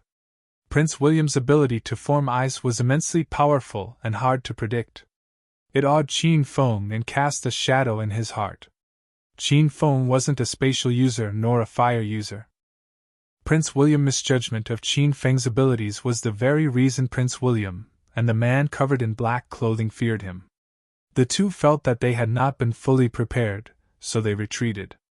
Qin Feng was bereft of the ability to kill them as well, so why would he chase after them? Big brother, what happened to you? Please be fine. Lu Jia was flustered when he saw Qin Feng continuing to vomit blood. Qin Feng gestured with his hand to calm Lu Jia down. He sat with his legs crossed while he applied a bottle of golden sore medicine on his wounds. After that, he began to recuperate his disordered inner qi. Qin Feng had been frozen in Prince William's block of ice and forced to take the man covered in black clothing's sword attacks on his back, so he was pretty badly injured. Lu Jia turned serious after he noticed Qin Feng's ashen face. He held the spear of rat halos and stood quietly beside Qin Feng protecting him. After 10 minutes, Qin Feng opened his eyes. His countenance had become better. Big brother, are you okay? Do you want to go to the hospital? Lu Jia hastily went to help Qin Feng up. No, we have to go back first. Lu Jia helped Qin Feng back to the Buick sedan. Looking at his devastated car, his heart bled. My dad will kill me. Lu Jie drove them back into the city while Qin Feng continued to recuperate in the passenger seat. Two shadows appeared after the car had gone a long distance from Ghost Mountain. One of them wore a previously elegant and stylish white tuxedo that had been shredded and stained with blood. The other person was entirely covered in a black clothing, and his brown, almost black eyes glowed brilliantly in the night. Why did we have to let them go? Prince William asked in English. The man covered in black clothing replied in English. Qin Feng is the only son of my big uncle. I know him very well. Half year ago, he was a physically weak, hedonistic young master of Acropolis City. He has achieved nothing aside from ruining his family's fortune and hooking up with women. But today, after 6 months, not only has he achieved stage 4 inner Qi, he also owns tons of spiritual equipment and a few supreme-grade skill books. A black sheep of the family suddenly turned into a prodigy in cultivating martial arts. Doesn't it intrigue you? Prince William's eyes glowed as he spoke. Yes, it's weird. Besides, not only is he a dual-element mutant, he is a martial artist in China as well. Nobody can hold those two identities at the same time. It has to be a miracle. Yes, exactly, so we can't kill him now. We won't be able to get anything other than a short-lived happiness. However, if we keep him alive and investigate him, we might be able to find clues about the things of his we coveted. The man's eyes were filled with the radiance of excitement as his mouth curled into a devilish grin. Qin Feng killed my little brother, Williams, and the grudge has borne by each and every member of the William family. I have to report to my family elders first and seek their advice. Prince William hesitated. Anything you want. You just have to tell your elders that Qin Feng is a dual-element mutant, and I believe that your elders will be very interested in him. I'm certain they will agree to our suggestion. Okay, good. I should leave in advance to report the story to my elders tonight. Prince William jumped and vanished into the gloomy night. The ill wind continued to ravage through the vast and spacious summit of Ghost Mountain. Standing alone on the summit, the man covered in black clothing looked upon the forest under the darkness. His smile slowly widened. O Qin Feng, with your strength and power, killing Sima too and my little brother would have been impossible. Seems like there was somebody else that appeared during that great fight at the Amethyst Dragon Palace 3 months ago. Who was it? Ha ha! I believe they won't stay quiet for long. They will soon make their move. Big brother, all 4 wheels were punctured, and it's so bumpy like the bumper car. Should we move your friend from the trunk to the back seat? They arrived at the base of Ghost Mountain and had bumped along the mountain road. The road had almost broken his big jiggly butt, so he worried that Qin Feng's friend in the trunk had suffered a concussion. Qin Feng's mouth quivered when he heard Lu Jie's suggestion to move a corpse into the car. He smacked Lu Jie's head and roared. Don't care about that fellow. Pay attention while driving. Go to the Martial Artist Alliance now. Lu Jie covered his head and looked puzzledly at Qin Feng. Big brother, why are we going to the Martial Artist Alliance this late at night? If you want to work on a mission, you can easily accept a mission by using the communication device. All of the missions on the mission board and Martial Artist Alliance's mission board appear on the communication device. Again, Qin Feng smacked Lu Jie's head and roared. Just follow my orders. Don't ask so much. Lu Jie had witnessed Qin Feng's formidable abilities. Although he was reluctant, he could do nothing but drive toward the Martial Artist Alliance. The journey took 3 hours instead of an hour since the Buick sedan had practically been destroyed. It was the wee hours of the morning by the time they arrived at the Martial Artist Alliance. The Buick sedan had been reduced to a pile of metal scraps. Lu Jie was embarrassed, so he parked the car in an alley a few hundred miles away from the Martial Artist Alliance. Qin Feng and Lu Jie got out of the car and went to the trunk. Big brother, is your friend a martial artist? Should we wake him up now? Lu Jie dumbly carried Taoist Rakshasa from the trunk in his arms. As he was carrying Taoist Rakshasa, he grumbled. Big brother, your friend is so not hygienic. He smells like a rotten corpse. Lu Jie could not stand the stench anymore, so he threw Taoist Rakshasa on the ground. Coincidentally, Taoist Rakshasa landed face up, and his black robe and hat fell to the ground. With the help of the street light, Lu Jie finally saw the full appearance of Taoist Rakshasa. He yelled, and his soul almost departed from his mortal body. What the fuck? This fellow is truly a corpse. Big brother. Don't tell me you have a habit of violating corpses? Lu Jie retreated a few meters away from Qin Feng and stared at him warily. He thought about how he stole his dad's car in the dead of night and rushed as fast as he could to Ghost Mountain with the intention of hooking up with hot girls. In the end, he only carried a corpse, survived an ambush by a group of assassins on his way back, and destroyed his dad's precious Buick sedan. Lu Jie grieved his misfortune so much that he wished to cry but had no tears to shed. Qin Feng's face darkened. He kicked Lu Jie's butt furiously. Fuck you. Say any more nonsense, and I'll kick your ass again. Hurry up and carry that corpse into Martial Artist Alliance. I still have a report to make. Qin Feng walked towards the entrance of the Martial Artist Alliance headquarters after chiding Lu Jie. Lu Jie had not known that Taoist Rakshasa was actually a corpse, and he had continued to fantasize that the person in his arms was an otherworldly beauty. When he remembered that he groped Taoist Rakshasa while carrying the corpse, Lu Jie got goosebumps, and he almost puked. Holding his nose, he dragged Taoist Raksasa's body and followed Qin Feng. If the soul of Taoist Rakshasa saw his action, he would have been so angry that he would have come back to life.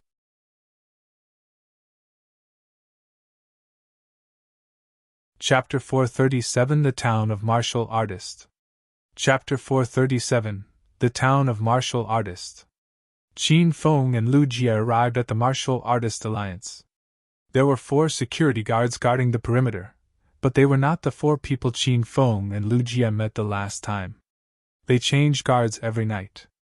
Who are you people? This is private property, and it's off limits to all unauthorized personnel. The security guards blocked Qin Feng and Lu Jie. Qin Feng pulled out his member card and handed it to the security guards. We're both martial artists. We're going in to report a mission. One of the security guards took Qin Feng's member card and checked it meticulously. After confirming it wasn't fake, he shook his hand and said, "Go in then." They entered the gate. The inside of the Martial Artist Alliance had not changed since the last time they were there, with its crisscrossing walkways and high-rise buildings. It looked like a small autonomous town. Qin Feng changed the appearance of the sacred azure battle armor before coming in, so his shoulders appeared to be draped with a fiery red windbreaker, and he wore a wolf mask. Wow, big brother! When did you change your clothes? Is the wolf mask real? A wild wolf is a second-class protected animal. Brazenly wearing a wild wolf mask in public, are you not afraid of being caught? Quick! Let me touch it. Is it real or not? Lu Jie left Taoist Rakshasa on the ground and went to touch Qin Feng's wolf mask. Qin Feng smacked his hand away, picked up Taoist Rakshasa, and went into the lobby further ahead. Ah, big brother! Do you have another wolf mask in your house like the one you're wearing? Give me one.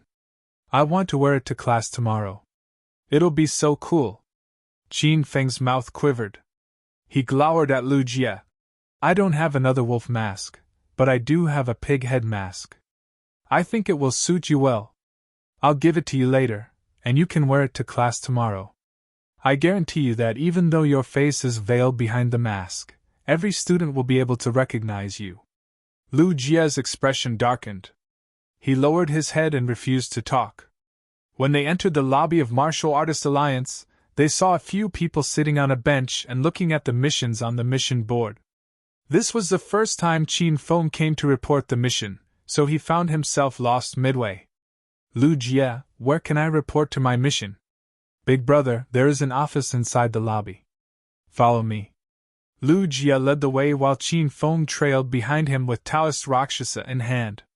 The onlookers in the lobby disregarded them, as all of them were get used to seeing people carrying corpses back to report a mission. Inside the lobby, there was a 100-square-meter office. The furnishing in the room had been kept to a minimum and consisted of only a few working desks. The four walls were painted white. "Hello, beautiful. We're here to report a mission." Lu Jia knocked on the door. There was only a woman in the room. The woman's back faced the door, so Qin Feng and Lu Jia could not see her face. She wore black leather clothing and shoes. With the shape of her figure from behind and her purplish bob haircut, she stunned Qin Feng and Lu Jia. The woman's voice was cold, and she spoke without turning. "What mission?" "Exterminating Taoist Rakshasa, the stage 4 heretic on Ghost Mountain," Qin Feng replied. Lu Jia jumped in fear. He had not known what kind of mission Qin Feng had accepted or what kind of person he killed. Now that he knew the lifeless body was a stage 4 heretic, his face instantly turned pale. The woman rose to her feet and slowly turned around. She had a flawlessly fair and clear face, a pair of big, bright eyes, a pair of well-defined brows, and 2 rows of white teeth. Her black, tight-fitting, leather shirt and pants clung to her hourglass figure perfectly and with great eloquence, especially her bust. The leather was molded to her perfectly round breasts. It was an enticing sight that gave the impression that they would burst from the leather at any time. The woman's eyes gleamed like stars. She measured Qin Feng and Lu Jia from their top to their toes. After measuring them, the woman turned her attention to Taoist Rakshasa's corpse on the floor. "Nice," she praised.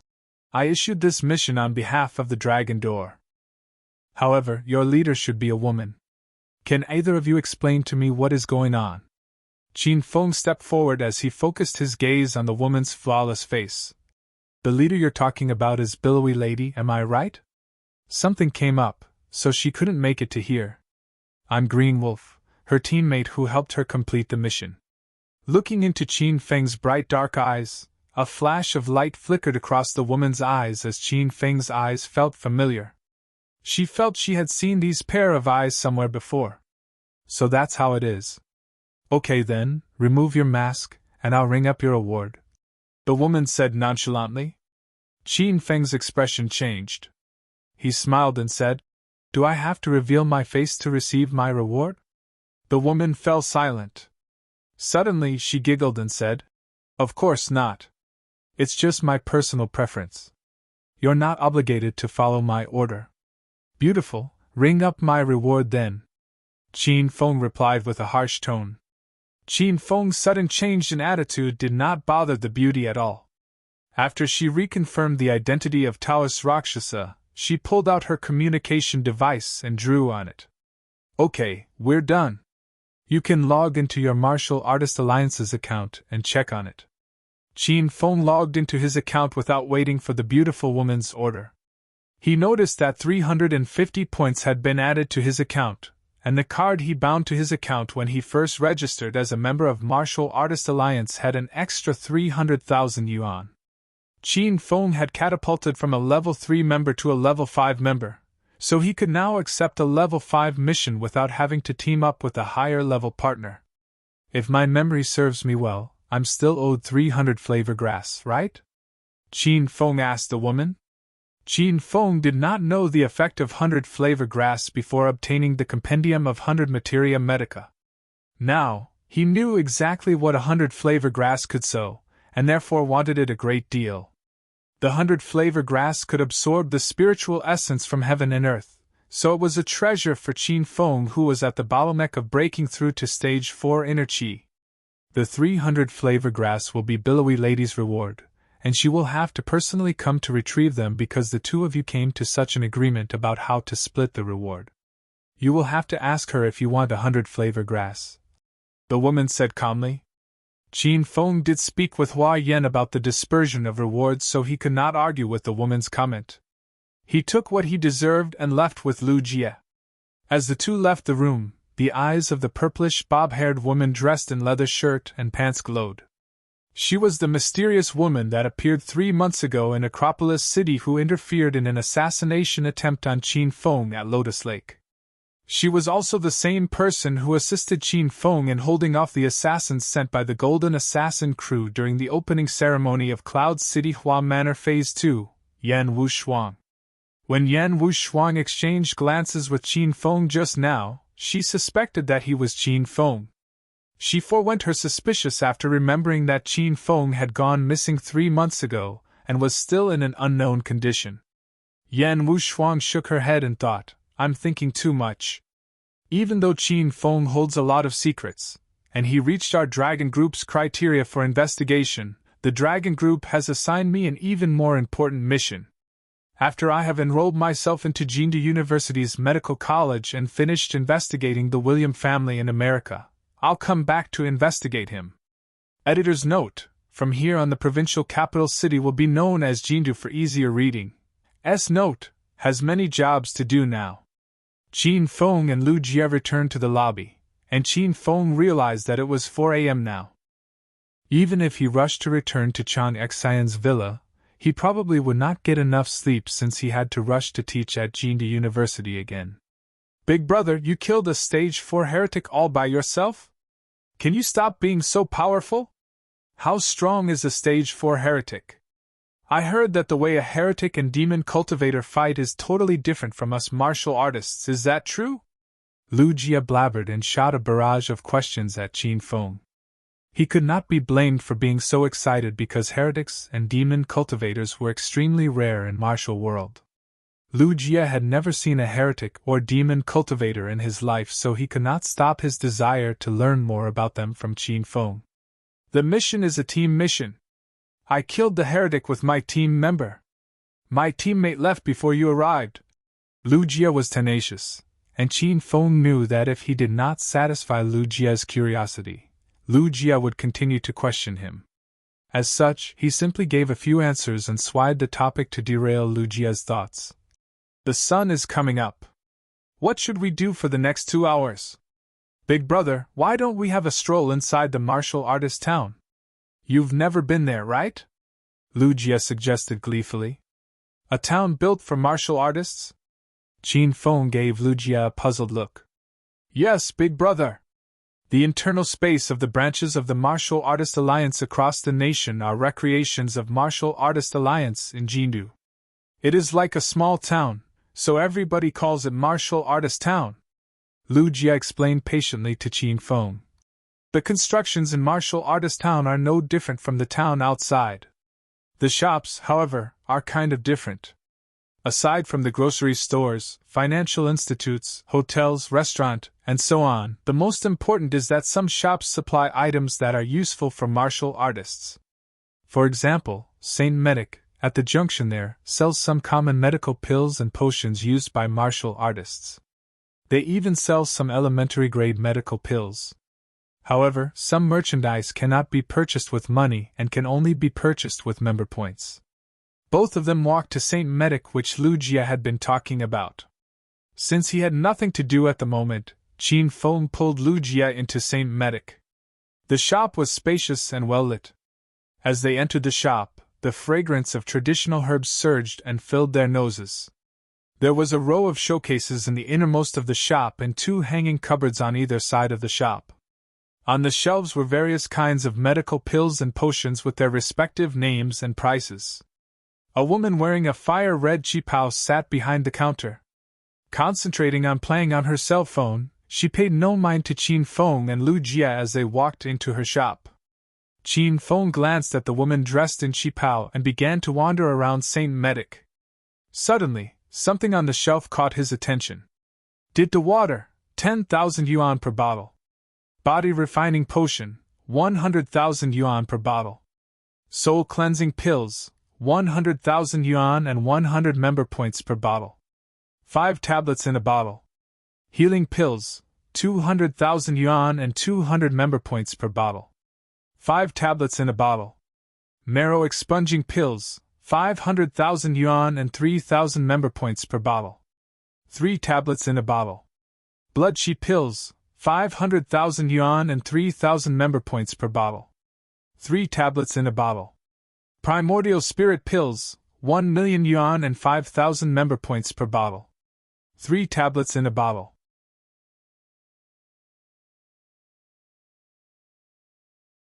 Chapter 438 Pharmaceutical Master. Chapter 438 Pharmaceutical Master.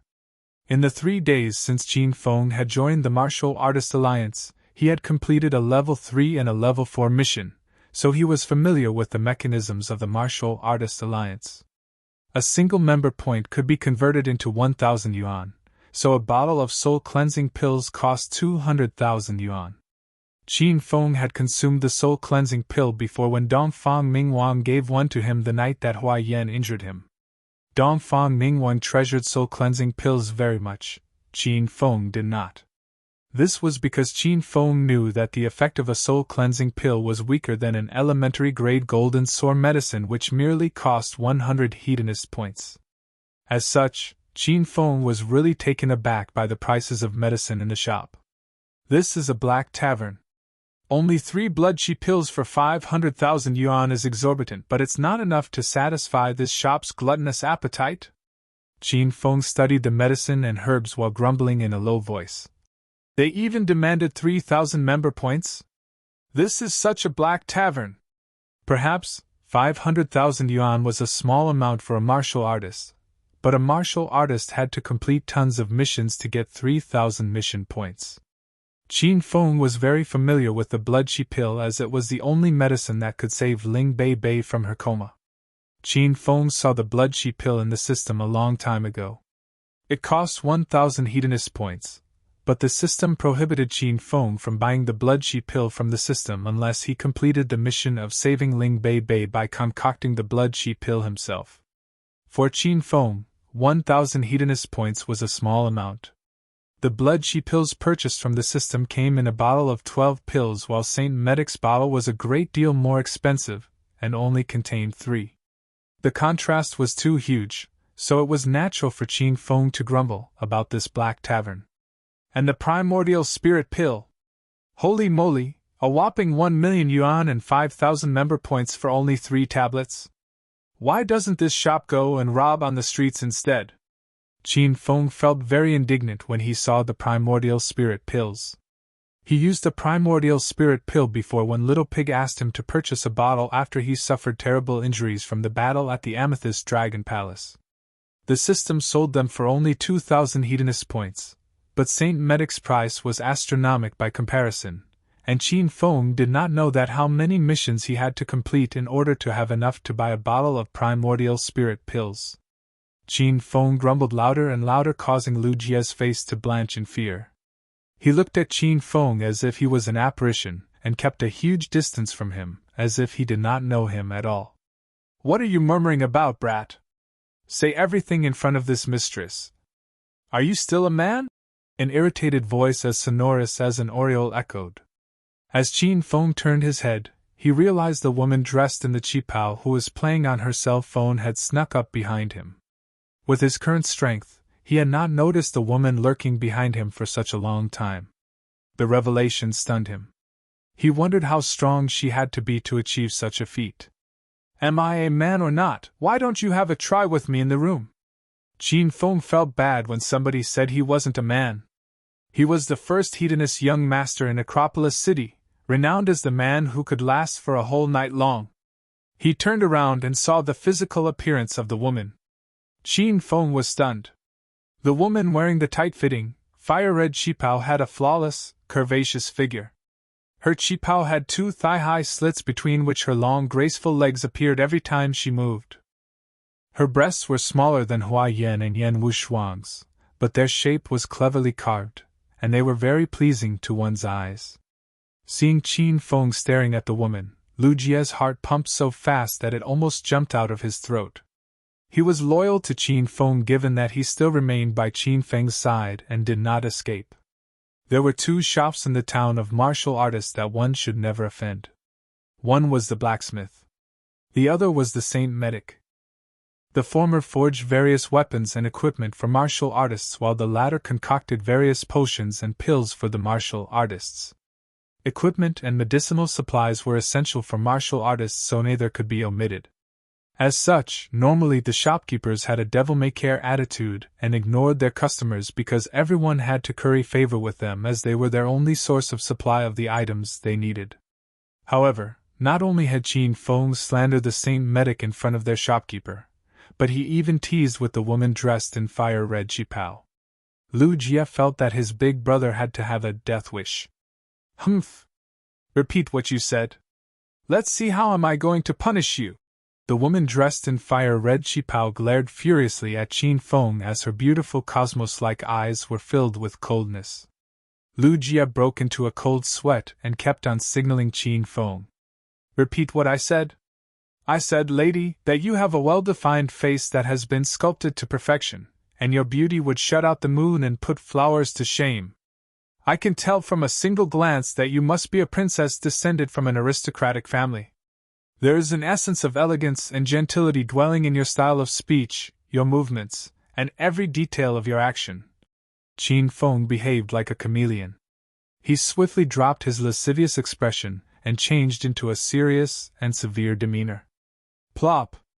Lu Jia's knee went limp, and he fell to the floor.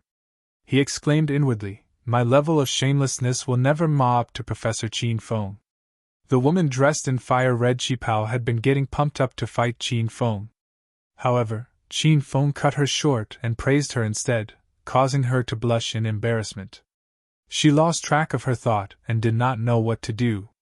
Hypocrite! Spineless! You're all bark and no bite! The woman's eyes bulged as she stared at Qin Feng and chided him. Qin Feng raised his brows and said with all the seriousness, Beautiful, I suggested that we go into the room behind the shop so I can show you whether I am a man or not. You say I'm all bark and no bite? I dare you to go into the room with me now. Let's compare notes in bed. Humph! What are you waiting for then? Let's go now. Do you think that this young mistress is afraid of you? We'll go to the bed and... The woman dressed in red Qiao came to an abrupt halt as she felt something wasn't right. Her face sank and she glowered.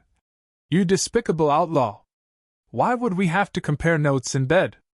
This young mistress could destroy you here and now. The woman dressed in red Qiao was Ren Xiaoyao. She shoved her palm at Qin Feng. Gales of ferocious wind ravaged the shop. Qin Feng's face changed drastically. He never expected the young woman in the medicine shop to be a stage 6 inner Qi master. What a martial artist town! Are all the residents here this powerful? Don't be so wired up, lady. I said your shop is a black tavern. You want to kill me so that I will not slander your shop any more outside? Qin Feng knew he could not possibly gain the upper hand against the woman, so he cast aside all considerations, folded his arms behind his back, and pretended to be a master who would not deign to initiate an attack. What is your basis for slandering Saint Medic by calling it a black tavern? Show me the proof, or else I'll kill you! Ren Xiaoyao stopped her attack. Her snow-white palm was 5 centimeters away from Qin Feng's chest, and if she went closer a bit, she would be able to feel Qin Feng's vigorous heartbeat. Saint Medic was highly regarded among the martial artists, and they would not pull rank on others because of their prestige. Also, Ren Xiaoyao wasn't a hot-headed person. She was afraid that Qin Feng was sent by someone to ruin the reputation of Saint Medic, and if she attacked him, she would fall into their crafty plot. Qin Feng opened his palm and a jade bottle appeared on his palm as if he performed magic. Once Qin Feng opened the bottle, the dense fragrance of herbs filled the room, tickling Ren Xiaoyao's nostrils. Her clear-as-water eyes suddenly glowed brilliantly. What is this? How come the fragrance is so dense? Which pharmaceutical master made this? I'd hate to admit it, but his or her level is on par with some of Saint Medic's pharmaceutical masters. Qin Feng was relieved when Ren Xiaoyao's expression changed. He believed that he could subdue the woman with a bottle of elementary-grade golden sore medicine. I cannot answer your question since it involves private information. However, I can tell you that this bottle of herbs is similar to the soul-cleansing pills. The only differences are that the effect is 10 times stronger than the soul-cleansing pills, and the price is 10 times cheaper. The amazement in Ren Xiaoyao intensified as Qin Feng spoke.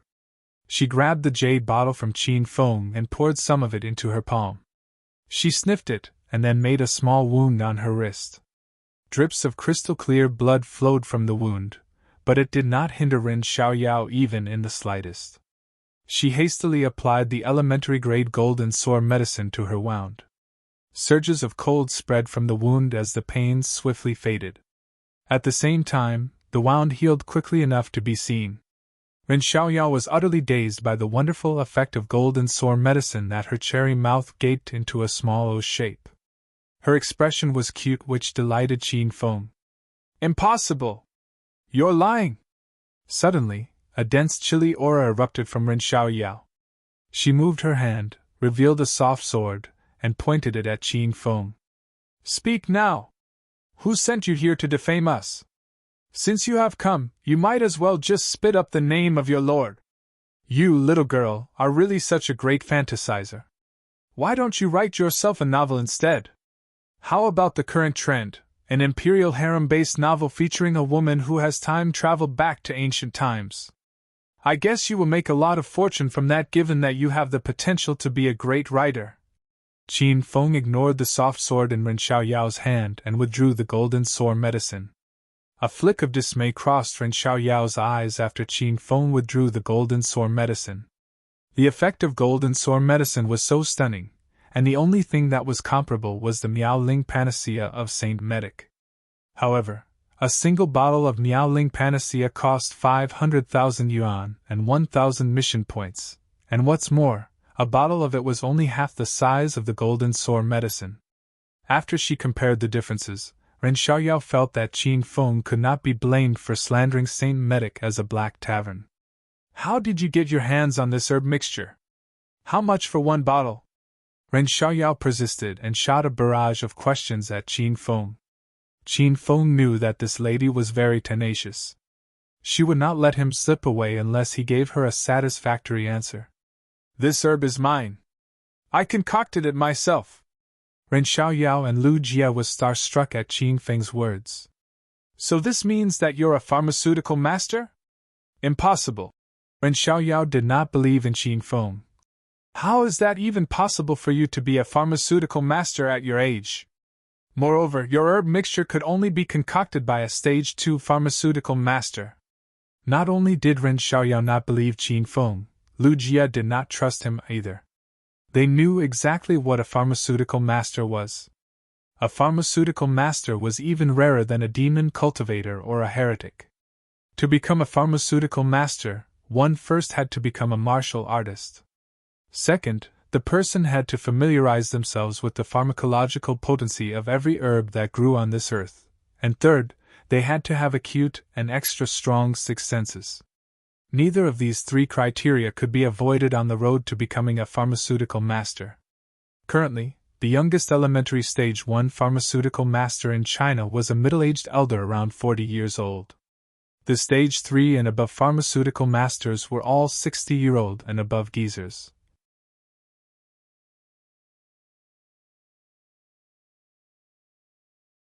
Chapter 439 The Sima Family's Blacksmith. Chapter 439 The Sima Family's Blacksmith. Believe it or not, I won't force you either way. Qin Feng berated and rolled his eyes at Ren Xiaoyao. His hoity-toity reaction incensed Ren Xiaoyao, causing her to stomp her feet in anger. After realizing the weirdo wearing a wolf mask might be a stage 2 or higher pharmaceutical master, she decided to step down and not fight Qin Feng. Being a pharmaceutical master was a rare profession in China. Even the lowest-ranking pharmaceutical master had the ability to demolish a small familial clan from a second-tier city with a turn of the hand. This did not mean that a pharmaceutical master had a high combative ability.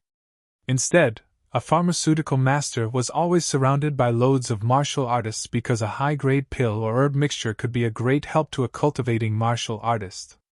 The cases of martial artists working themselves to the bone for pharmaceutical master in order to get their hands on a sovereign panacea were beyond counting. Humph! You ain't no big deal just because you're a pharmaceutical master. Saint Medic has many pharmaceutical masters at our disposal, and none of them are any inferior to you.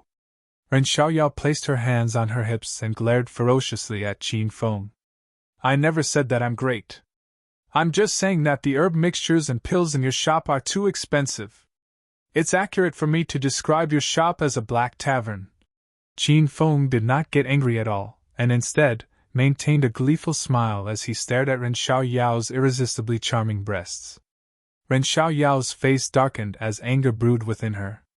Qin Feng was a pharmaceutical master, so his cost of concocting herb mixtures was low. However, it wasn't the same for a large drug store like St. Medic. Not only did they sell their own products, but St. Medic had some medicine and herbs dealership contracts with various pharmaceutical corporations as well. For example, Ditta water was created by a pharmaceutical magnate owned by the Liang family of Jindu. The Liang family wanted to make money, and St. Medic had to add on the processing fees and consignment commission charge, thereby increasing the sales price. Go, go, go! Hurry up and get lost if you're not going to buy anything from us, you annoying fly! Since Ren Xiaoyao could not pick a fight nor get the upper hand from a verbal exchange with Qin Feng, she shooed him away. Much to her shock, Qin Feng stepped backward and moved into the gap between her, extended her arms, causing her to lose her balance and fall directly into his arms. Qin Feng flashed a broad grin and opened his arms, awaiting Ren Xiaoyao's fall into his embrace. So soft! Qin Feng enjoyed the fine feeling of Ren Xiaoyao's thin waistline while gazing lewdly at Ren Xiaoyao's breasts. Her petite breasts were pressed against Qin Feng's pecs. The soft and delicate texture excited Qin Feng so much that he almost screamed. Ah! Go to hell! Go to hell, you bastard! Ren Xiaoyao's face reddened. Embarrassed and vexed with Qin Feng, she drew her soft sword and waved it in the air. It turned into a silver serpent and dashed towards Qin Feng. Qin Feng had retreated from the shop the moment Ren Xiaoyao had drawn her sword. Before he left, he shouted at Lu Jia, who was still zoned out in the shop. Are you blind? Hurry up and run! Or do you want to hug that woman too? What the? Lu Jia had snapped out from his dissociation and hastily escaped. Big brother, you're so amazing and awesome! You even dared to tease the beauty of St. Medic. Big brother, why don't you teach me how to hook up with women instead of teaching me Chinese medicine? He yelled loudly while he was running, and the words fell clearly into Ren Xiaoyao's ears. She was so infuriated that she almost crushed her bright teeth. Just you wait, you bloody wolf-masked weirdo. I swear I'll chop off your head if we ever have a chance to meet outside the martial artist town one day. Ren Xiaoyao made an oath in her heart after she realized that she could not stay up with Qin Feng. They sprinted for 10 minutes straight. Big brother, can we stop running now? That flare blitz beauty did not chase after us. I really can't run any more longer. Completely exhausted, Lu Jia stuck his butt on the ground and refused to move an inch further. Qin Feng heaved a long sigh of relief after he realized that Ren Xiaoyao had given up. Even though he had the guts to tease her, and indeed had a fun time with her, that woman's fathomless strength was something not to be reckoned with. Qin Feng swept his gaze across his surroundings, and a shop opposite of the road caught his attention. A smithy? What is that? How can a worn-out shop like this even exist in martial artist town? It severely damages the image of the town. The shop resembled a shop from ancient time. There was a large wooden stake outside the shop with a white banner fixed on it. On the banner was the word smithy written on it. Qin Feng began to grumble again. Lu Jia was so helpless at Qin Feng's grumble that he almost vomited blood. The smithy and St. Medic were two sacred and inviolable grounds in martial artist town. He never expected that Qin Feng had planned to offend both shops during his first stroll through martial artist town. Big brother, I beg you to stop grumbling. The influence of this smithy isn't minor, just like St. Medic. This shop specializes in forging weapons and equipment required by martial artists, and they have a powerful backing. Ahem, ahem. After listening to Lu Jia's explanation, Qin Feng cleared his throat and looked seriously at the wooden stake and white banner again. Not bad, not bad. The exterior of this shop has the vibe of an ancient blacksmith's workshop. I can see from a single glance that the masters of this shop must have inherited the mantle from their ancestors. I believe that the weapons and equipment they forge must be first-rate with reasonable price. It's a nice shop, and it looks promising. Let's check it out. Qin Feng had swaggered his way into the smithy, leaving a totally bewildered Lu Jia standing in the wind as he was unable to follow Qin Feng's quirky thought. The furnishing inside the smithy was minimal. The room was spacious, and multiple wooden shelves were nailed to the surrounding walls. A large variety of weapons were displayed on the shelves. Single-edged swords, spears, double-edged swords, halberds, axes, tomahawks, hooks, tridents, whips, bar maces, and so on. 18 types of Chinese weapons were displayed on the shelves. Qin Feng could sense a bit of spiritual essence lingering around the workshop as he walked further into it. The spiritual essence emanated from some of the weapons in the smithy. Wow, check this out, big brother. Lord Guan's great blade is so cool. Lu Jie had entered the smithy as well. He was gushing about a great 2-meter-long blade. Qin Feng walked towards Lu Jie and studied the Lord Guan's great blade. He knew the Lord Guan's great blade was a replica, forged with iron and probably with a bit of winter iron, since he could see a sense of coldness from the Lord Guan's great blade. Qin Feng claimed bronze number 8 of the Golden Assassin Group's Green Dragon Crescent Blade when he killed him. The Green Dragon Crescent Blade was the real McCoy. The blade was entirely forged with winter iron, and it gave the wielder a cold sensation. It could slice through metal like mud. Despite all of that, it was just a large weapon and not Qin Feng's preferred weapon either, so he ended up fusing the Green Dragon Crescent Blade with the Flying Dragon Armor to upgrade the Flying Dragon Armor to a top orange-grade piece of equipment. At that time, if Qin Feng knew that he would eventually accept Lu Jie as his underling, he would have kept the blade for him, since a large weapon made Lu Jie's burly figure perfectly. Qin Feng did not pay much attention to Lu Jie and left him happily yelling and holding the fake Lord Guan's great blade as Qin Feng went to check the prices and materials used to craft the weapons. He realized that most of the weapons in this smithy were forged with very small amounts of rare materials such as winter iron or black iron. However, shockingly, the prices were 10 times higher than a weapon forged with only pure rare materials. Disappointed, Qin Feng deemed this shop a black tavern as well. After taking a stroll around the smithy, Qin Feng did discover a few white and orange-grade pieces of spiritual equipment. The orange-grade spiritual equipment was a gilded Shaolin staff that glowed with an orange light. It was probably the premier piece of the collection since it was displayed on the highest shelf. As for the white-grade spiritual equipment, the weapon itself had to be completely forged with rare materials such as winter iron or black iron without any impurities, while the orange-grade spiritual equipment, aside from using rare materials, it was definitely forged with the bones or hides of spiritual beasts. The spirit snake whip Qin Feng had obtained from bronze number 5 was made of spirit snake's skin and tendon. The weapons forged with a mixture of winter iron and ordinary or could not be called spiritual equipment. They could only be regarded as normal armaments. And more than half of the weapon in the smithy were normal armaments. There were 2 shopkeepers in the smithy. One of them wore a hoary linen robe while the other wore a white Tang costume. Contrary to his companion's servant-like appearance, the one in the Tang costume looked impressive, and it seemed as though that he was a rich young master from an aristocratic family. That servant-looking shopkeeper stormed towards Lu Jie. With a disdainful expression, he pushed Lu Jie away and yelled at him sarcastically. "Hey, you fatty! You've touched my weapon for half a day long and moistened it with your disgusting grease. Are you buying it or not? If you can't afford it, then get lost." Lu Jie had been totally immersed in marveling at the Lord Guan's great blade, so he hadn't been aware of either of them. The servant-looking man pushed him to the ground. He hastily got up and yelled back at that servant. "Hey, why do you have to push me? Oh. What's wrong? Do you want to cause trouble here? You have to know better, you insolent, blubbering fool.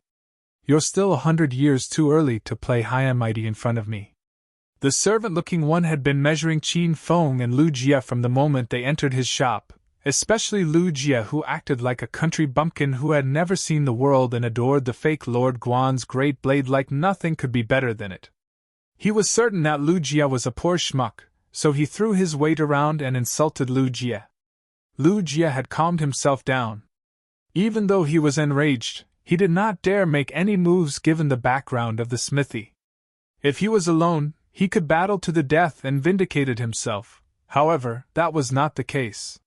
He represented the family behind him, and he could not follow any momentary inclinations without considering his family and his brethren. Humph! Why are you keeping quiet now? Weren't you acting cocky just now and wanted to fight me? I'm standing right here. Hit me if you have the guts. Otherwise, get the hell out of here. Don't be a hindrance to the Sima family. We still want to maintain our shop's operation. TSK, TSK, TSK, look at you. Look at your body. Other customers might think we, the Sima family, has a pig as our pet if you keep standing here. Get lost now. You better wire your P's and Q's. Lu Jie's eyes went bloodshot. He clenched his fists tightly. The servant disregarded Lu Jie's threat. He craned his neck like someone that needed some good beating and stared at Lu Jie. Ha, what's wrong with me calling you a pig? You're a pig. Your whole family is pigs. I must kill you today. Lu Jie was at the age when young men were filled with animal spirits and were easily taunted. He could not hold himself anymore. He raised his fist and was soon going to ram it into the servant's face. Lu Jie, stand down! Qin Feng's voice echoed at this moment and stopped Lu Jie. Big brother! Lu Jie looked at Qin Feng as if he was wronged as tears formed in his eyes. If you still regarded me as your big brother, then stand down. I'm in charge starting from here on. Qin Feng glared at Lu Jie. Then, he turned to the servant-looking man as a devilish grin slowly spread across his face. Hey brother, you said this shop is owned by the Sima family?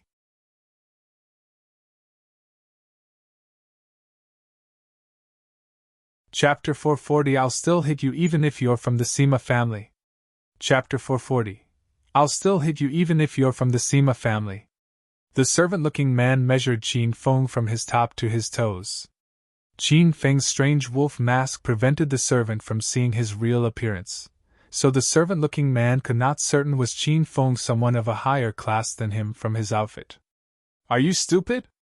Not only is the smithy and martial artist town of Jindu owned by the Sima family, every smithy and martial artist town of every branch belongs to the Sima family. Let me put it in a more simpler way.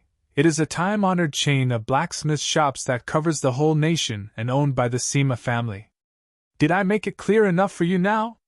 The servant-looking man purposely bloated the great history of the blacksmith shops, hoping to dwarf Qin Feng's spirit. He wanted to shoot Qin Feng away without making much of a scene. Qin Feng scoffed. This means that the Sima family across China should be branches of the Sima family in Jindu, right? Qin Feng's sarcastic remark did not reach the servant-looking man. He was heaved with joy and stared at Qin Feng. Humph, so you're not that ignorant after all. In China, as long as the family carries the name Sima, they are considered as the forces under the Sima family of Jindu. So, do you know how powerful the Sima family is and how meaningful this smithy is now, brat? The Sima family was one of the 4 largest familial clans of Jindu. Immensely powerful with a wide and well-established network, the Sima family was a strong force that could not be ignored or provoked in Jindu. The servant-looking man had gained some spirit after he explained the full history of the Sima family. His gaze once again fell on Lu Jie, who was staring at him with his tightly clenched fist, and yelled, "Fuck you! Stop staring at me, you disgusting fat pig! Do you believe that I'll hit you?" Shaking his head, Qin Feng cut Lu Jie short and smiled. "I don't believe that." "Ha! You don't believe me? Then I'll prove it to you." Slap! The servant-looking man had just finished talking and a crisp slapping sound echoed. The sound didn't come from the man slapping Lu Jie. The sound came from Qin Feng slapping the servant-looking man. Qin Feng had slapped the servant with 150 kilogram strength, and he almost beheaded the servant. Half of the servant's face swelled up like an inflating ball. "Fuck! You've really done it this time! I swear I'll kill you!" The servant-looking man was dazed for a good 10 minutes before he found his senses. He never expected that Qin Feng would really slap him. Yelling and roaring, he threw himself at Qin Feng. As Qin Feng was about to slap him again, the man dressed in the white Tang costume, who remained silent throughout the fight, finally opened his mouth. "Stand down, Wang! Wang was the servant-looking man's name. He hastily stopped his attack as soon as the man ordered him. "Prince Yang." Wang cried to Prince Yang while holding a heavy-hearted expression. This brat is hindering our shop's daily operation. You must do justice to me. Sima Yang totally ignored Wang and glued his gaze to Qin Feng. He studied Qin Feng meticulously with his dark and sharp eyes, seemingly wanting to see through to the face behind Qin Feng's wolf mask. What is the reason you hit my servant here? Sima Yang disappeared and reappeared in front of Qin Feng. He wore a white tang costume, had a handsome face, a pair of brooding eyes, and an imposing manner. He resembled Sima Tuesday. Isn't it obvious? Why did you ask a stupid question like that? Are you stupid? Qin Feng berated Sima Yang indifferently. 3 months ago, loads of martial artists from every corner of China made their way into Acropolis City to pursue Qin Feng. Qin Feng had lost count of how many martial artists he had engaged in one night. This incident was caused by Sima Tu, Qin Yi, and Li Xiaojie. They were the one who spread the news of Qin Feng possessing numerous pieces of high-grade spiritual equipment and skill books to the martial world, and caused the martial artists to launch a crusade against Qin Feng to get his spiritual equipment. Following this, Qin Feng developed a vendetta against the Sima and Li families. He would never sit idly since the smithy was the Sima family's properties and their servant, Wang had insulted Lu Jie. A flick of murderous intent crossed Sima Yang's calm face. The wolf-masked man in front of him was too arrogant. Sima Yang never thought that he would be completely unafraid of the Sima family to make such a brazen remark. It's been 100 years since someone had the nerve to throw a tantrum in a Sima family's blacksmith store. I suppose that you should be around my ages given your voice. TSK, what an unruly lad who has no idea the immensity of heaven and earth. Suddenly Sima Yang paused as his eyes smoldered with fervent, murderous intent. He said in an icy tone, Very well then, I shall grant you your death. Sima Yang drew his weapon as soon as he finished speaking. A pair of azure blades flickered and slashed towards Qin Feng's neck. He was aiming for Qin Feng's life. Rumble! 2 blades of flames gushed appeared as the blades approached Qin Feng's neck. Then, the flames exploded and instantly set Qin Feng's head ablaze. Big brother! Lu Jie yelled in anguish when he saw Qin Feng's head on fire. He panicked, and he swung his fist at Sima Yang. Sima Yang made light of Lu Jie's attack and did not even bother to dodge it. When Lu Jie stepped into his attack zone, he immediately kicked Lu Jie and sent him flying. Bang! Concurrently, a tempestuous wind blew towards him and his triumphant expression froze. Thump! Before he could regain his senses to parry the attack, a left hook with tremendous strength slammed into his face and sent him crashing into the ground outside the shop, stunning both Wang and Lu Jie. Big brother, are you all right? Lu Jie spat 2 mouthfuls of blood, suppressed the intense pain in his body, and looked fervently at Qin Feng. He saw that Qin Feng's head was engulfed by a ball of fire, and he thought his big brother was surely dead. Little did he expect that his big brother would appear unscathed and be able to repay Sima Yang with a punch. Qin Feng's attack raised a storm in Sima Yang's stomach. He forcibly pushed down the urge to vomit the blood that was stuck in his throat and stared at Qin Feng with reddened eyes. How is that possible? Who are you? It's not important who I am. The thing is that you attacked my brother, and I must pay you back. Qin Feng replied to Sima Yang with a firm gaze. His heroic remark and actions moved Lu Jie to tears. I dare you to show yourself. Since you have the nerve to wreak havoc in our smithy, don't hide your face under a mask. Weren't you acting arrogantly just now? Remove your mask then, and let me see the faces hiding under the mask. Sima Yang had forgotten how long it had been since he was beaten by somebody. He had never been bullied by anyone. After all, having the powerful Sima family backing him, who the hell still had the guts to offend him? Qin Feng looked at Sima Yang as if he was looking at a fool. He knew that Sima Yang was trying to goad him into removing his mask by taunting and implying that he was a gutless pussy. Qin Feng was not so stupid to fall for his trap. It was part of his plan to beat up Sima Yang and obliterate him at every possible opportunity to get revenge against him. Qin Feng recognized the blades the moment Sima Yang pulled them out. The blades went by the name Malus Azure Wing Blades, a blue-grade spiritual equipment previously wielded by Sima Tuesday. Qin Feng had a good taste of them during the basketball match against Sima Tu in Acropolis City Normal University, so he had a very deep impression of the Malus Azure Wing Blades. The blades glowed in blue, and their bodies were forged from the wings of an azure-winged bird, hence the name Malus Azure Wing Blades. They were extremely sharp and could effortlessly slice through metal like mud. Like the sacred azure battle armor, the Malus Azure Wing Blades had a hidden skill as well. They could create fire when attacking. Qin Feng knew exactly what the Malus Azure Wing Blades could do, hence he was prepared. When flame rose, Qin Feng had deployed the sacred azure battle armor and effortlessly warded off the fire ambush. Sima Yang's attack might have been fearsome from others' perspective, but it was nothing but mere child's play in Qin Feng's eyes. "Big brother! Let's ignore him and leave now!" Lu Jia dragged his body to Qin Feng's side and suggested him. He didn't want Qin Feng to remove his mask either, because he knew that once Sima Yang knew it was Qin Feng behind the mask, Sima Yang would certainly mobilize every force the Sima family controlled to hunt Qin Feng down. "Humph! Want to leave after beating up our people? Not so fast!" Seeing that Qin Feng and Lu Jia were prepared to leave, Sima Yang tensed up as he still had not gotten his revenge for Qin Feng punching him. "Big brother, let's ignore him!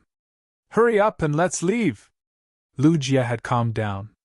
He knew the Sima family wasn't something Qin Feng or he could contend with. The main reason that drove Qin Feng to go berserk was him, so Lu Jia wanted to take Qin Feng away as he did not want Qin Feng to get into any trouble. "Stay! Rum!"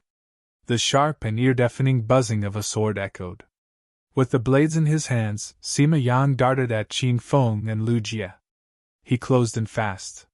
While he was on the way, he brandished the blades in his hand with extreme mastery, and drew a deluge of blue lights in the air. Hong! Hong! Hong! Qin Feng put on his winter iron glove and sent a dozen of fist energies into the air. The massive fist energies tore the air open and collided with the blue blades of wind, causing waves of explosions. Duh! Duh! Duh! The energy released by both sides swirled around them, pushing the air and forming a dome of strong wind as a barrier. Qin Feng quickly pulled Lu Jia backward as Sima Yang drew back. Neither of them tried to breach the dense mist of inner qi. "Big brother! Don't fight with him anymore, let's leave now!" Lu Jia pulled Qin Feng outside the shop, planning to retreat, when Wang rushed forward with malice written all over his face and blocked Qin Feng and Lu Jia's sole escape route. Sima Yang and Wang commenced a simultaneous frontal and rear attack. Qin Feng pushed Lu Jia away and looked at Sima Yang icily. "Since you have a death wish, this young master should show you mercy and grant your wish." They were in martial artist town. Even though Qin Feng loathed the Sima family from the bottom of his heart, he did not plan to kill any of them here today. However, over and over again Sima Yang barred his way, and Qin Feng was furious. "Big brother! It's not the time to play right now! Let's leave!" Lu Jia rushed forward to drag Qin Feng away again, but before he could reach Qin Feng sent a palm at him and pushed him away. The palm strike was harmless but filled with tremendous inner qi. The strike sent Lu Jia's stout body backward, and within the time of a few breaths, he was out of the battle zone. "Go ahead of me!" Qin Feng's voice was cold, and his order was absolute. "No, big brother! I'm not going anywhere. If we're fighting, then let me fight with you. Let's kill these fucking bastards together!" Lu Jia's eyes went bloodshot as he yelled. He acted like an enraged bull, and without waiting for Qin Feng's order, Lu Jia raised his big fists and swung them at Sima Yang.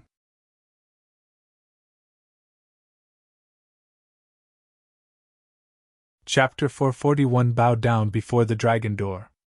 Chapter 441 Bow Down Before the Dragon Door.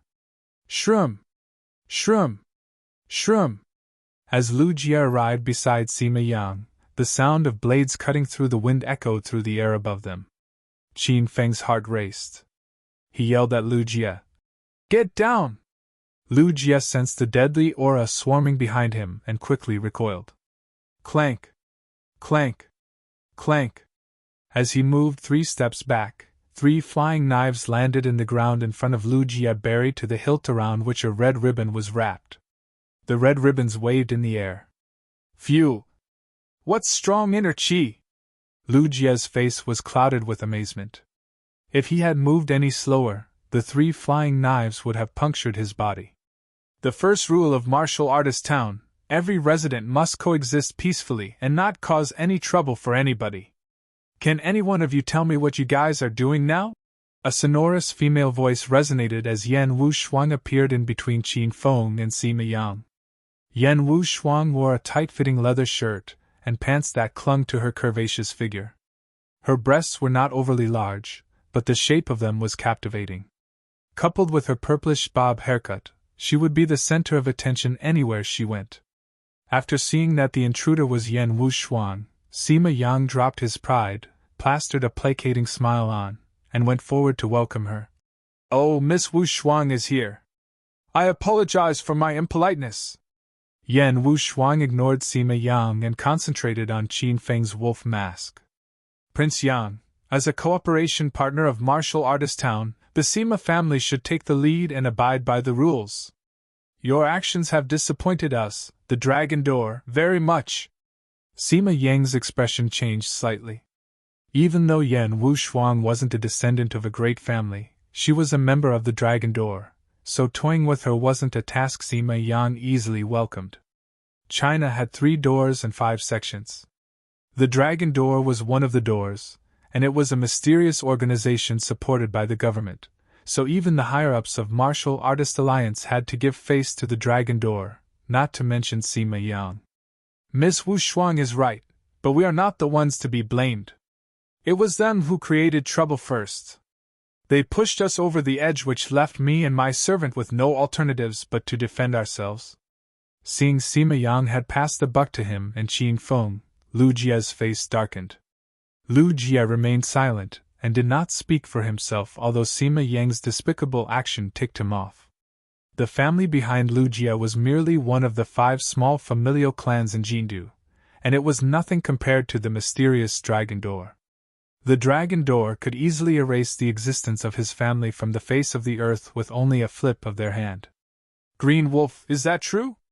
Yan Wushuang shot a fervent gaze at Qin Feng's wolf mask, seemingly wanted to see through the face hiding behind the mask.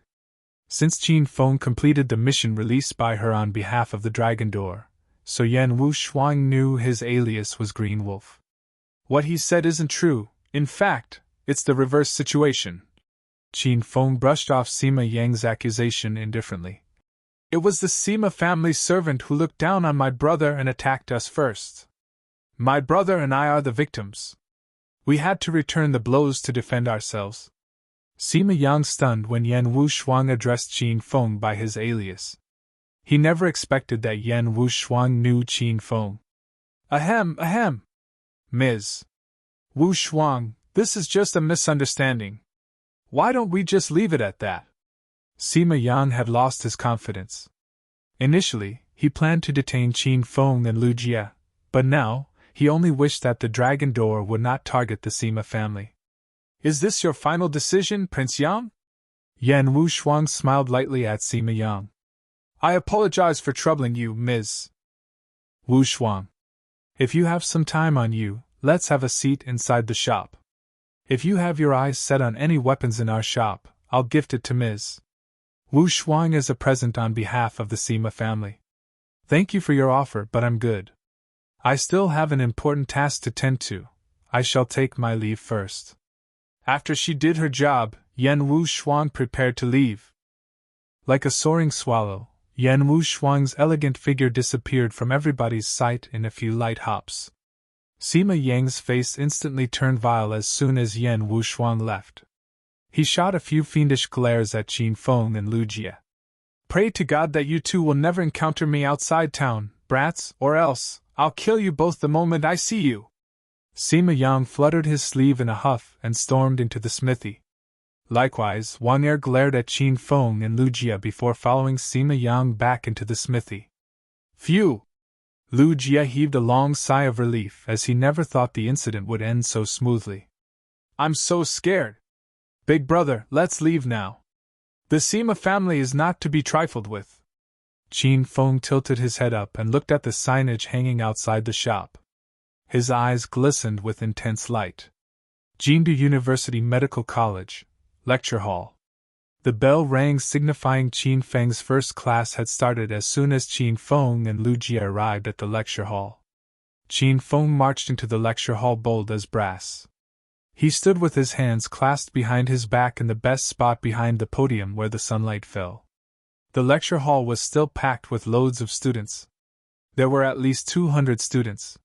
Some of them shared their seats with one of their friends, while the rest who failed to themselves a seat stand in the aisles on both sides of the lecture hall. Handsome Professor Qin Feng, what are you going to teach us today? I've not made up my mind yet. Feng, I wore no brasserie underneath today. Can you teach me some massage skill and help me massage my boobs? Vulgar. Come to my office after the class is dismissed. Handsome and stylish Professor Qin Feng, can I pay a visit to your office too after the class dismissed? You fucking gay, get out from my class. Before he began his lecture every day, Qin Feng devoted 5 minutes to interact with his students and to invigorate their spirits. The students knew his style very well, so they cracked a few jokes with him as well. The atmosphere was as lively as New Year's. Seeing that it was almost time to begin his class, Qin Feng gestured with his hands, and the students instantly fell silent. Their reactions amused Qin Feng very much. He posed in a handsome and confident stance and spoke brazenly. Dear students, I've decided that since you all love my acupuncture class very much, then in this lesson, I'll teach you all how to manipulate a needle. Rumble. The lecture hall exploded as soon as Qin Feng finished speaking. All of the students yelled and screamed frantically in excitement. It was more intense than a superstar concert. When Professor Ling Qingyuan led a team for an inspection into their class during their previous class, he had a heart seizure, and he lost his consciousness. Qin Feng saved him on the spot with only his acupuncture technique, which sowed the seed of interest to learn Chinese medicine in the heart of his students. So how could the students not get excited when Professor Qin Feng finally wanted to teach them the acupuncture technique? A live specimen is essential in this lesson. You have to practice how to manipulate the needles on a living person. I guess I'll just pick a training dummy among you for this training module. Is that fine for you all? Yes. Pick me. The students were delighted. However, in the next second, everybody fell silent. They felt something was wrong as the same thought was popped up in every student's mind. What if Professor Qin Feng picks me as the training dummy? No! Don't pick me! The 200 or so students shook their heads like there was no tomorrow and forewent their desire to go up to the podium. Ah, Mr. Lu Jia came to class after me, so he is late to class. Then, let us invite Mr. Lu Jia to come upon the podium to be our training dummy. Is that okay? Qin Feng gave a fake smile while looking at his students. Lu Jia's face darkened. When he heard the uproarious cheers and applause, his face turned white in anger again. Okay. Let's welcome Mr. Lu Jia to come on the podium then. All of the students focused their gaze on Lu Jia and looked forward to him to go on stage. Their reactions ticked Lu Jia off, and he felt ashamed and helpless for having these kinds of friends and classmates. Professor Qin Feng, I have a recording that I want to play for everybody. Lu Jia pulled out his cell phone and provoked Qin Feng. It's about the story in Ghost Mountain. After I finish playing the recording, I'll go to the podium. A flick of anger flashed through Qin Feng's eyes before he turned his expression into a smiley expression. Haha, please sit down, Mr. Lu Jia. How is that possible? I'd use my students as training dummy. The purpose of saying that is to test your sense of community and solidarity. AI. You all have disappointed me so much. Lu Jia returned to his seat and was pleased. Qin Feng rested his arms on the table, shook his head, and sighed. Master, can you stop acting? You're nauseating me. Little Pig grumbled in Qin Feng's mind. Even the pig could not stand Qin Feng anymore. A wicked idea crossed Qin Feng's mind. His mouth twisted into a sly grin as he said, "Ha ha! Actually, I've found training dummy for everybody, but this training dummy is a piglet. Let's test out our acupuncture technique on him." As Qin Feng spoke, a pinkish piglet appeared on the podium. Qin Feng gleefully looked at Little Pig, while Little Pig was so angry that his fur exploded. "Master, you're so shameless! How can you release me in the public? Hurry up and let me go back into the system," Little Pig chided. Qin Feng ignored him and threw him on the table in the first row. "Ah! The piglet is so adorable! His fur is pink. His eyes are so big and bright. His nostrils look sexy, and his hooves look so tiny and cute. He's even got a bow tie on his neck. Ah, I love this piglet so much. Professor Feng Feng, can you give this piglet to me? As a payment, I'll help you to warm your bed tonight. You women can't even let go of a male piglet? Hurry up and let him go. I'll handle him." Little Pig had never witnessed this kind of situation before. He kept running on his 4 hooves on the table. Due to his petite size and agile movements, everybody chased him around but nobody could see him. Shroom! Little Pig hopped into Qiao Shishi's arms and looked up at Qiao Shishi with his large eyes looking so pitiable, as if he had found his mother. Qiao Shishi hugged Little Pig, pet him with her lily-white hands and calmed Little Pig down. He enjoyed it and snuggled his head into Qiao Shishi's breasts. "Little Pig, come back here! You're so shameless!" Qin Feng communicated with Little Pig through telepathy.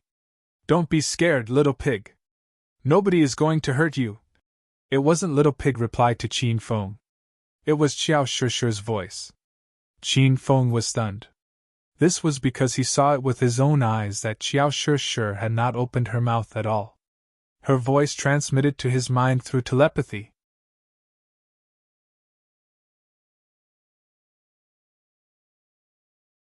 Chapter 442 Hooking Up with a Woman Requires Deep Knowledge. Chapter 442 Hooking Up with a Woman Requires Deep Knowledge. "What's going on, Little Pig?" Qin Feng asked Little Pig in shock. "Don't expect me to tell you the truth after putting me through all this, Master." Little Pig brushed off Qin Feng's question with a dismissive while tilting his head high and looked delightedly at Qin Feng. "What I can tell you is that Qiao Shishi is special. Figure out the rest yourself." While Qin Feng was communicating telepathically with Little Pig, he tried to see Qiao Shishi's voice. However, he could not sense the telepathy anymore, and everything that happened was like an illusion to him.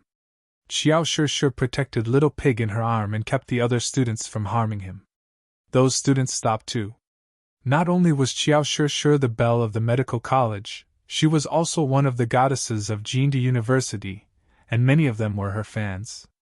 "Professor Qin Feng, if we're practicing acupuncture, I bet practicing on a living human will make us understand more about acupuncture, don't you think?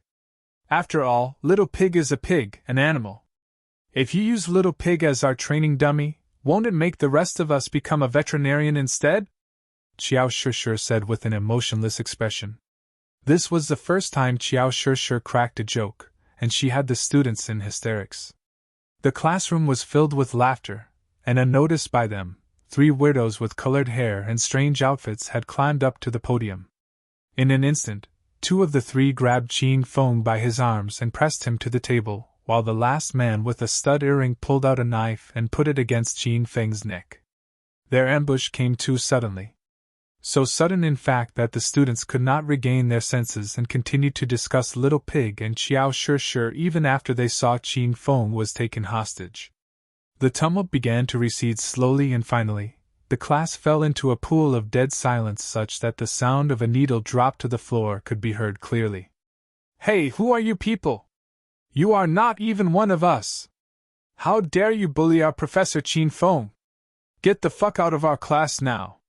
Facing 200 or so glaring gazes, the man with the earring was not affected and offered a sardonic smile on his face. Qin Feng knew this fellow. He was the hoodlum Fang Ming summoned last time to pick a fight with him.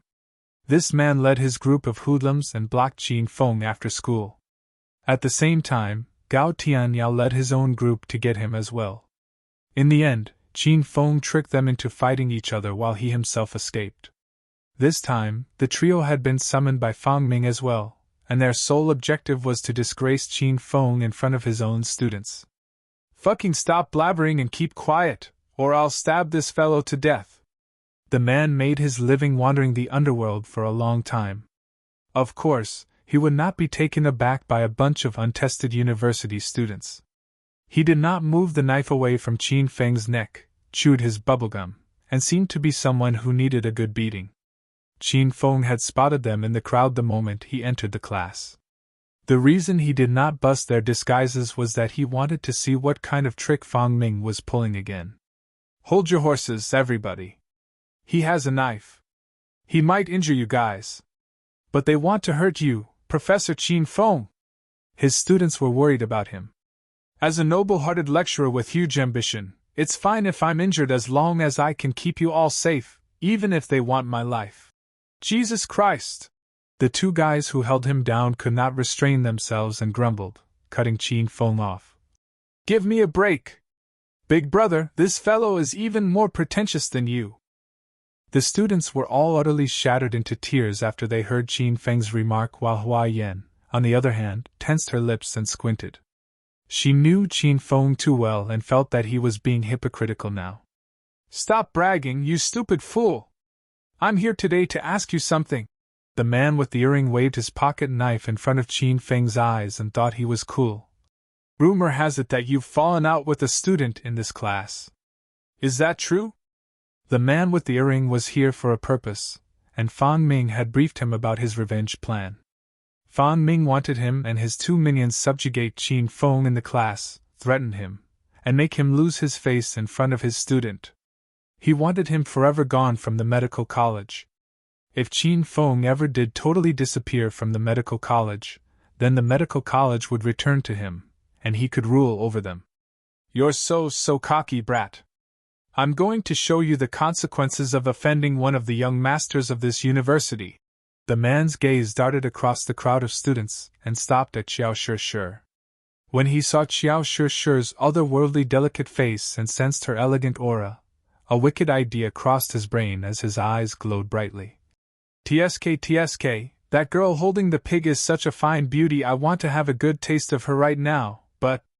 Hey brat, didn't you say that you're a lecturer of high character, and you're always prepared to sacrifice yourself to protect your students? Well then, I'll give you a choice. I either stab you to death, or I release you and I get onto that woman. Pick one. Fang Ming did not know Qin Feng very well. Had he knew how strong Qin Feng was, he would not propose the plan. Fang Ming thought Qin Feng would reveal his true self in the face of life or death by shedding his disguise and desert all the morality and professional ethics he purported to have. The class was silent. Directing their gazes at Qin Feng, all of the students waited anxiously for Qin Feng's answer. "Fuck! I've learned 4 books and 5 classics since I was young." Qin Feng began to make his own show again. "I was graced with superior memory and a handsome face.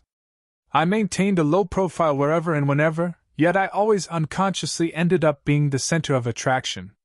It's once in 100 years that such an extraordinary prodigy like me appears, so my life is very valuable. However, none of this matters in the face of the safety of my students. Bring it on, stab me with your knife. I'm not afraid of death at all. After another 18 years, I'll be still a hero. I'll still be your lecturer and teach you all the profoundness of Chinese medicine." The lecture hall was filled with whimper and sobbing voices from the crowd of students and the heavy huffing from the 2 fatties behind Qin Feng. "Ah! Don't hold me back. Big brother, give me the knife, and I'm going to kill this fellow right here, right now. I cannot stand a fellow who is more narcissistic than me." The man with the earring ear-stud man slapped the yellow-haired minion's head. "Shut up." He glared furiously at Qin Feng.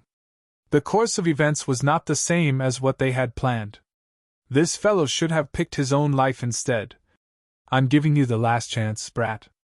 Think twice before answering me. You want your life, or you want to protect that girl's chastity? The man with the earring pressed the pocket knife hard on Qin Feng's neck as if he would stab him in the neck at any moment. All of the students were taken aback, and this scene had robbed them of their ability to speak.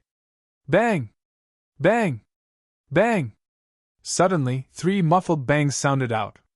Unknown to them, Lu Jia had already snuck up to the podium and slapped the man with the earring and his 2 minions down the podium before Qin Feng could answer. What are you doing, big brother? These 3 scumbags should be a piece of cake for you. Lu Jia gave Qin Feng a gleeful smile and waited for Qin Feng to praise him. Anger quickly escalated within Qin Feng as his expression darkened. He slapped Lu Jia's head, pulled him toward himself and murmured to him. Can't you see that I'm putting up a scene trying to impress somebody? Didn't you ask me to teach you how to hook up with women when we were in martial artist town? I'm showing you right now, but you've ruined the show, you dumbass. The reason Qin Feng played along with the man and his 2 minions was that he was trying to impress Qiao Shi. Qin Feng had took a fancy to Qiao Shi, but she was too cold and always treated everybody around her either cold nor hot. Now his chance had finally come, and he was certain that he could win her heart this time. He hadn't expected that his show would be ruined by Lu Jia before it reached the climax. What are you saying? Please don't be angry with me, I was just worried about your safety, big brother. So you're trying to win the hearts of those 3 scumbags? I never knew that your tastes were so gruesome. Why are you staring at me, big brother? Why have your eyes become red? I guess I should get down from here. I'll leave the rest to you now, big brother. Qin Feng had to keep his gallantry in front of his 200 students, otherwise, he would have long ago kicked Lu Jia into the heaven.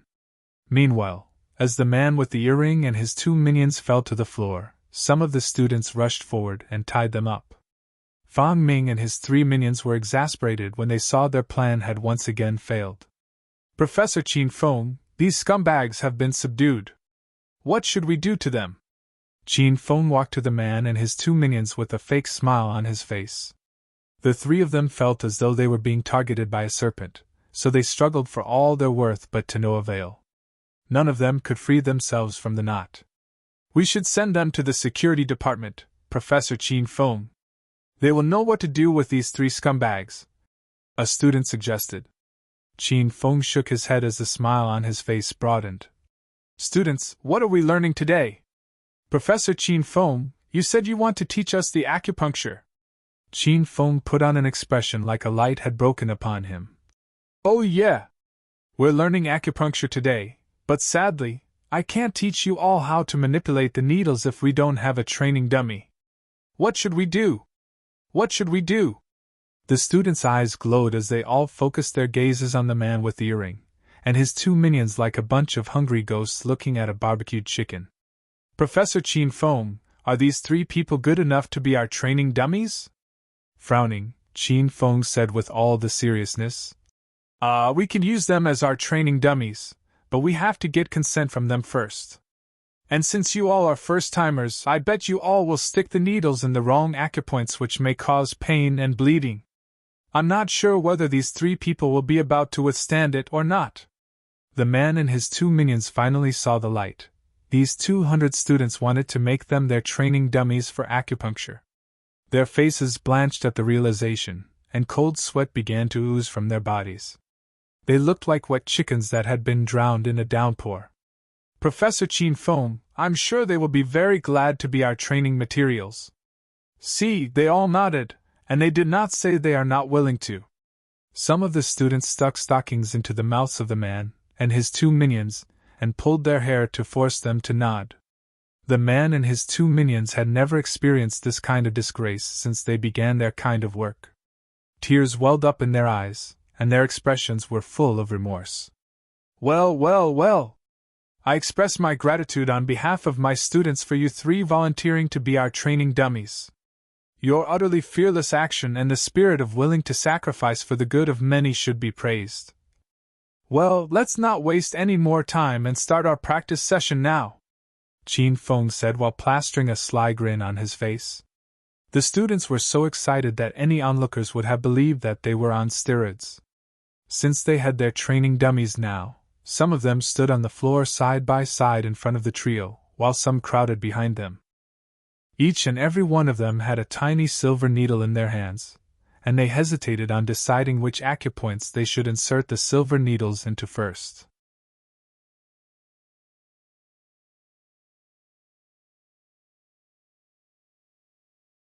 Chapter 443 I'll never set my foot in this university ever again. Chapter 443 I'll never set my foot in this university ever again. Ding! Ding! New quest from the hedonist sovereign system, earn Qiao Shi's trust. Time limit 6 months. The system will reward host Qin Feng 30,000 hedonist points and free admission into the heavenly fortuity cavern if the quest is cleared. If the quest is failed, 60,000 hedonist points will be deducted. The system notification beeped in Qin Feng's mind, signaling a new quest for him. Qin Feng's mouth tensed as it was yet another tough quest. It had been less than a week since Qin Feng began teaching at Jinda University, and though he hadn't known Qiao Shi for a long time, Qin Feng knew plenty about the woman. Qiao Shi was dull as water, and she always distanced herself from the crowd. She always sported an aloof expression regardless of anyone or anything. Her heart was apparently had encased in a million-year iceberg, and nobody was able to see through to her thoughts and true emotions. Hence, obtaining the trust of a woman like her was by no means an easy matter. Little pig, what is the heavenly fortuity cavern? Qin Feng decided not to wreck his brain and asked Little Pig about the heavenly fortuity cavern. Little Pig happily snuggled into Qiao Shi's arms and replied telepathically. Master, the heavenly fortuity cavern is a miraculous place and is super useful. Master can take it as a place saturated with dense spiritual essence from heaven and earth, and the speed of cultivating in the heavenly fortuity cavern is many times faster than the outside world. Qin Feng's eyes glowed, and he followed up with another question.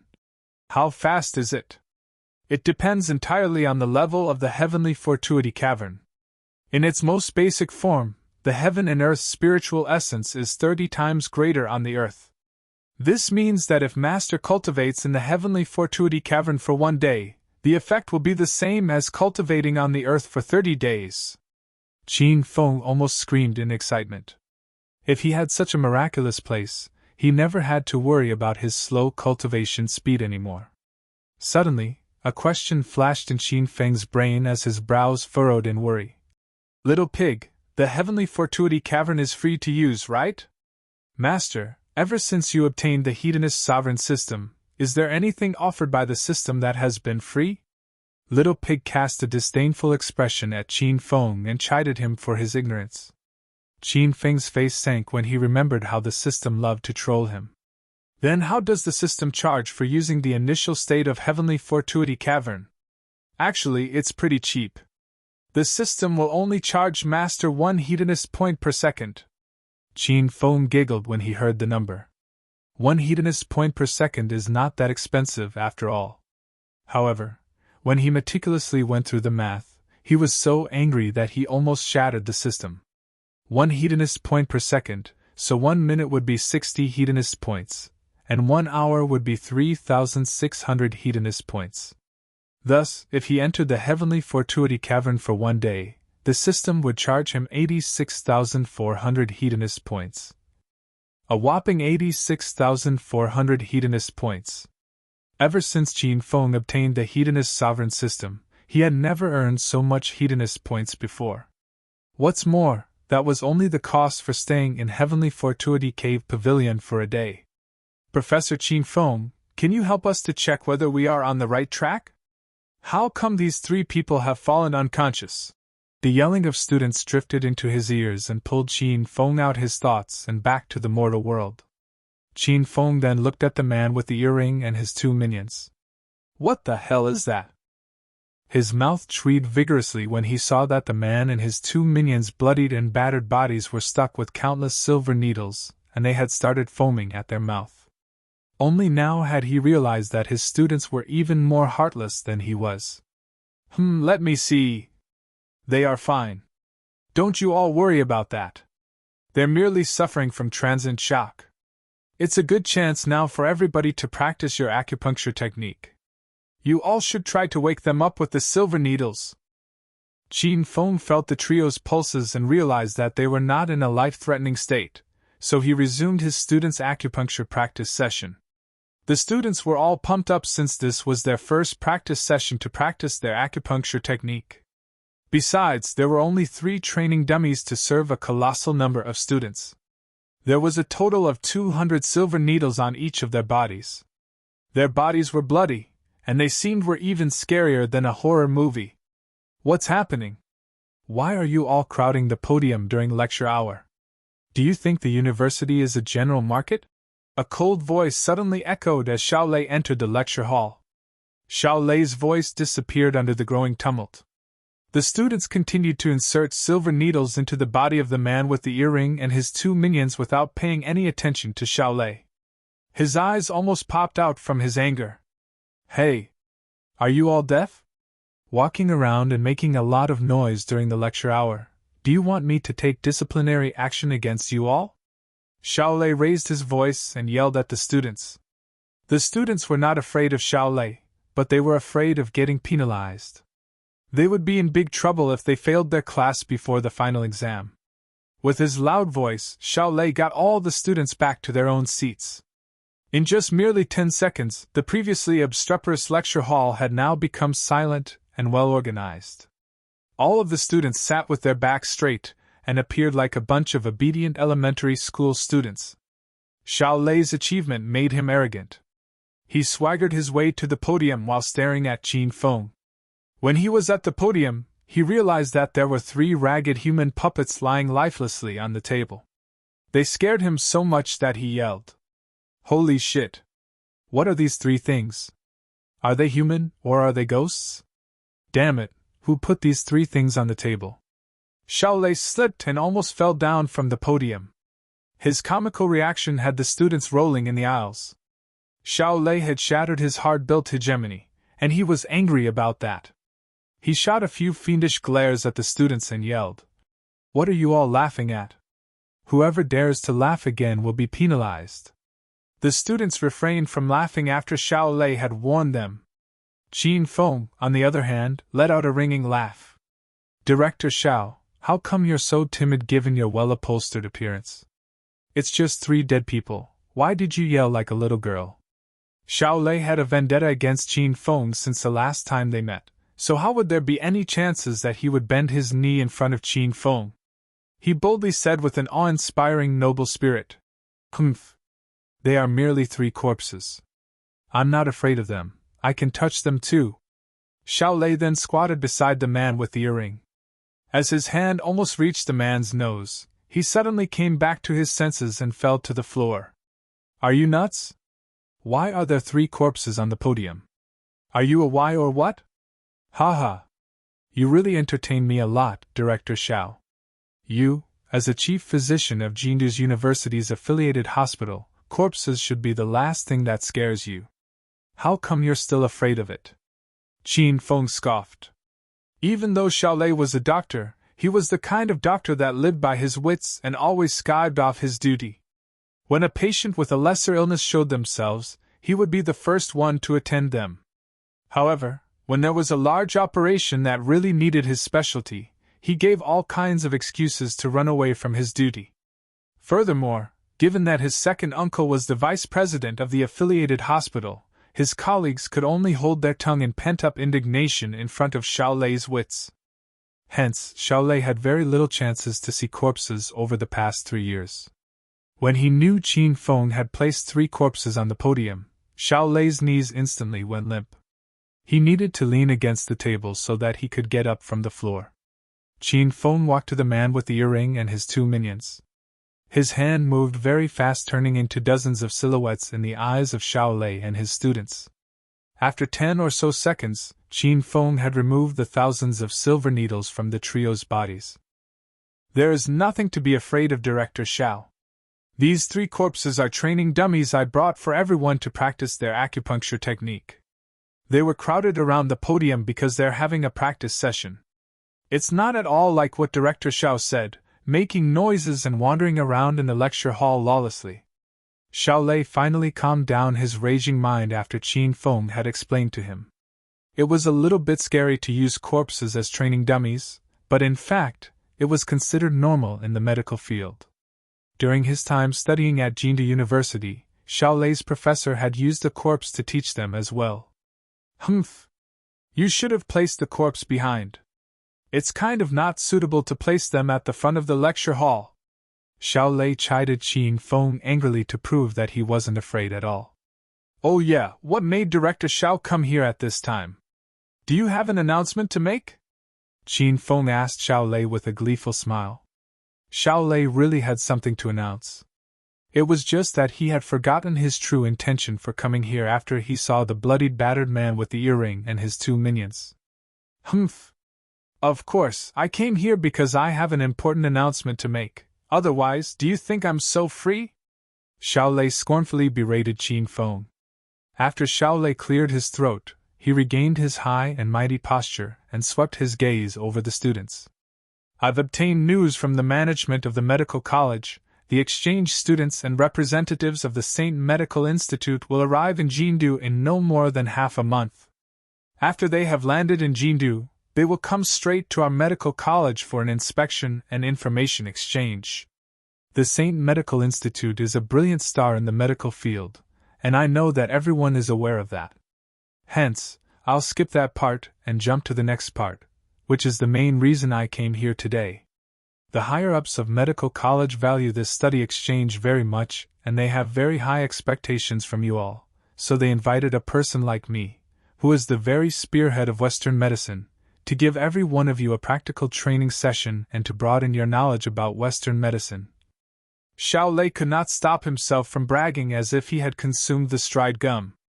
Qin Feng shook his head as he pondered, nowadays people, will they die from not being pretentious? Not only Qin Feng, but all of the students gave a scornful expression at Xiao Lei, and they were nauseated by Xiao Lei's bragging remarks. Xiao Lei did not notice the students' actions and continued to speak arrogantly. Ahem, ahem. Okay, that's enough from me today. I believe that every one of you has a deeper insight into me now, and that you all must be starting to admire me. To be honest, you all don't have to admire my achievements. As long as you all follow my instructions and pay attention to my class, I can assure you that in less than half a month, I can turn you all into excellent and qualified doctors. Not ordinary doctors, but doctors who can work on an operation by his own. Cough! Cough! As Xiao Lei was blowing his own trumpet, a spell of coughing sounded behind him. The trio finally awakened. Actually, they had regained their consciousness a while ago. However, they were in too much pain and too exhausted, so they could not get up and remained lying on the floor. Woo! Woo! Big brother, I would rather go kill someone than coming here. They scared me. The other minion's face was filled with tears as well. He choked on his voice and said, Me too, big brother. I swear I'll never ever set my foot in this university again. Nobody in this university is normal. The lecturers of this university are better at blowing their own horns over another than lecturing, and their students are all freaking fanatics.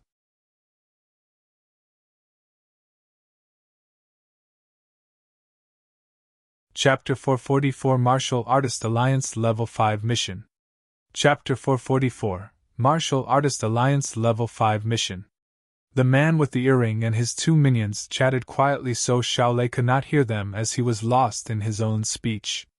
He continued to praise his own wares on the podium, and the two minions could not withstand it, and had the urge to gouge out their eyes and poke their ears until they were deaf. Oh good lord, where will all this end?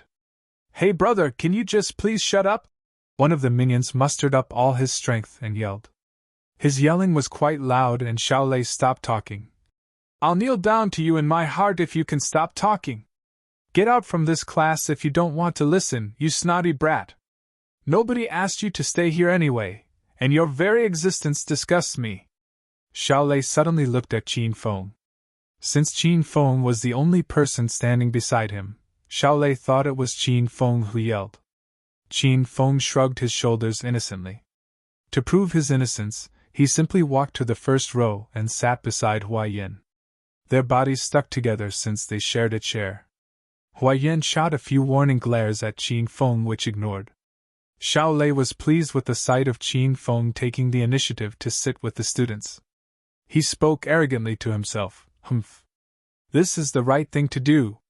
You are merely a student compared to me, and you think that you're qualified enough to stand on the same ground as me with your trifling age-old knowledge?"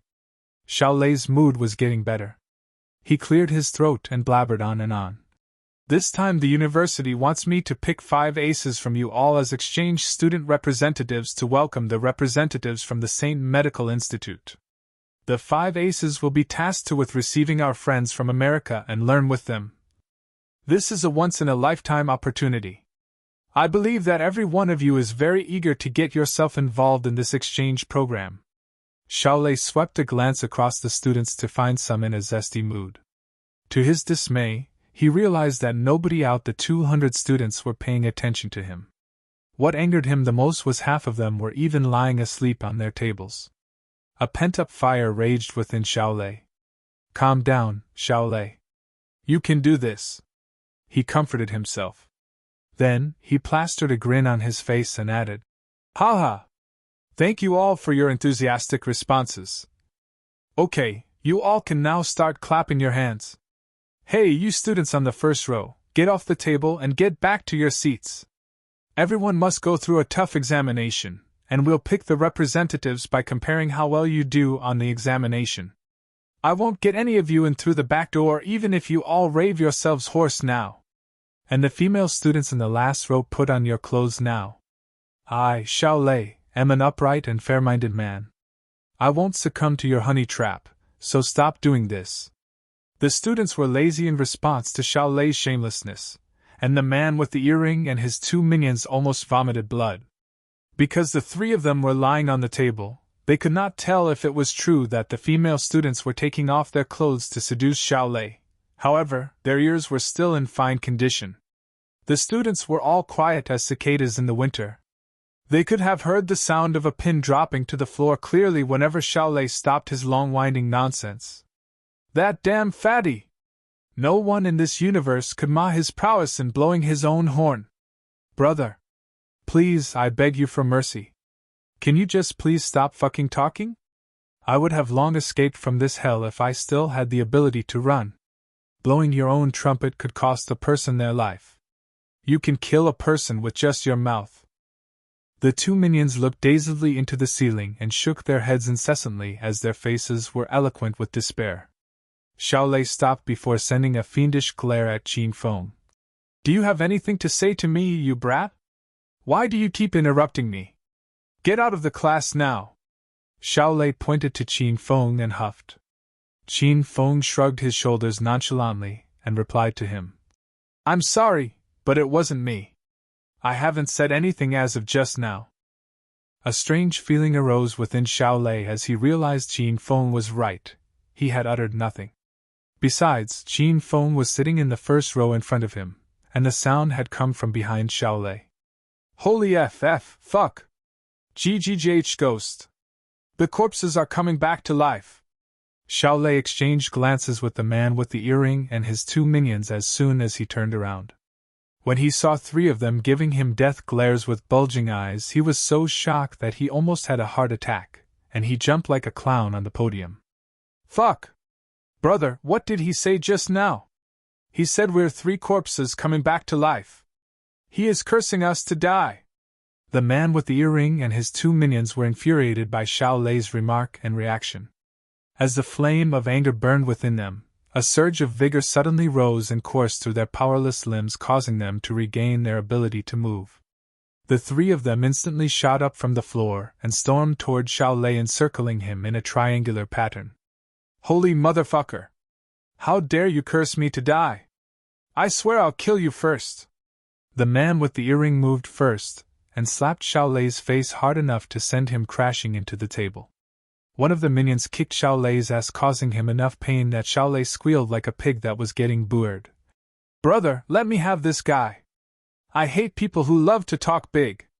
The scene aroused the students. They all showed no concern for Xiaolei and enjoyed the show from the sidelines. "Io! Help me! Somebody help me! How can you outlaws casually beat up somebody in the class? Is there any justice in your actions? Hey, you all, stop Wang! Hurry up and call the police!" Xiaolei screamed in pain while he yelled for help. However, nobody answered to his pleas. The minion was having a good time beating Xiaolei, and he almost crushed his ass. "Big brother, I've had enough. Let's run now!" The minion gave up after Xiaolei had fallen unconscious. He was clear in his mind that he was at a university, and he would not probably end well if he was caught by the university. The man with the earring had come to show some color to Qin Feng, but Qin Feng once again completely crushed his plan. "Let's disengage now." He was not reconciled with his defeat, but there was nothing he could do now. He had to retreat, otherwise he might get caught and get into big trouble. "We have plenty of time ahead of us. I'll still be able to avenge myself." Nobody stopped them because they pitted them for becoming their training dummies. "Geez, we failed again. I must get it all back from him next time." Fan Ming's expression was cold. This was his third attempt to get his revenge from Qin Feng, but all his plans got blown up in the end. Qin Feng taught 2 more classes. After the bell rang, Qin Feng returned to Chang Xian's villa because he had no classes in the afternoon. Qin Feng went to his room and locked the door. After that, he pulled out the Martial Artist Alliance issued communicating device. After he activated the device, Qin Feng started to look for a mission. He obtained 350 points from his previous mission, and he had a total of 500 mission points now. He was a level 5 member of the Martial Artist Alliance, and he could accept level 5 missions on his own now. The Hedonist system had issued him an SSS class quest, Martial Artist Alliance. One of the side quests required him to complete a level 5 mission from the mission board of the Martial Artist Alliance. The reward of this side quest was 10,000 hedonist points and a random initiation of a mysterious interface in the system. Qin Feng was quite looking forward to the mysterious interface. Martial Artist Mission Level 5. Mission Description: collect 3 bottles of water from the 100 Years stream from the Water Fairy Cave. Please take note that the Water Fairy Cave is guarded by a powerful spiritual beast. Please form a team before accepting the mission. Mission reward: 500 mission points, 2 devil fruits, and a piece of winter iron armor. Martial Artist Mission Level 5. Mission Description: hunt a blood-frenzied ape from the dark forest and collect its spirit core, shinbone, and hide. Mission reward: 400 mission points, 1 pound of black iron and 1 pound of red stone. As Qin Feng skimmed through the level 5 missions, he realized that most of the level 5 missions required him to travel around Jindu, or to the outskirt of Jindu.